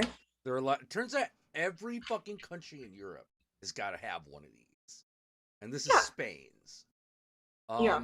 Like Britain's always had one, you know. Like there's always one of these hanging around, you know, being put on the BBC. But like over the last like 5 years, it seems like every other member of the EU also came out with one. There is one from, I think, Finland, called Hjortskott, which is really good. Yeah. And this one is called Feria, which is in Spain. And it's basically, it all starts with, here's the idea. A couple of girls go off to, you know, the celebration at the local beach. They come home, their parents are missing. The next morning, after they wake up, god damn it, dude. That's your kitty. That's my cat. The hell? He's gotta go. He's gotta go. He's gotta go through the door. He says he has to go. Like the door. Oh, bastard. Oh, I swear I should get a latch just so we can open those fucking things. You know. Mine is, hold up, let's see it without seeing the rest of the room. That's gross. He's just laying on my bed. He's a big white blob at the corner. See, if mine was doing that, there'd be no problem. He'd be like, yeah, kitty, you sleep over there. It's fine. You know, but no. No, it's got to be meow, meow, meow. And whenever I stream, it is a never-ending battle between he's your cat now. He's going to go out there, and whatever they're doing, he's going to meow all the way through it. And they're going to be like, yours. You deal with it. You know? Well, let's see. When it's father I must kill, I understand. You know, that just means he wants out. You know? It's when it's like, he wants out, now he wants back in. Now he wants out, now he wants back in. How many times you going to do this? Right. it's all. It's Oh, always you're like, so- you two need cat doors. Motherfucker, I have a cat door. Mofo, I got a cat door. I got that to specifically keep this from happening. No. It doesn't work. It doesn't work. Well, with mine, he doesn't like any of the scratch pads that we've gotten him. Like he asks, like we've gotten him like 8 different kinds and textures and stuff, and he's like, no, I just want to use the like your box frame. That's the only thing I actually care about. Yeah, is your gonna box use your box frame. That's what the box frame's for. That's also what the rug is for. You know, like Yeah. fuck everything else. I need to be fucking Yeah, doing this it's shit. like my other one previous, like the cheap cardboard scratch pads, absolutely perfect for her. She loved it. This fat asshole, like, he's just like, no. I saw a picture. No. Someone sent me a picture on Instagram, Mhm. and it just had the headline. Are you fucking kidding me? And it's a picture of a cat in a box in a cat bed. And it's basically, this motherfucking cat would not fucking go anywhere near the goddamn cat bed. Now look at this shit. And I'm like, well. They're such yeah, little assholes. That's I love owning a them. cat, man. Yeah, I love Yeah, them my so cats much, only so. scream when it's food time or they want water. No, mine just screams. Yeah. He just screams. He just meows. What is it about? I don't know. You know, does he know? I'm not even sure. He might just have kitty Tourette's. Maybe. You know? They're trying to communicate something to you. It's just we don't speak cat. We don't know. Some of it is just like, I want to be in this room and I want to be with you, so you need to be in this room with me. Oh, Like yeah. some of it has been that. Like, I want to be in this room because it's cooler, or I want to be in this room because it's warmer. But you also but I want to be with you. My cat likes to be with us. So you need to be in here with me, like sort of thing. If the Countess, my wife, sleeps in past 6 o'clock, he doesn't know what to do. He has no clue. He's just like, my world is uncertain. You know? Yeah, Do no. you want food? No. Do you want to be pet? No. Do you want to go out in the front? No. You know, like, oh, okay, God, you want her to be awake and sitting at the computer chair. Yeah. Right now. Yeah. So we were away for 10 days. So my roommate was watching over him. So he was kind of on like my roommate's schedule. But like we got back Friday night. So Saturday and today, we slept in until noon and 1 o'clock because we're exhausted, right? Right. And he is just like, it's feeding time now. It's 7 o'clock. I need to be fed now. Like, he still has food in his bowl from the day before, but it's like, I need to be fed now. Like, or I need to be awake now because this is how schedules work. So it's all about like, they are a creature of habit and they will adjust to your schedule. But luckily, I'm not going to be gone for another vacation anytime soon. So he'll be, because we went away for 10 days for Christmas as well. So it's just like, what do we do? And this is also around the time he's a rescue. His person died on him, like in the house, and he was in the house with that person. Oh. So I'm always just like worried that he just thinks that we died. And he just can't find the body. And he just can't find the body. But also, like, apparently his person was a hoarder. So he was just like trapped in a hoarder house for like a week before they were able to pull him out. Yeah. So he has legit trauma to process. Like, yeah. Gomez, our cat, like he came from a hoarder house, and that is some special. Like, you know, everyone jokes, oh, I'm such a hoarder, blah blah blah. No, you have no fucking clue. You know, you don't know what a hoarder is. Yeah. A hoarder is individually wrapped garbage bags filled with stuff. It might be garbage, it might not be.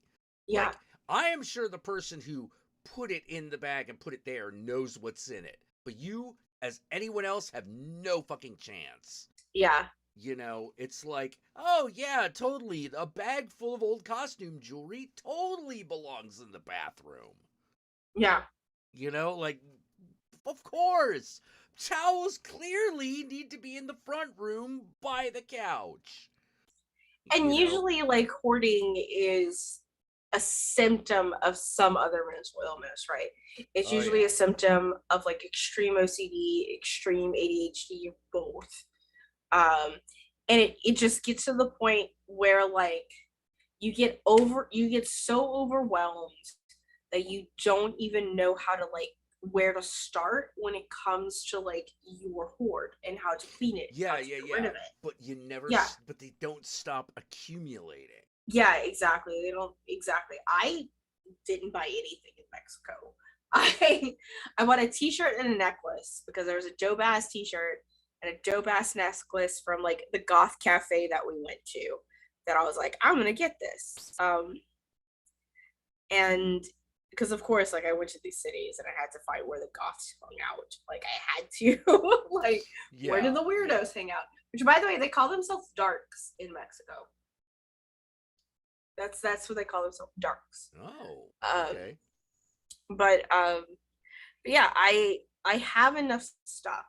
In fact, I actually had it was like an anxiety attack, but now that I look back at it, it was exactly a week that I was into the vacation, so I was just having THC withdrawals that manifested into an anxiety attack. Yeah, and because I use it as my medicine, and I'm not going to risk taking that over international borders, kind of thing. Right. But yeah, so I ended up getting clothes during my anxiety attack, and makes me go, okay, cool. Like we have to go through our closet this spring, and we have to get rid of things that just don't fit us and that you don't want anymore. Like you have to get rid of stuff if you're gonna have a new wardrobe change. Anyway, so we talked about hoarding, we talked about Mexico, we talked about clothes. This is what happens when you just have me on the show, Jack. I just take over things. Yeah, this is fine. It's fine. I was. It's okay because I'm cute. My brain was still in shock, remembering the house that I got the cat that got Gomez from. You know, as somebody's like, "Oh no, I know what a hoarder house is." You know, like, all right, if it resonated where I'm like, "You have no idea," you know, then you probably do have an idea. You know, but like, I'm never gonna forget this statement. Oh my God, did they just let garbage accumulate on this fucking table over here? That's not table. Well, then what's the garbage on? Other garbage. Or their bed.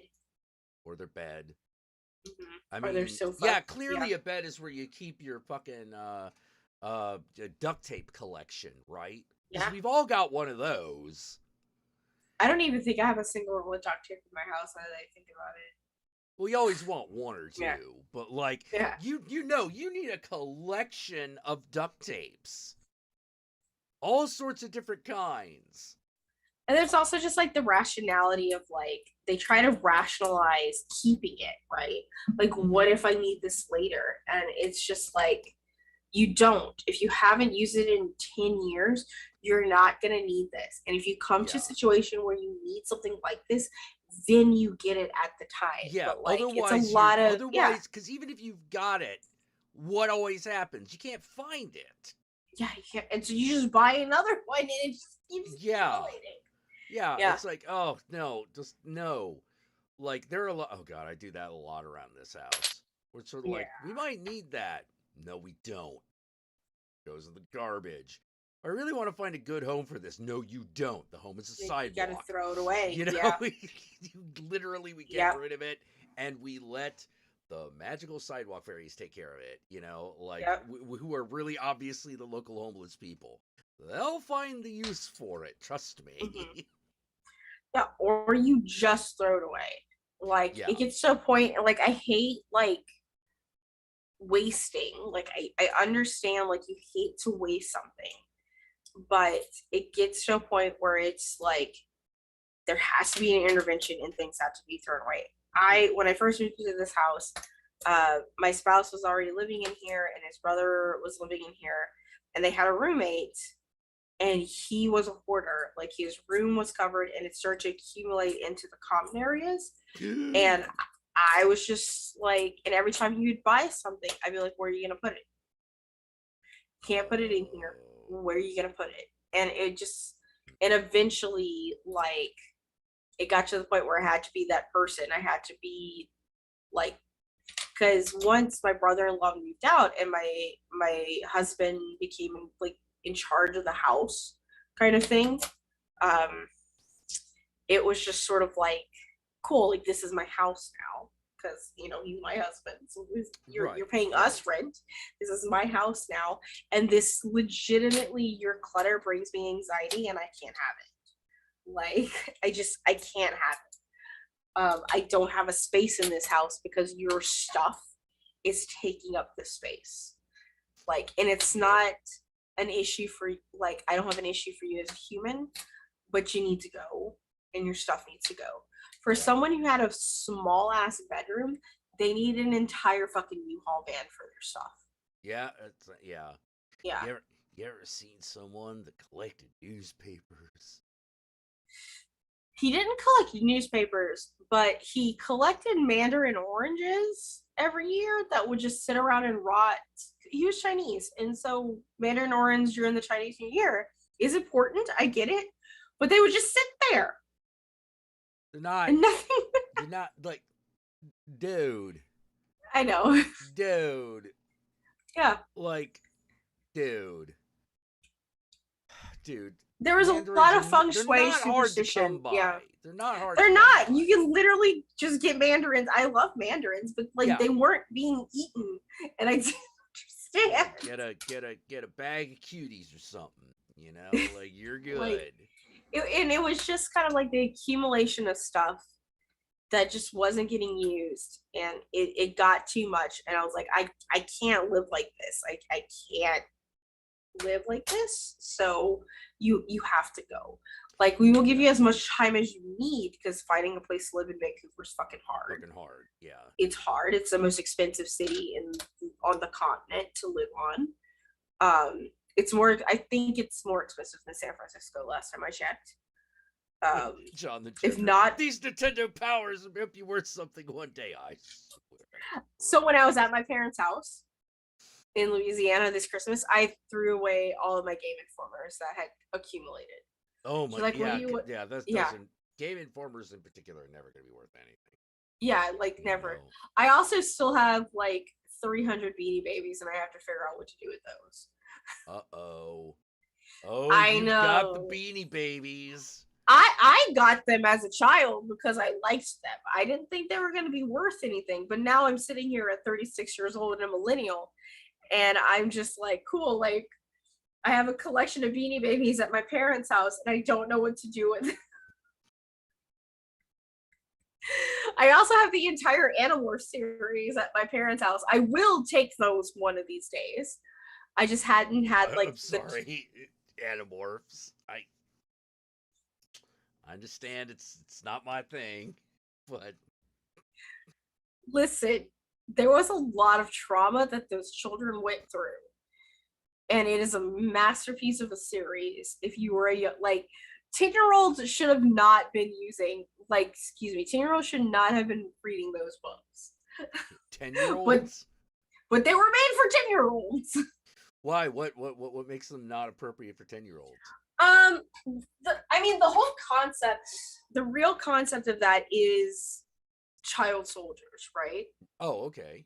And the trauma, yeah. So it's a bunch of, like, 7th graders, essentially, that meet an alien, and the alien is, like, called an Andalite, which are the blue centaur ones, and he is just like, hey, by the way, there is an invasion happening with these other aliens that crawl into your brain and take over your mind, sort of thing. Wait, there's one where a girl turns into a starfish? The fuck's up with that?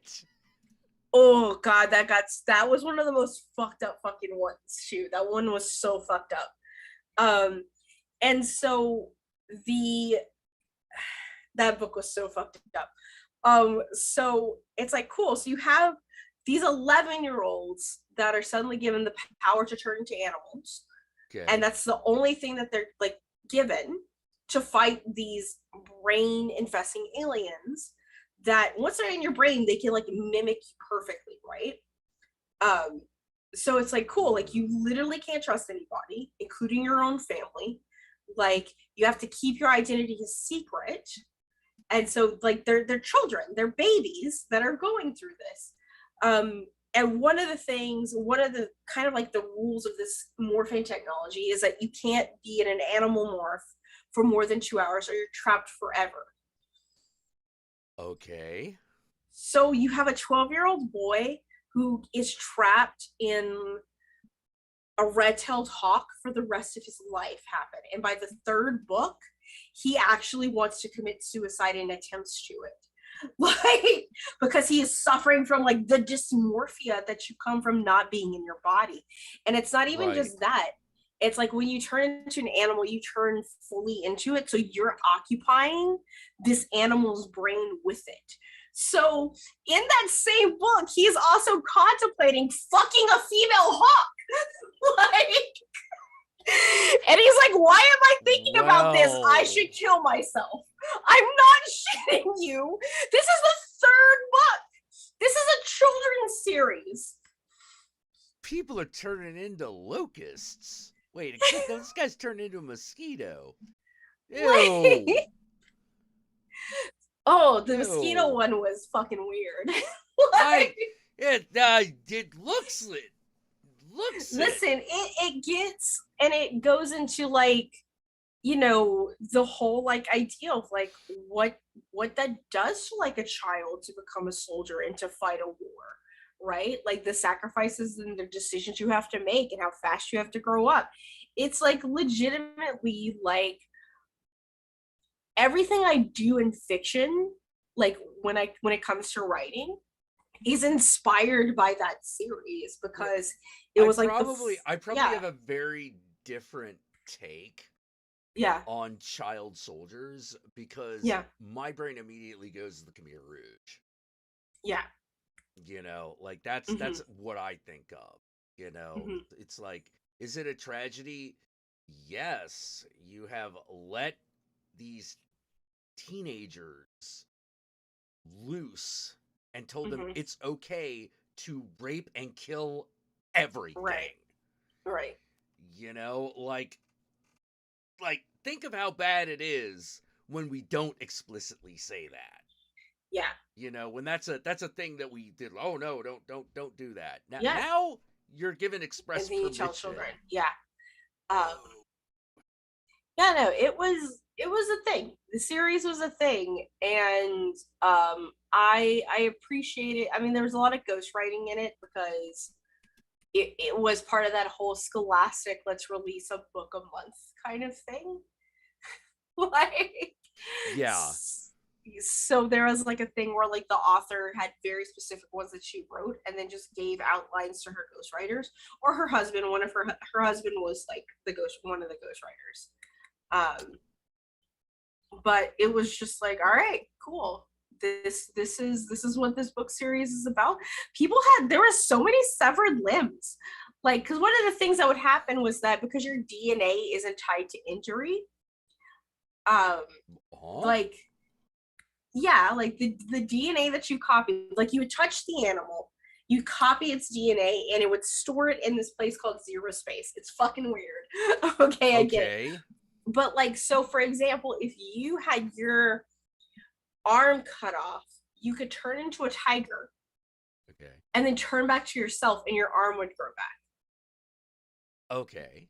Because the copy of yourself, the copy of your DNA that was in that when you had that technology, your arm was still there. Okay, so like you get all your teeth back and shit. Yeah, exactly. Huh. Yeah, so the same thing. If like you were turned into a tiger and you had your arm cut off, which happened a lot. Okay, that one with the chick turned into the starfish, she literally, her own arm was severed off and she beat someone to death with the arm. Like, I'm not Oh like man. Well, the things you can get away with when it's just text because nobody when it's just reads. text. And like I said, this was an intermediate reading series that I started reading it in the 5th grade. So it's like 1995, 1996, right? And it went on to like 2001 or 2002-ish. And yeah, like that was, and so I am just like, yeah, you should always put your characters through trauma. That's good writing, right? Like, Well, it could definitely be very compelling. yeah. You know, Yeah, that's like to the point where even like half of my D&D characters are just old fanfics characters from like that series. The character that I played in Defiance was a fanfic from an Animorphs fanfic that I wrote when I was 12 years old. I'm not shitting you. Just recycle ideas. There's no such thing as original ones. Oh yeah. God damn it. Why is hold on. I got turn something off. Animorphs are bionical. Get one as a millennial, especially if you're elder. No, it's true, John. You're so right. You're so right, bro. Lots of emotional damage. Emotional damage. Emotional. I bet I can. Emotional damage. Just showing like the Animorphs book covers. Emotional. Apparently, I'm like, apparently a lot of weird shit goes down in them Dar books. Like, okay, my niece tried to get me to watch a movie based on a young adult fiction series. Yeah, which about one was kids it? with angels' wings. Was it the one by Patterson? By James Patterson? I don't know. I don't know. All I know is that people were angels and there was a government lab and all the kind of shit you normally find, you know. Yeah. And the biggest problem that I had was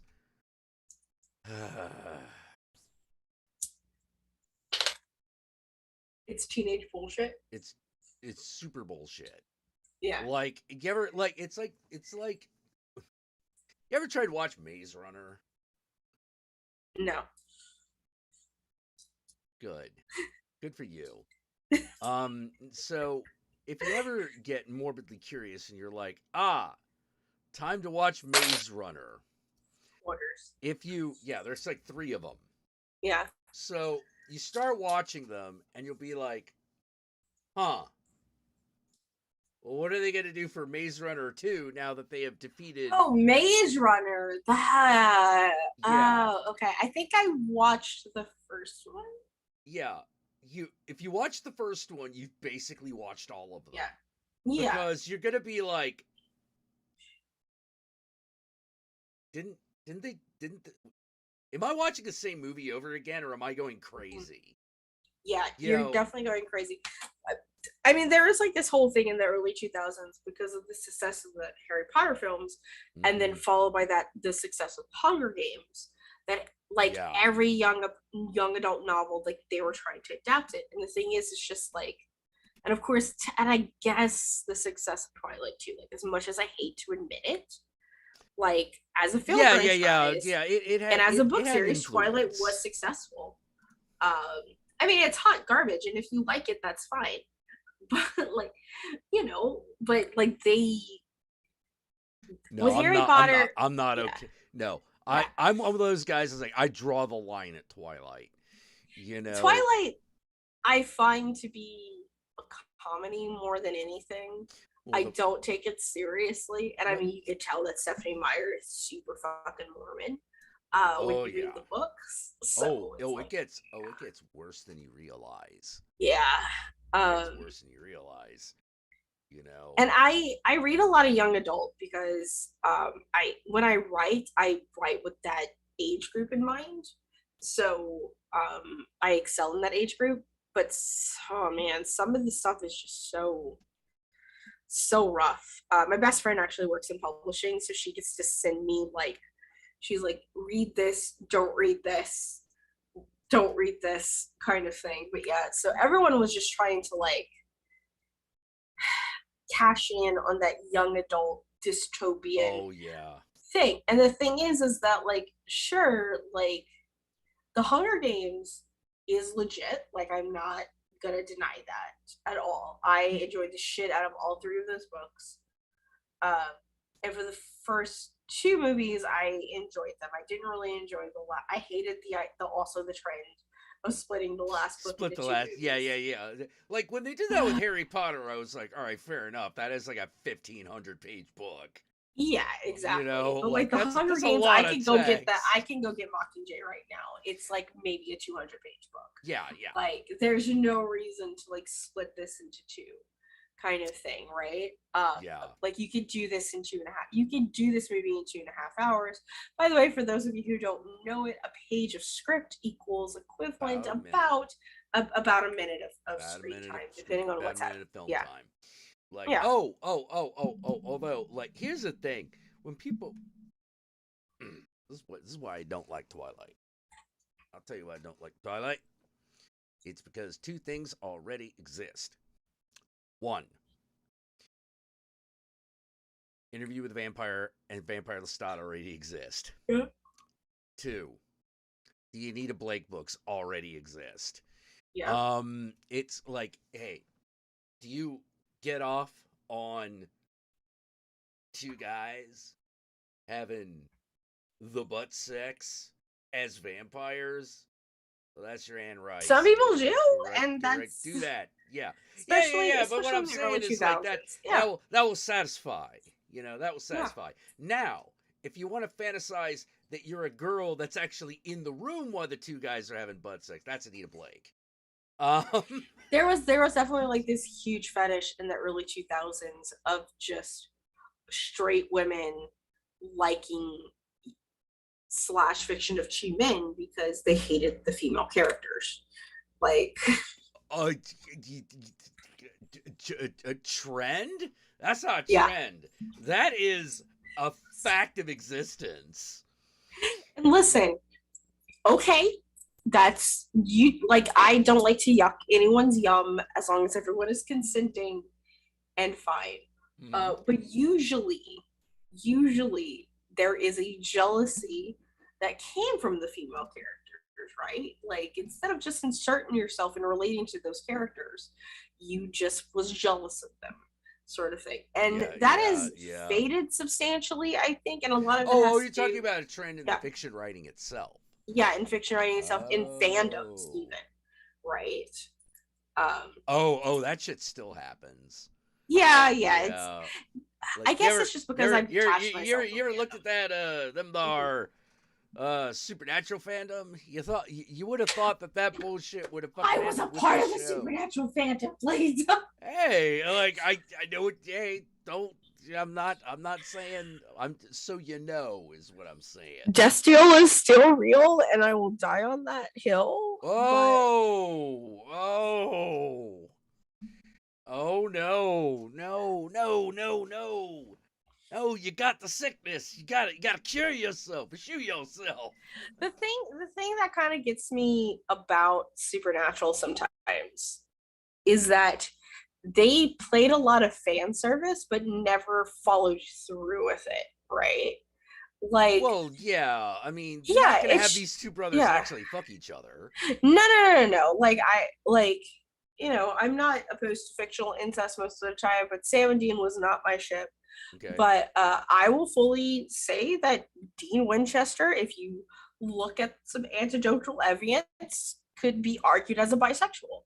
He could. Like, he had some legitimate men crushes, and I believed Castiel legitimately to the end of his life was in love with Dean Winchester. So.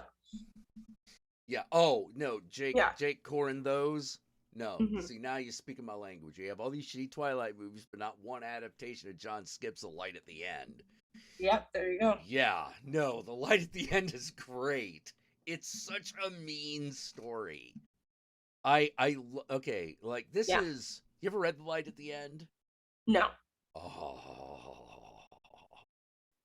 Oh, okay, so the reason it's called The Light at the End is because the Mhm. climactic fight with the vampire happens on, was it the L line Mhm. in New York, which Okay. is right where the fucking thing comes out of a huge tunnel. Yeah. So literally, it's the light at the end. Gotcha. You know, Gotcha.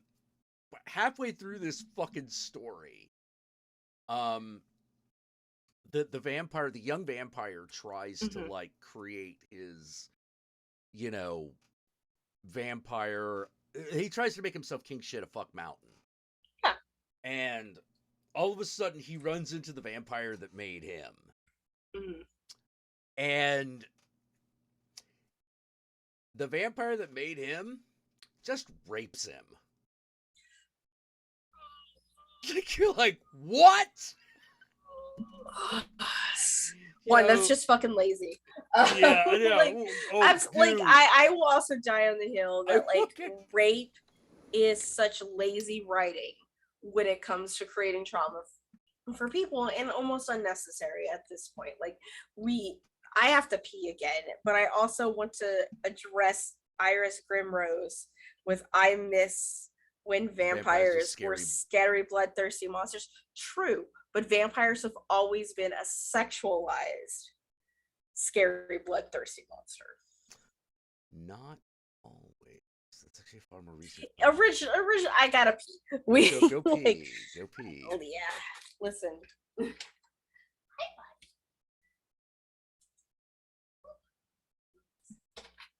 I totally disagree. That scene where he gets raped by the old vampire is amazing. You're just like, whoa. Damn. Put in your place.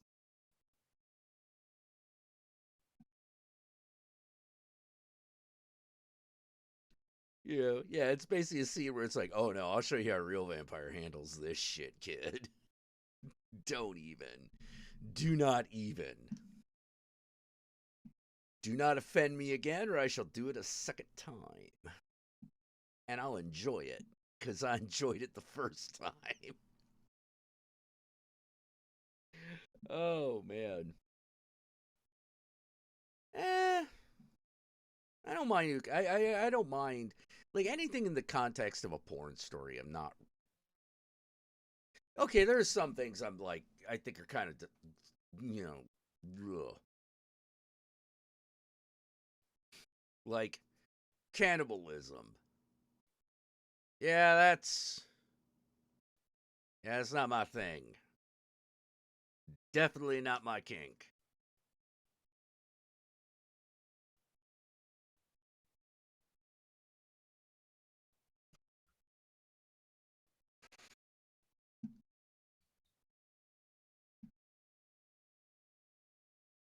Oh, Kat Koja. Yeah. Oh, I haven't. Oh, God. I don't remember the cipher very well. I think the last. God, what was the last Kat Koja story I read? I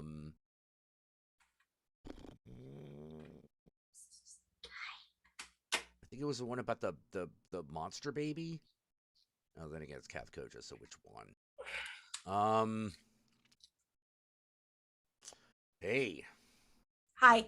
Yeah, we were just talking about old horror writers like Kat Koja. You know. Vampires are sexy like spiders and snacks. Yeah, well, like, there's something cool. All right, put it this way. This is a really stupid, dweeby way of putting it. Mm-hmm. There's something cool about the Dracula from the Castlevania show. Oh, yeah. You know, there's something really cool about that guy. Yep. You know, it's something that Edward from Twilight just doesn't have. No. You know, definitely not. He doesn't have that like kind of like, oh yeah, I totally get why, like, you know, this woman would shack up with this dude. Yeah. you know. Same reason with Eric Nortman in True Blood. Like, you just look at him, you're like, I get it. And I think it was more that he's a Viking than he is a vampire. But being a Viking vampire just sort of adds to that. It You're adds just something. It adds something. It's like, oh yeah, I will.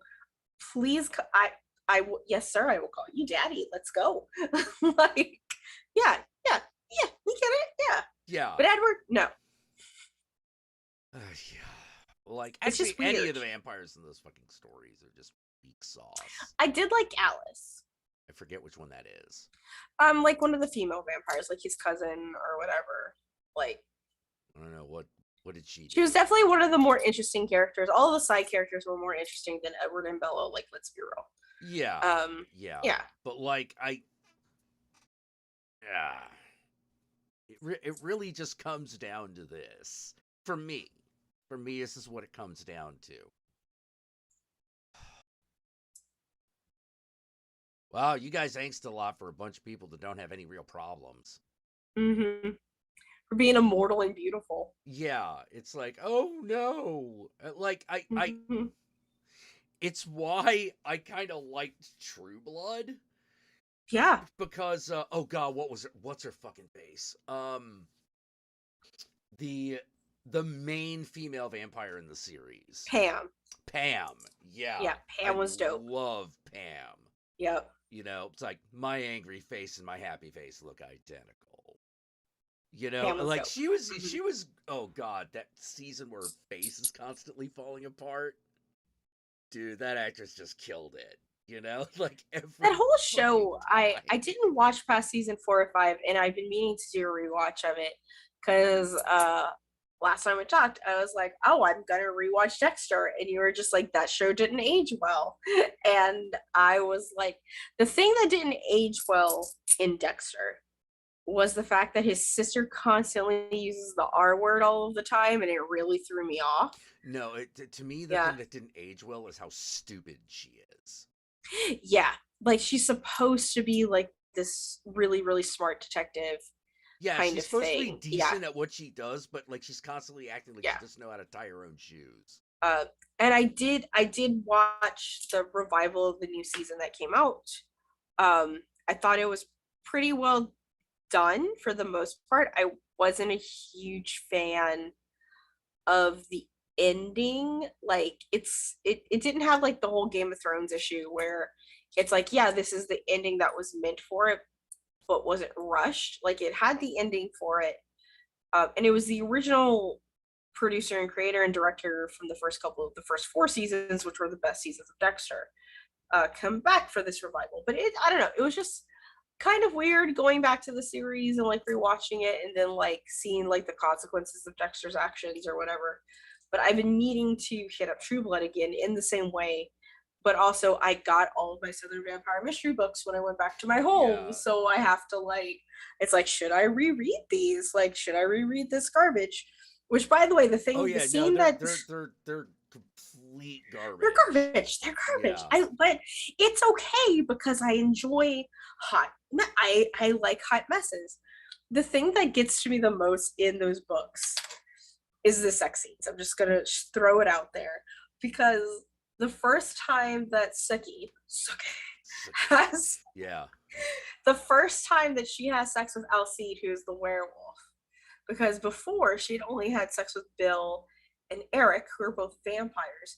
The thing that surprised her the most was how warm he was. Now, my problem, I'm looking at Suki Stackhouse and I'm like, this is not the first time you put out. What are you talking about, girl? You doing that thing where it doesn't count because I guarantee it. I guarantee it. This is a girl who has totally fucked someone under the bleachers.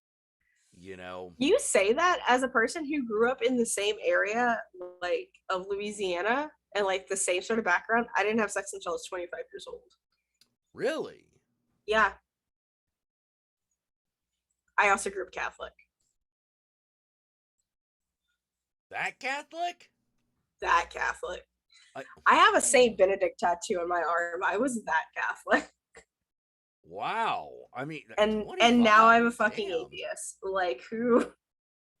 25. That is 25, quite yeah. the weight, you know. I've sucked a few dicks before that, but Oh, sorry, I'm demonetizing you. Okay. Okay. Mhm. So this is what I'm talking about. Yeah. This is what I'm talking about. Like, does that count? You know, back you know? then it, like, in my brain it would not have counted because of the way that I viewed sex back then. Whereas like now, the way that I view sex, especially as a queer person, it's like oral sex is sex. Yeah. Sexting is sex. Like, that's all just different forms of like sex that you have with people you know, in different kinds. It's like it's all sex. When you're a teenager, when you're in puberty, Yeah. during that period of time, there is the question of at what point do you cross the virginity threshold? Yeah. For me, it was P and V. Yeah. For me, it was P and V. Yeah. But it was just sort of like, but like looking back at it now, like as an adult, like, you know, I did some other things between like 18 and 25, like, kind of thing. Yeah, see, you that's know? what I'm saying. Like, Sookie Stackhouse at least sucked. She probably sucked some guy's dick, is what we're saying.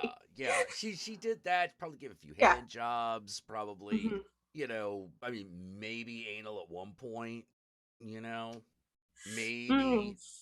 You know, that's a little more debate. That's a little bit more. A little more debatable, yeah. You know, is she that kind of girl? Like, cause she definitely is by the end of the series. Oh yeah, she get real kinky by the end of it. And I also relate to Sookie in very many ways. One, I am also sexually attracted to monsters. Like, you know, it's like, oh, what's up? Well, you're in the right place.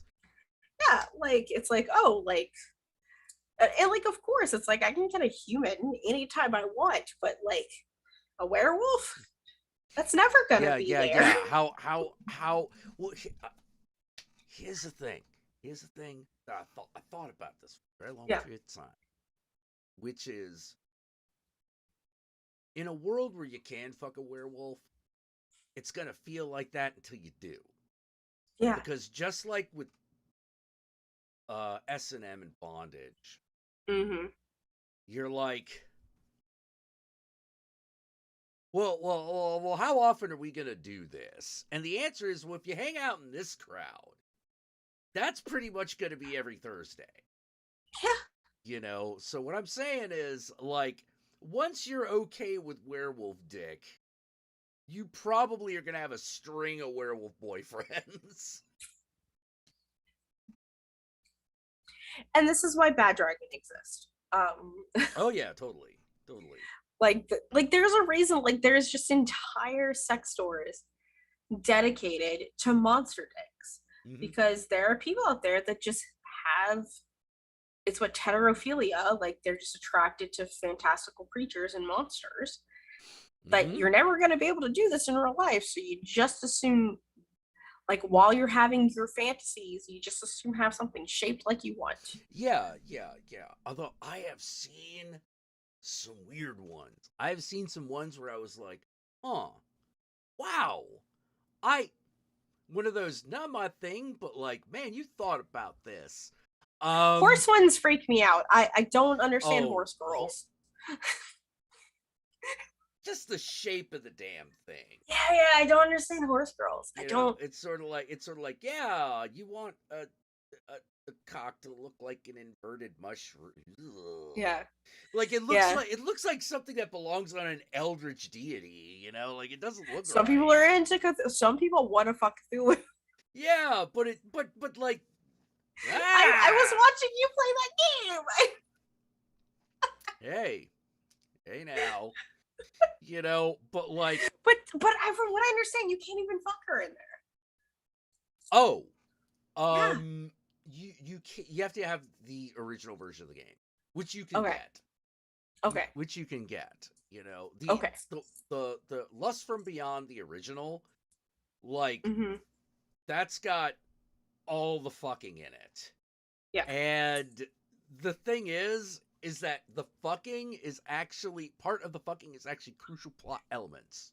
Yeah. You know, which I thought was really strange, because it's one of those, in the censored one, it's just sort of like, Oh, for some reason he punches her in the face. And you're like, oh, okay. But in the that context, was supposed to be. yeah. But in the original, you're like, this is all happening in the context of really rough sex. And you're like, oh, that reads really different.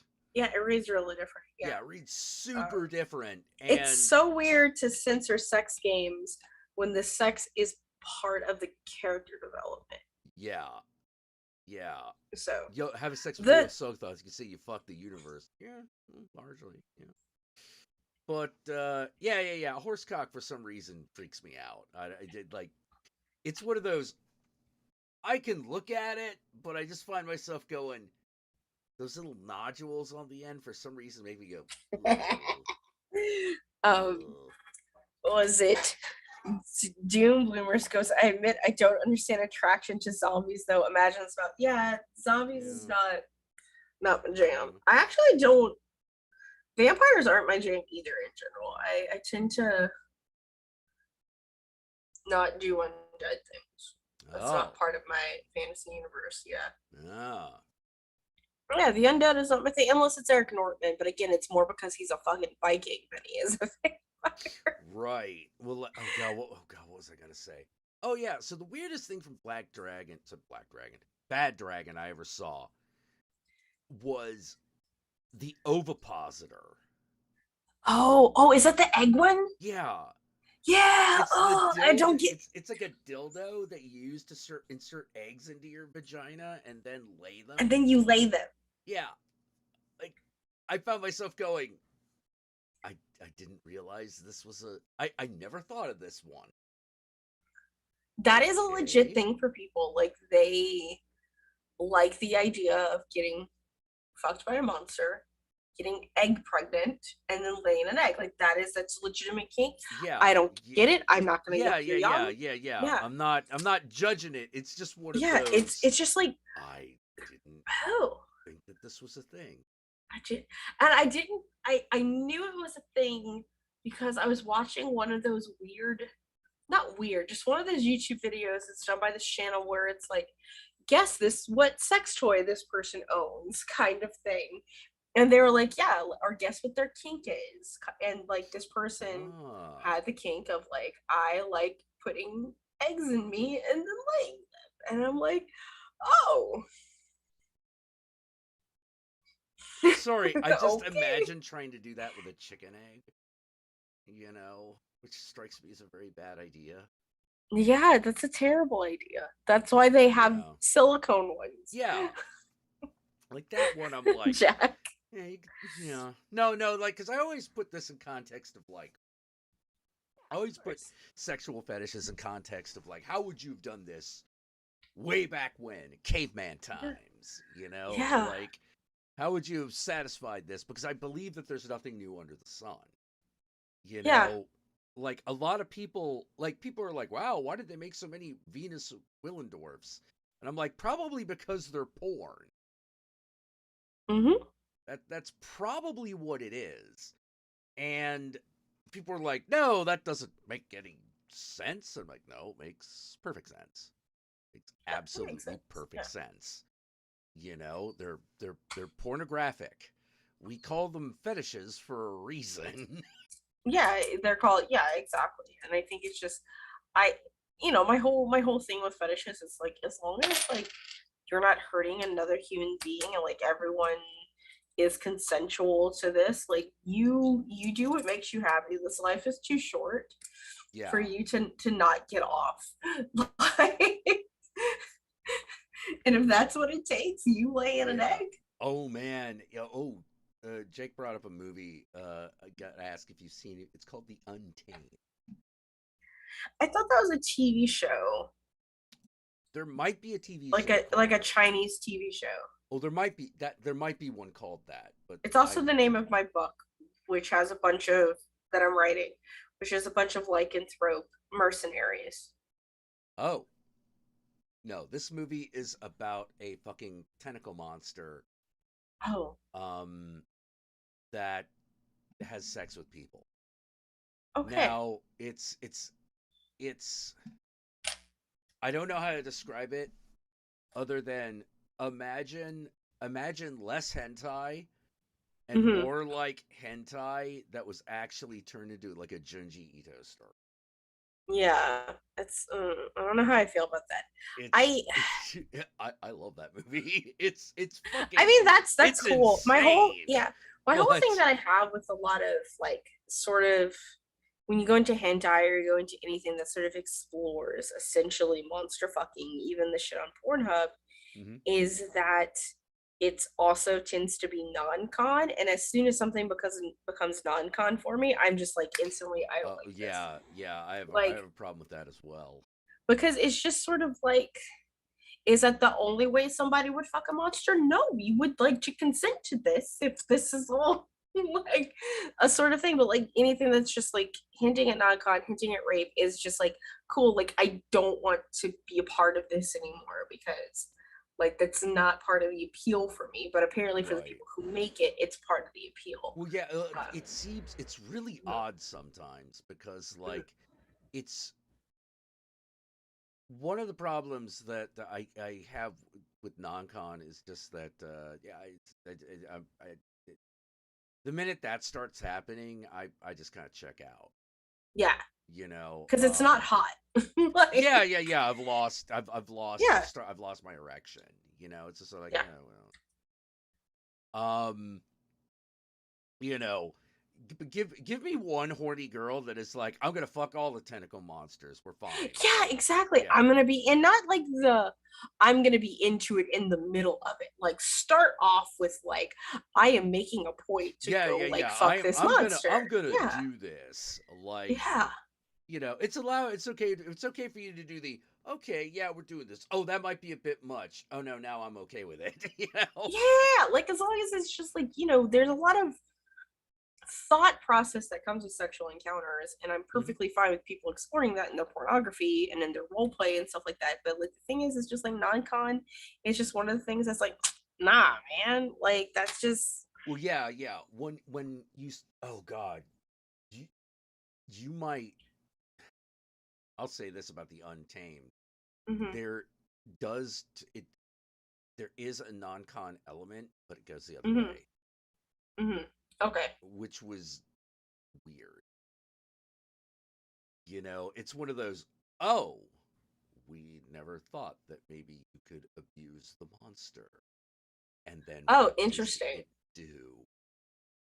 And they do. That's interesting. Yeah, you know, because it's one of those like, uh-oh. Like you can tell that what this is Yeah. it's this weird metaphor for, are you looking for pleasure or are you looking to hurt yourself?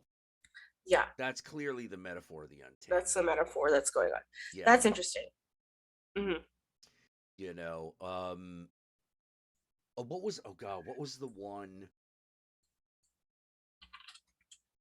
What was it? Dogs don't stand. Was it Dogs Don't Stand Up? Or Dogs Don't Walk? Fuck. It's a 2016 movie, The Untamed, right? Sorry. Yeah, the 2016 one. Mhm. Dogs Don't Wear Pants. Okay, Dogs Don't Wear Pants. There's another one from 2019 that is called Dogs Don't Wear Pants. Now, here's the thing. It looks like it's going to turn into a horror movie. Imagine a movie that starts out like Hellraiser, but ends up much closer to something like Secretary. Interesting. Yeah, like, and now here's the thing: main character is a guy. It is main character is a guy whose like wife dies, she drowns, and he almost drowns with her. But while he's trying to save her life and he is drowning, he has an orgasm. This clearly and understandably screws him up. And he does not know what to do about this. Yeah, that's an interesting psyche to look at, because it's in a weird way it's also kind of addressing like the trauma that you might experience, like especially as a man, like of orgasming like while you're sexually assaulted, right? Yeah. Oh Like yeah. it's kind of a similar parallel to that. That's not like, you know, because you can't control the physiology of your body, like sort of thing, but without putting the it's just you had this experience that was sexual that's also connected to something traumatizing like drowning. No, that's psychologically very interesting to me. Yeah. It's one of those things where I see this on Twitter a lot. I see this right now a lot in the among the VTubers, which makes me go, oh, you really are all young. You know, like you haven't, you know, this is a young crowd of people doing this because like you haven't realized that there aren't good answers to a lot of things. Yeah. And one of them that they clearly have not realized is how do you deal with the fact that sexual assault is now also part of your sexual development? Yeah, because that's something that a lot of people go through too, right? It's super fucking common. It is super fucking common. You know, people are like, no, it's not. And I'm like, look, if you're coming at me with the statistic of 1 out of every 5 women has been raped, that's 25% of all women. I guarantee at least half of those have this issue. Because it is. Because it happened when they were young. Yeah. Okay. You know. 100%. Yeah. And it's extremely uncomfortable, but like there's no good answer. You have to just hit equilibrium with it somehow. You know, is that fair? No. Is it cool? No. No, but it's a part of your life now. Yeah, but it's a part of a lot of people's lives. It's part of women's lives, trans people's, a lot of trans people's lives, a lot of men's lives. Like, and it's kind of one of the reasons, like, kind of going into the TTRPG scene, because, you know, that's the scene we met each other in. You know, when we were doing Defiant, like, we had a lot of sit down about what our lines were, what our veils were, with like, what do we actively role play, what do we fade to black to, that kind of stuff. And originally I was just like, sexual assault, not a part of anything that happens on my channel, blah blah blah. And then after like talking to people and realize it's like, what if I want to use role play as a way to overcome my own experience and process that experience, right? And it's like, oh, well, if that's cathartic for you and everyone at a table is fine with that happening and you using this as a way to be, as to like process that, then why would I deny someone that kind of thing at a table, right? Because I mean, Defiant was very, very sex positive and very kink positive. Like, we had a whole kidnapping kink that happened. Oh yeah, yeah. Like, kind of thing. Like, it's just sort of part of the world kind of thing. But it was all about, but at the same time, you and I and the GM and all the players, constant communication with each other, because we wanted to be respectful of this sort of material that we were trying to play out, sort of thing. Like, is it just a positive thing? Is it a negative thing? Like that, like, what are the psychological effects on it? But like, we were always checking in on each other. And that's the thing that I remember the most about that game, was like, it pushed me to role play in a way that I've never role played at a table before. Text wise, yes, like, because yeah, play by post in a text is completely different than like as a performance in front of at the table with the dice and it's just like, there is a way to incorporate sexual assault in a narrative without it being done, like someone was saying, it's like, sexual assault is not there to be sexy, it's about violence. And it's like, true, but I would rather the story be headed by people who know what that experience is like and who can give respect to the trauma that people go through. Like, it's a means of catharsis to add it to something. It's not a means of entertainment. It's art, and you're supposed to feel things with it when you tell stories. But it's never like, that's the thing I don't like about non-con kinks. It's meant to get off on, and it's like, no, like, I'm not here, like, we're not supposed to be getting off on this. We're supposed to be like respecting these stories of these people that need to tell them, right? Yeah. Well, to me, it has always been one of the aspects of role-playing games. Get right down to it. It's an opportunity to wrench control. Yeah. Over something. Sometimes that goes really well. Sometimes that goes poorly. Yeah. But it's a gigantic game of trust. Yes. And one of the issues that you have to eat crackers. Like, oh, geez, excuse me. You're fine. Woo. I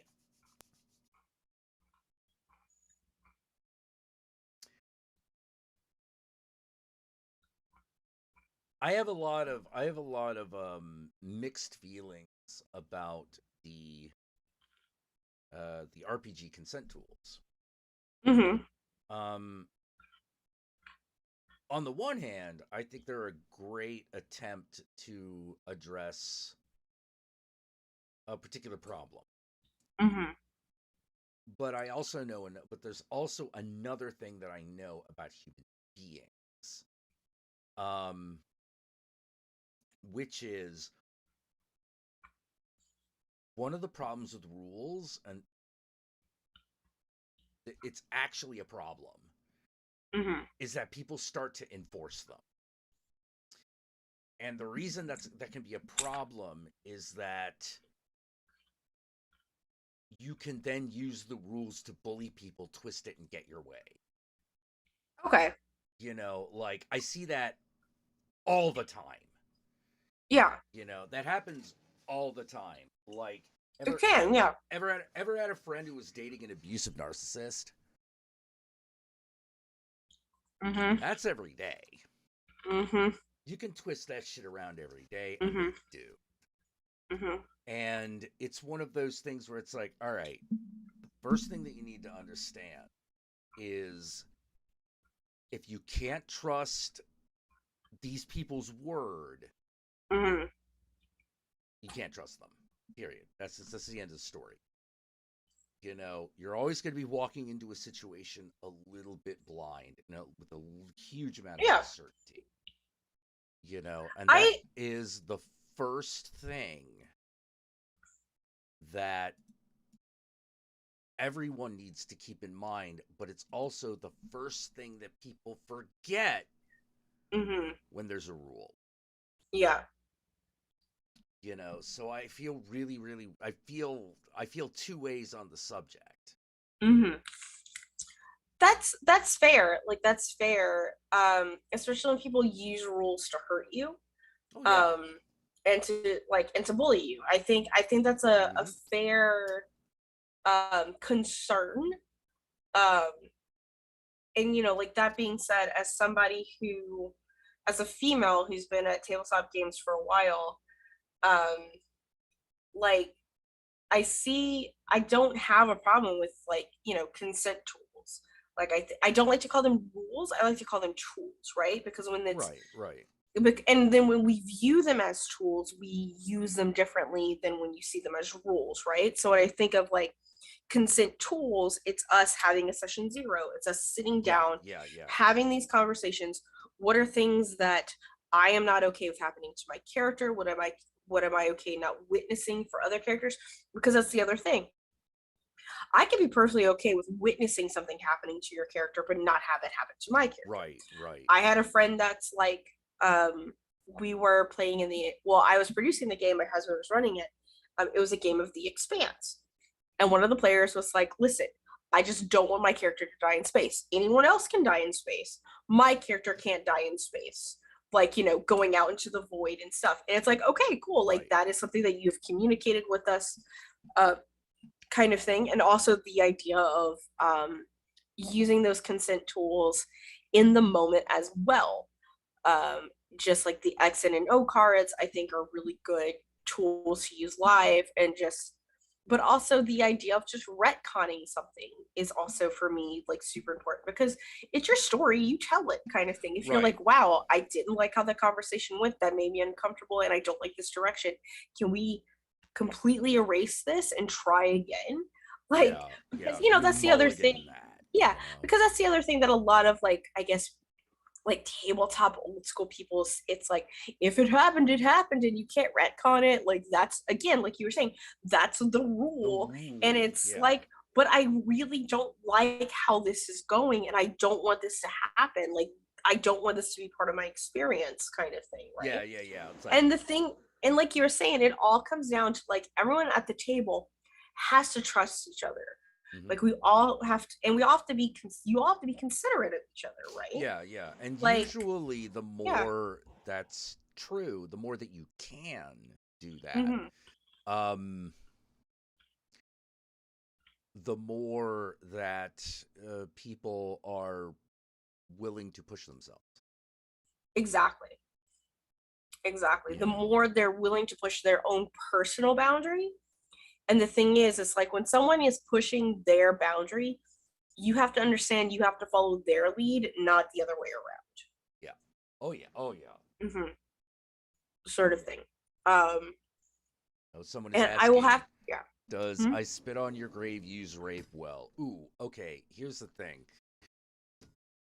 I take slight exception with the question. Not because it's,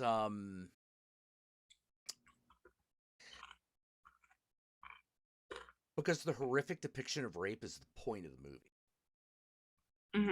You know, it's not, that plot point does not serve any other purpose. Serves the main purpose of the plot being, holy shit, this is a horrific thing to do to another human being. You know, so it's kind of the short answer is, it is very effective at getting across how rape dehumanizes somebody. Right. It's really, really effective at that, because it gets you so on that woman's side that you, as a guy, are totally okay with her fucking cutting a guy's dick off. We're all just okay with cutting dicks off. And that being said, I agree with that, but it gets to a point, like, when that is the only way that you can depict trauma against a female or a femme presenting person, like, if that's the only way that you can emphasize and get on their side with it, then the writing becomes lazy. Well, like, you've got like Game of Thrones. I'm just gonna throw Game of Thrones out there, because Game of Thrones had a lot of lazy writing. That didn't always work. It didn't always work. Especially with sexual assault that didn't exist in the books that they put in the show. They did it at least twice. Oh, really? One with Sansa. Yeah, so one with Sansa. Wait, there was a rape scene with Sansa? Yeah, when she married. Yeah, when she married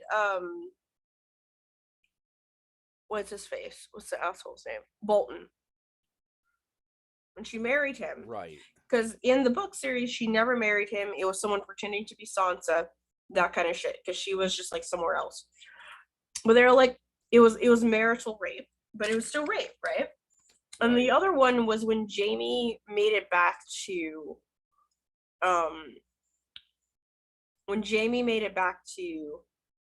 King's Landing, and Joffrey's dead, and like he forced himself upon Cersei.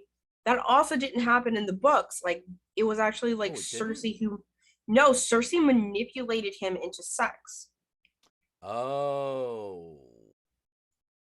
And so, which, like, Oh, Jamie as a okay. character, they completely erase all the progress he did. It's like, oh, Jamie's a bad guy, he rapes. It's like the way that, like, this guy's bad, he rapes. Like, it's lazy writing when it doesn't need to be there. When you can, Oh. yeah. So it's like, I mean, well, yeah, that Yeah. does having it be something Cersei is like using to manipulate him, like in Yeah. Crimson Peak. You Yeah. know, that does kind of change the story quite a lot. It does. It changes the story. It changes the character development, because all that development you have with Jamie, leading from his captive, like his time with Brienne, and like all of that noise, and it's just like, Yeah. because it comes down to the point in the book series where he does not love her anymore. Like, he loathes her because he realizes that he's been manipulated since childhood to be with her, sort of thing. And he actually has that development. And in the show, it's not there anymore. Like, he just completely goes back being her lapdog, whatever, sort of thing. So it was lazy writing on the character's part. All right, I gotta let this cat out one more time. Oh, go ahead, cat. Oh, yeah, that's right. You don't close the door behind yourself next time. However you did that. And like Jake is talking about, like, catharsis. The other film series that I can think about where sexual assault is explored in a way of catharsis in book series is The Girl with the Dragon Tattoo. Like, that's also another one. Yeah. Like, that it's not lazy at all. It's definitely written from it's a revenge flick on that, and like that series is complete. Like, I'm very cathartic about it. I enjoy it in a way, but there are other ways to traumatize women. Like, Yeah. you know, like, yeah, well, like, oh god, yeah, he's also talking about this one movie, Irreversible, and no, Jake, you're absolutely right about that. Irreversible is basically I spit on your grave in reverse. Like, imagine I spit on your grave, but done like Memento. Okay. So the horrible, awful, brutal rape is the thing that the movie leaves you with. And you're just sort of like, which is the whole point. Which is like, it cannot be taken back. It is irreversible. Is she traumatized? Yep. Is that ever going to change? Nope. You know, so that was an attempt to do that was an attempt to explore the same horrific thing, but then not let the audience off. Yeah. Now, to be fair, pound for pound, okay, bad turn of phrase. Frame for frame, I think that the rape scene and I spit on your grave is a little bit better done because it's so inglorious. You know, it's at no point does it look like there's no glitz, there's no cool lighting, there's no you know, they're just like, oh no, we're just doing this. So you're just like, oh god. Like, because it wears you down, it really does. You know, it's one of those, you know, why are there so few movies like this? Because like we already have a winner. Yeah. You know. In the way that I kind of see using sexual assault and rape in storytelling, my whole opinion is that the people who forefront those stories and who tell those stories are the people that have experienced that trauma, because otherwise it's a fetish. Like, well, yeah, something weird to go. Well, I don't even know if I would take it that far. Not if we're talking about like mainstream fiction. I mean, it might be. I'm not going to say it isn't, but I'm not going to say it is necessarily either, because mostly what I see it as when it goes badly is just, well, we didn't know what to do when we know women have vaginas. again, lazy. Okay, yeah, lazy. yeah, And I don't think it shouldn't be depicted. Like I'm not on that train. I like to know, as a sexual assault victim, I like to know when my fiction is going to have it, so that I can mentally prepare myself for it, that sort of thing. And like I appreciate content warnings or trigger warnings that they call. I like to call them content warnings.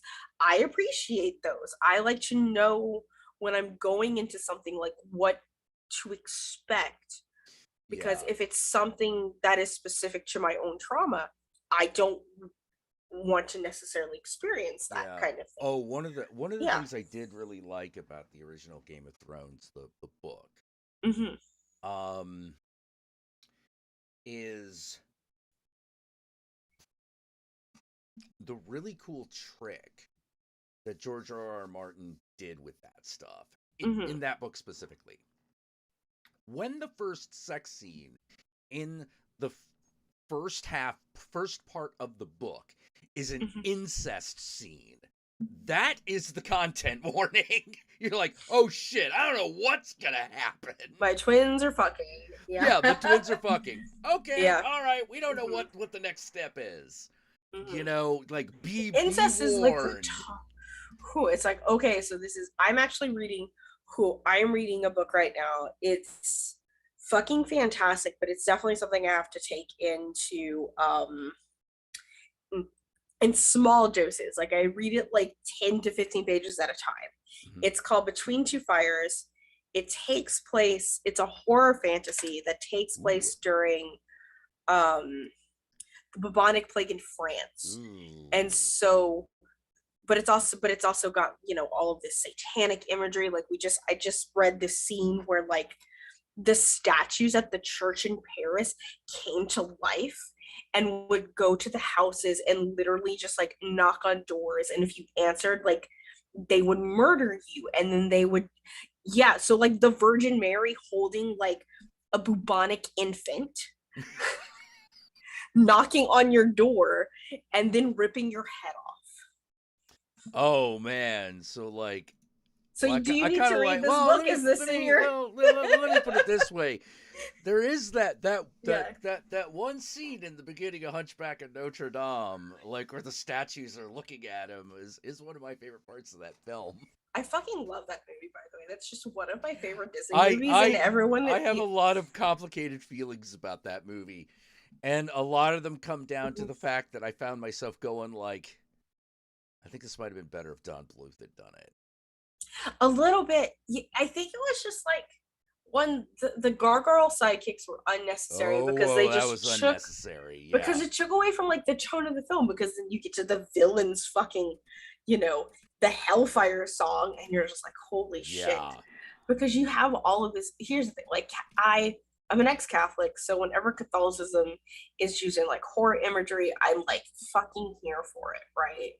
Like I'm also here for like the trauma that Catholicism causes people with their sexualities, with just being human, and with your sexuality and just being attracted to someone. And that's what that song is about. He's attracted to this Romani woman. Like, she's hot, and he's like, if I can't have her, then she will burn in fire, like, kind of thing. It's a beautiful movie until like the psychic gargoyles come along. Yeah. Like all of a sudden, the tone of the film like it shifts, changes, and you're like, it's like, hey, let's try to make this a kids movie, and you're like, wait a minute, that was not what the last 5 minutes was about. That's not what the last 5 minutes was about, right? Like you just changed everything on us. Like, just let us experience this trauma, please. Like you did it with the Lion King. You had no issues with us.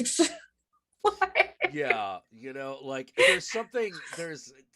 I'm always a sucker for the scene where the scene in fiction, where the good priest, which we all know is a fiction, but we roll with it, points the accusing finger and gets angry.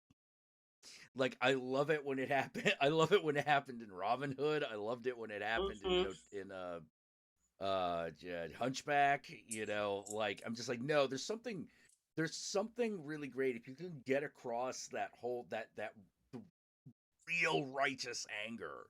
Yeah. You know, like Friar Tuck going, "I'll give you taxes," you know, or everybody like, "You cannot escape." This is why we should just play more paladins and well, like that's clerics. Yeah. Like the cleric is that I'm like that. No, that's your classic cleric. You know, that's your classic cleric. Just being like, no, that's it. That's no, I'm about no, to fuck some shit up. Yeah. It's divine judgment, baby. It's just fucking coming down. And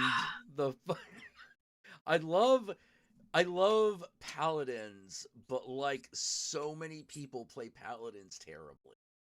It's true.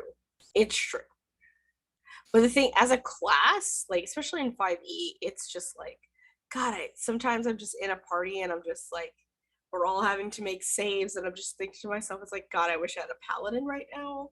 I wish somebody was smiting the fuck out of this bitch. Which is why I'm also really good that they got rid of alignment requirements for paladins. Yeah.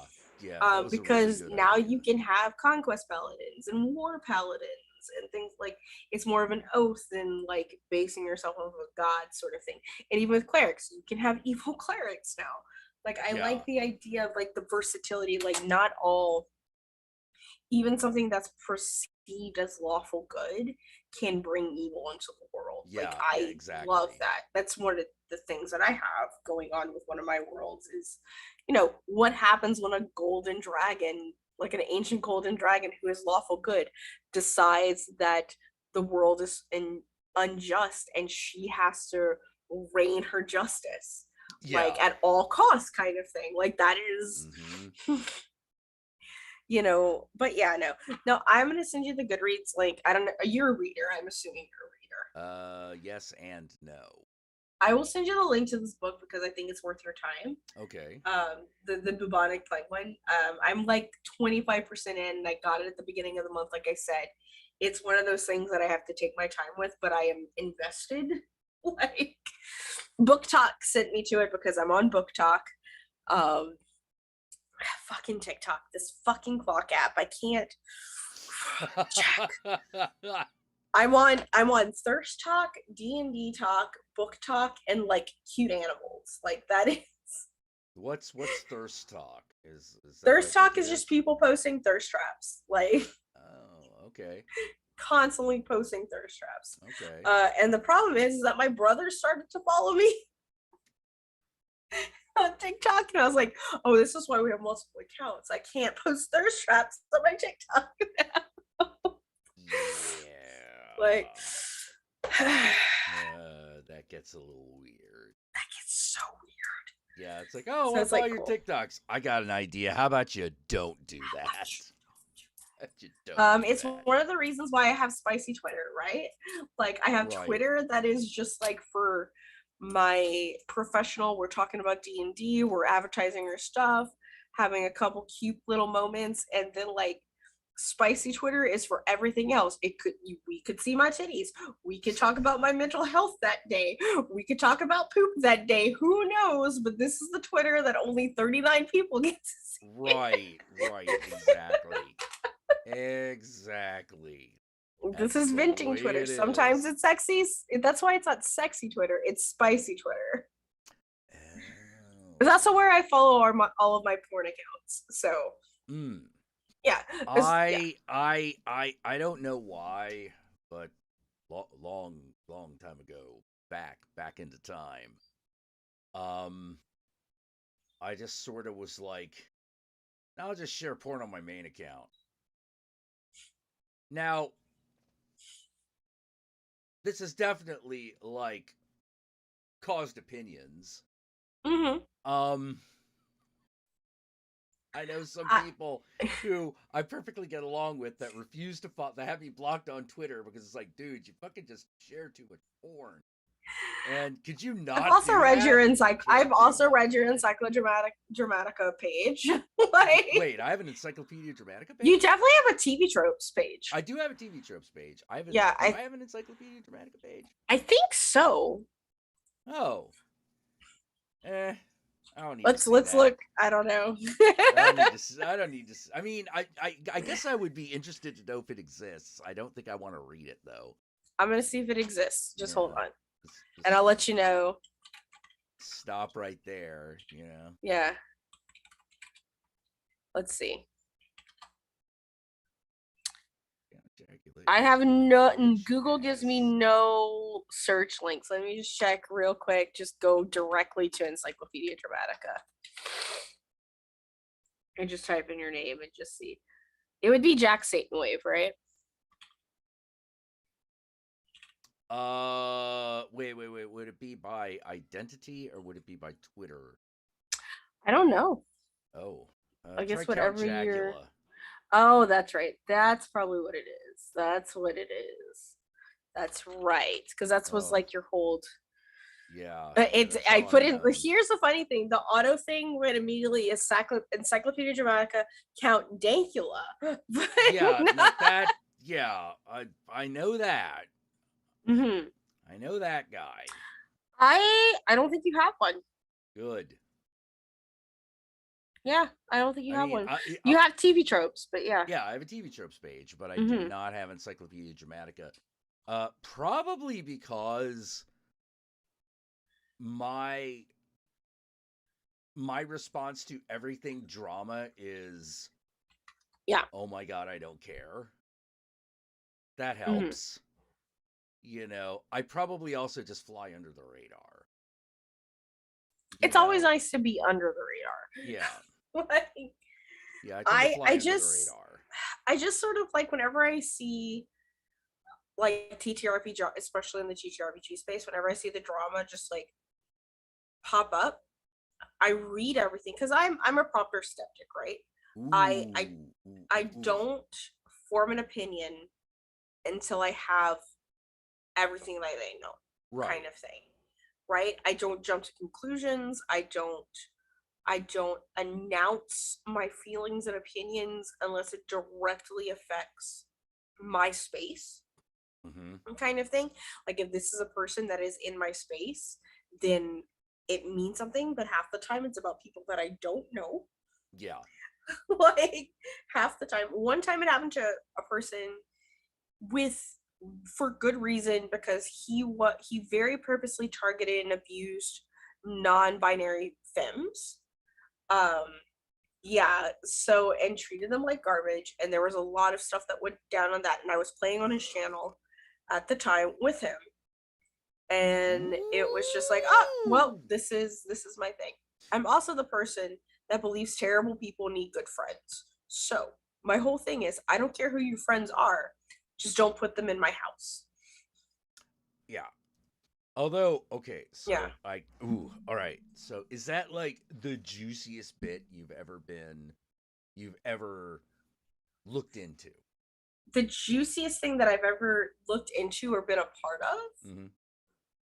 Ooh, what's the juiciest drama that I've ever been a part of? Hold on a second. Yeah. Because I've been on LiveJournal since 2001. Well, in the TTRPG community. I would guess that in that space particularly, that probably would be the juiciest bit. I know that the channel that you and I played on, when it was owned by the previous owner, like there was some stuff that went on there that I kind of missed out on, and I'm okay with that. Penny for a Tale or? Well, with Weave, because Weave was originally counter roleplay.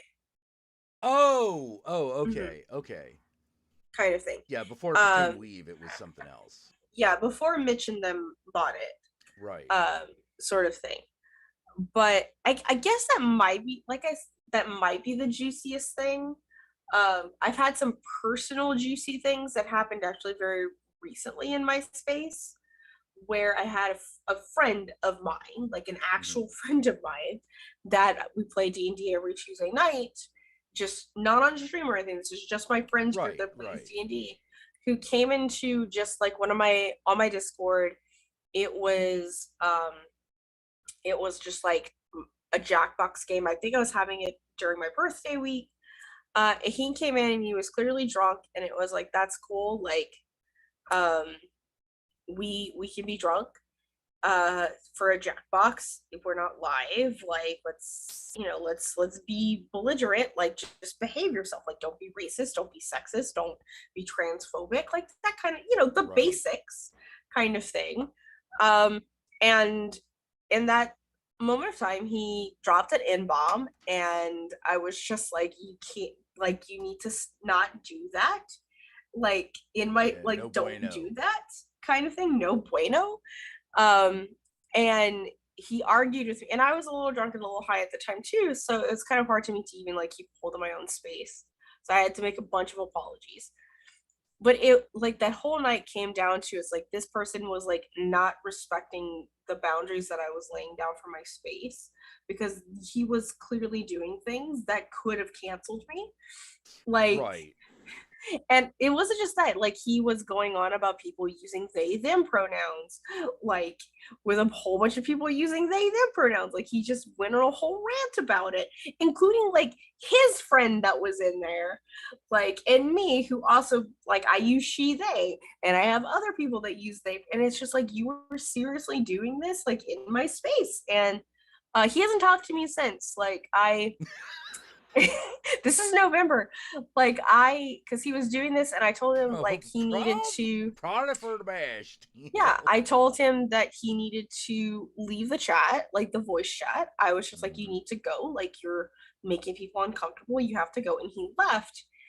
And then I woke up the next morning going, sober, just like, oh shit, I have a mess to clean up, like, kind of thing. Found out.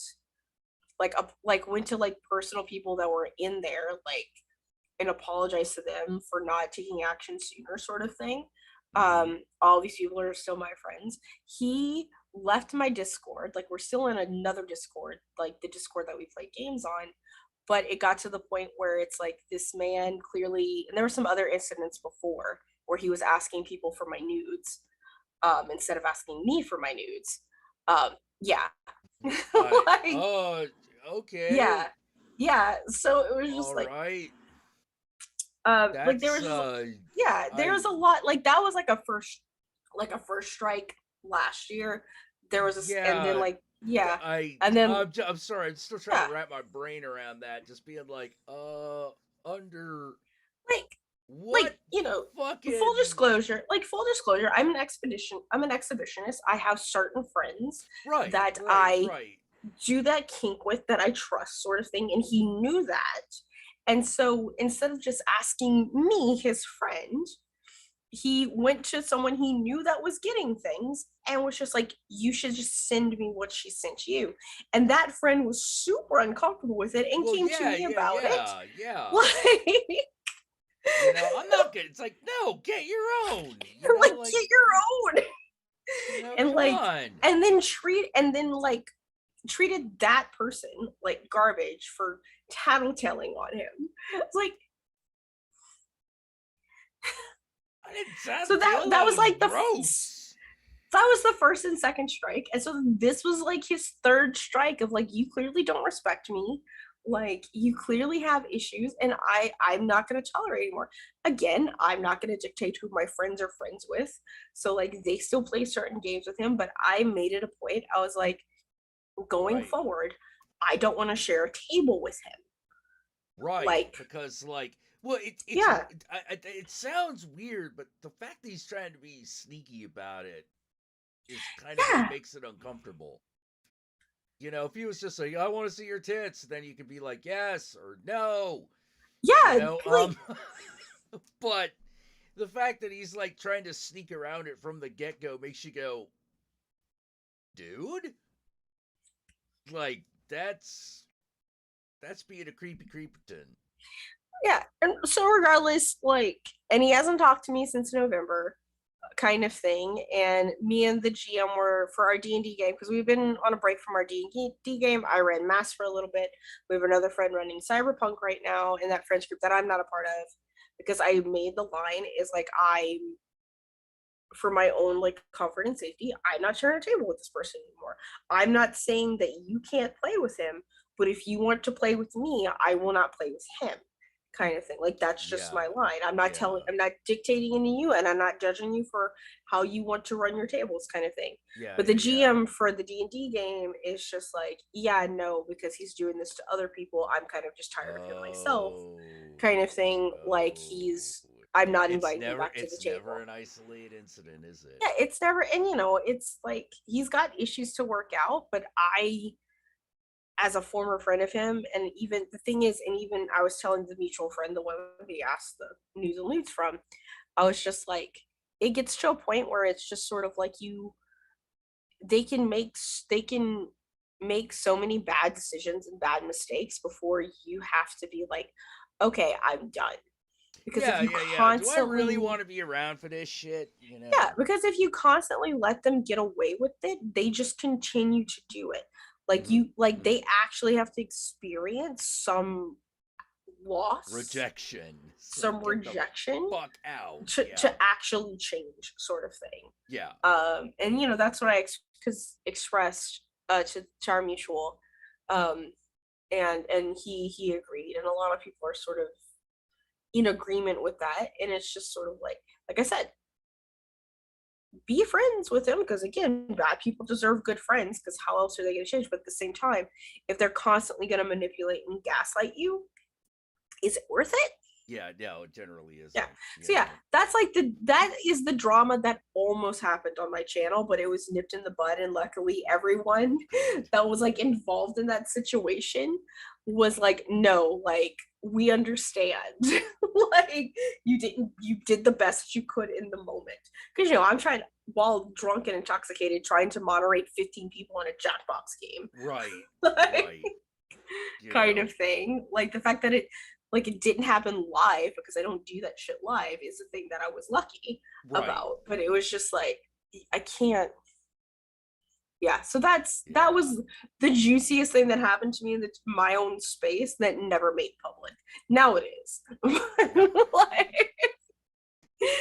But yeah, not dealing with that shit. Like literally doing stuff that could end like the only work that I do that brings me joy, which is running tabletop actual plays. Like no, that is some self-projection, self-loathing bullshit. Yeah. By the way, for all you people who think that you got the N-word pass, remember, those credits do not transfer even if you got it. No, they don't. Not redeemable at any other establishment. You got that one friend gives you the pass. That is it's with for that one friend.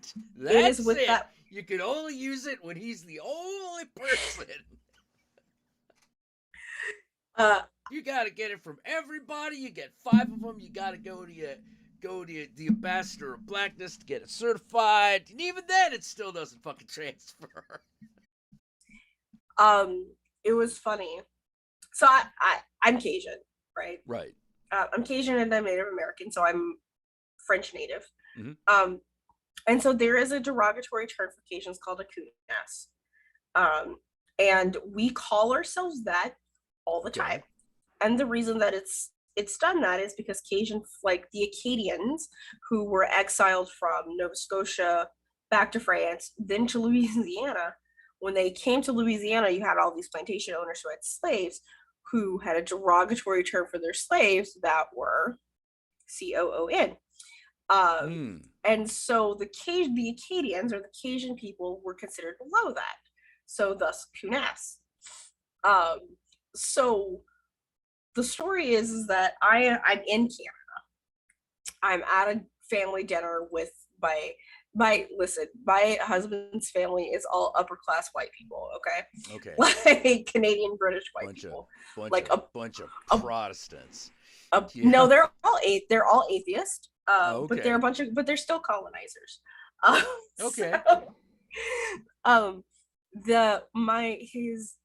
My mother-in-law's best friend is like, oh, you're Cajun, so you're a coonass. And I just like, excuse you, lady? Like you? And she goes, what? I go, you can't. are you Cajun? She goes, no. Are you black? She goes, no. Then you can't call me that. You can't say that. That's fucked up. Like, and she goes, oh, but the one guy in New Orleans said that I could. I go, that one guy gave you permission to call him that. You still can't use that against me. Like, you cannot do that. Like, that is there's a reason that we're actually a protected ethnic group in the United States. Like, yeah. Oh, although speaking of Cajun, have you seen the what's up? Have you seen the YouTube show Cooking with a Boat Or? Yes. Good show. It's a good show. It is a good show. Mm-hmm. All right, I think I'm wearing out a little bit. Yeah, you look like it is. It's almost 1 a.m. on our end. So, I've been going for like roughly just about 6 hours now. So I should probably maybe it's time for me to pack it in. Get some My husband's been sleeping on the couch this whole time. I also sleep on the couch occasionally because I am also like a cat. Like this fucked up thing happened, which is because me and my wife are on different sleep schedules because like she has clients in the other hemisphere.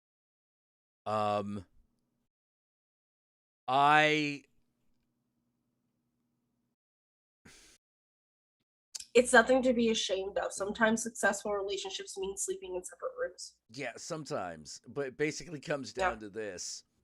Where it's sort of like there is a maximum amount of bed rearrangement that I can handle before I'm just awake. Yeah, fair. You know, and there is a minimum amount of thrashing that will happen when either one of us is trying to go to sleep. Fair. Fucking fair. Yeah, so it's 100% become fair. It's become part of the dance that it's like, okay, we sleep in the same bed. 4 hours later, I get up, go to the couch, and then maybe come back in, you know, and then the cat arrives. I've been with my dude for 11 years. I understand this noise. Like, it's just part of the sometimes the space that you need to sleep. The whole thing is like, if I don't fall asleep before him, I'm not falling asleep because he snores so loud. It doesn't wake me up, but it keeps me from falling asleep. Yep. Yep. All right. Well, I had a great time talking to you. Thanks. I'm so cool, right? You're cool too. You're so cool. You're cool. You know? I'm so goy. Oh, all right, everybody. I want to thank everyone for coming in.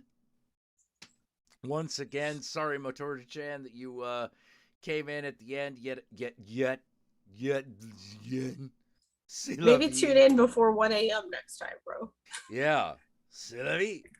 You know, until next time, Ave Satanas, Disco Inferno. Remember, it's Satan and I love you all very much. And don't forget to wash your ass.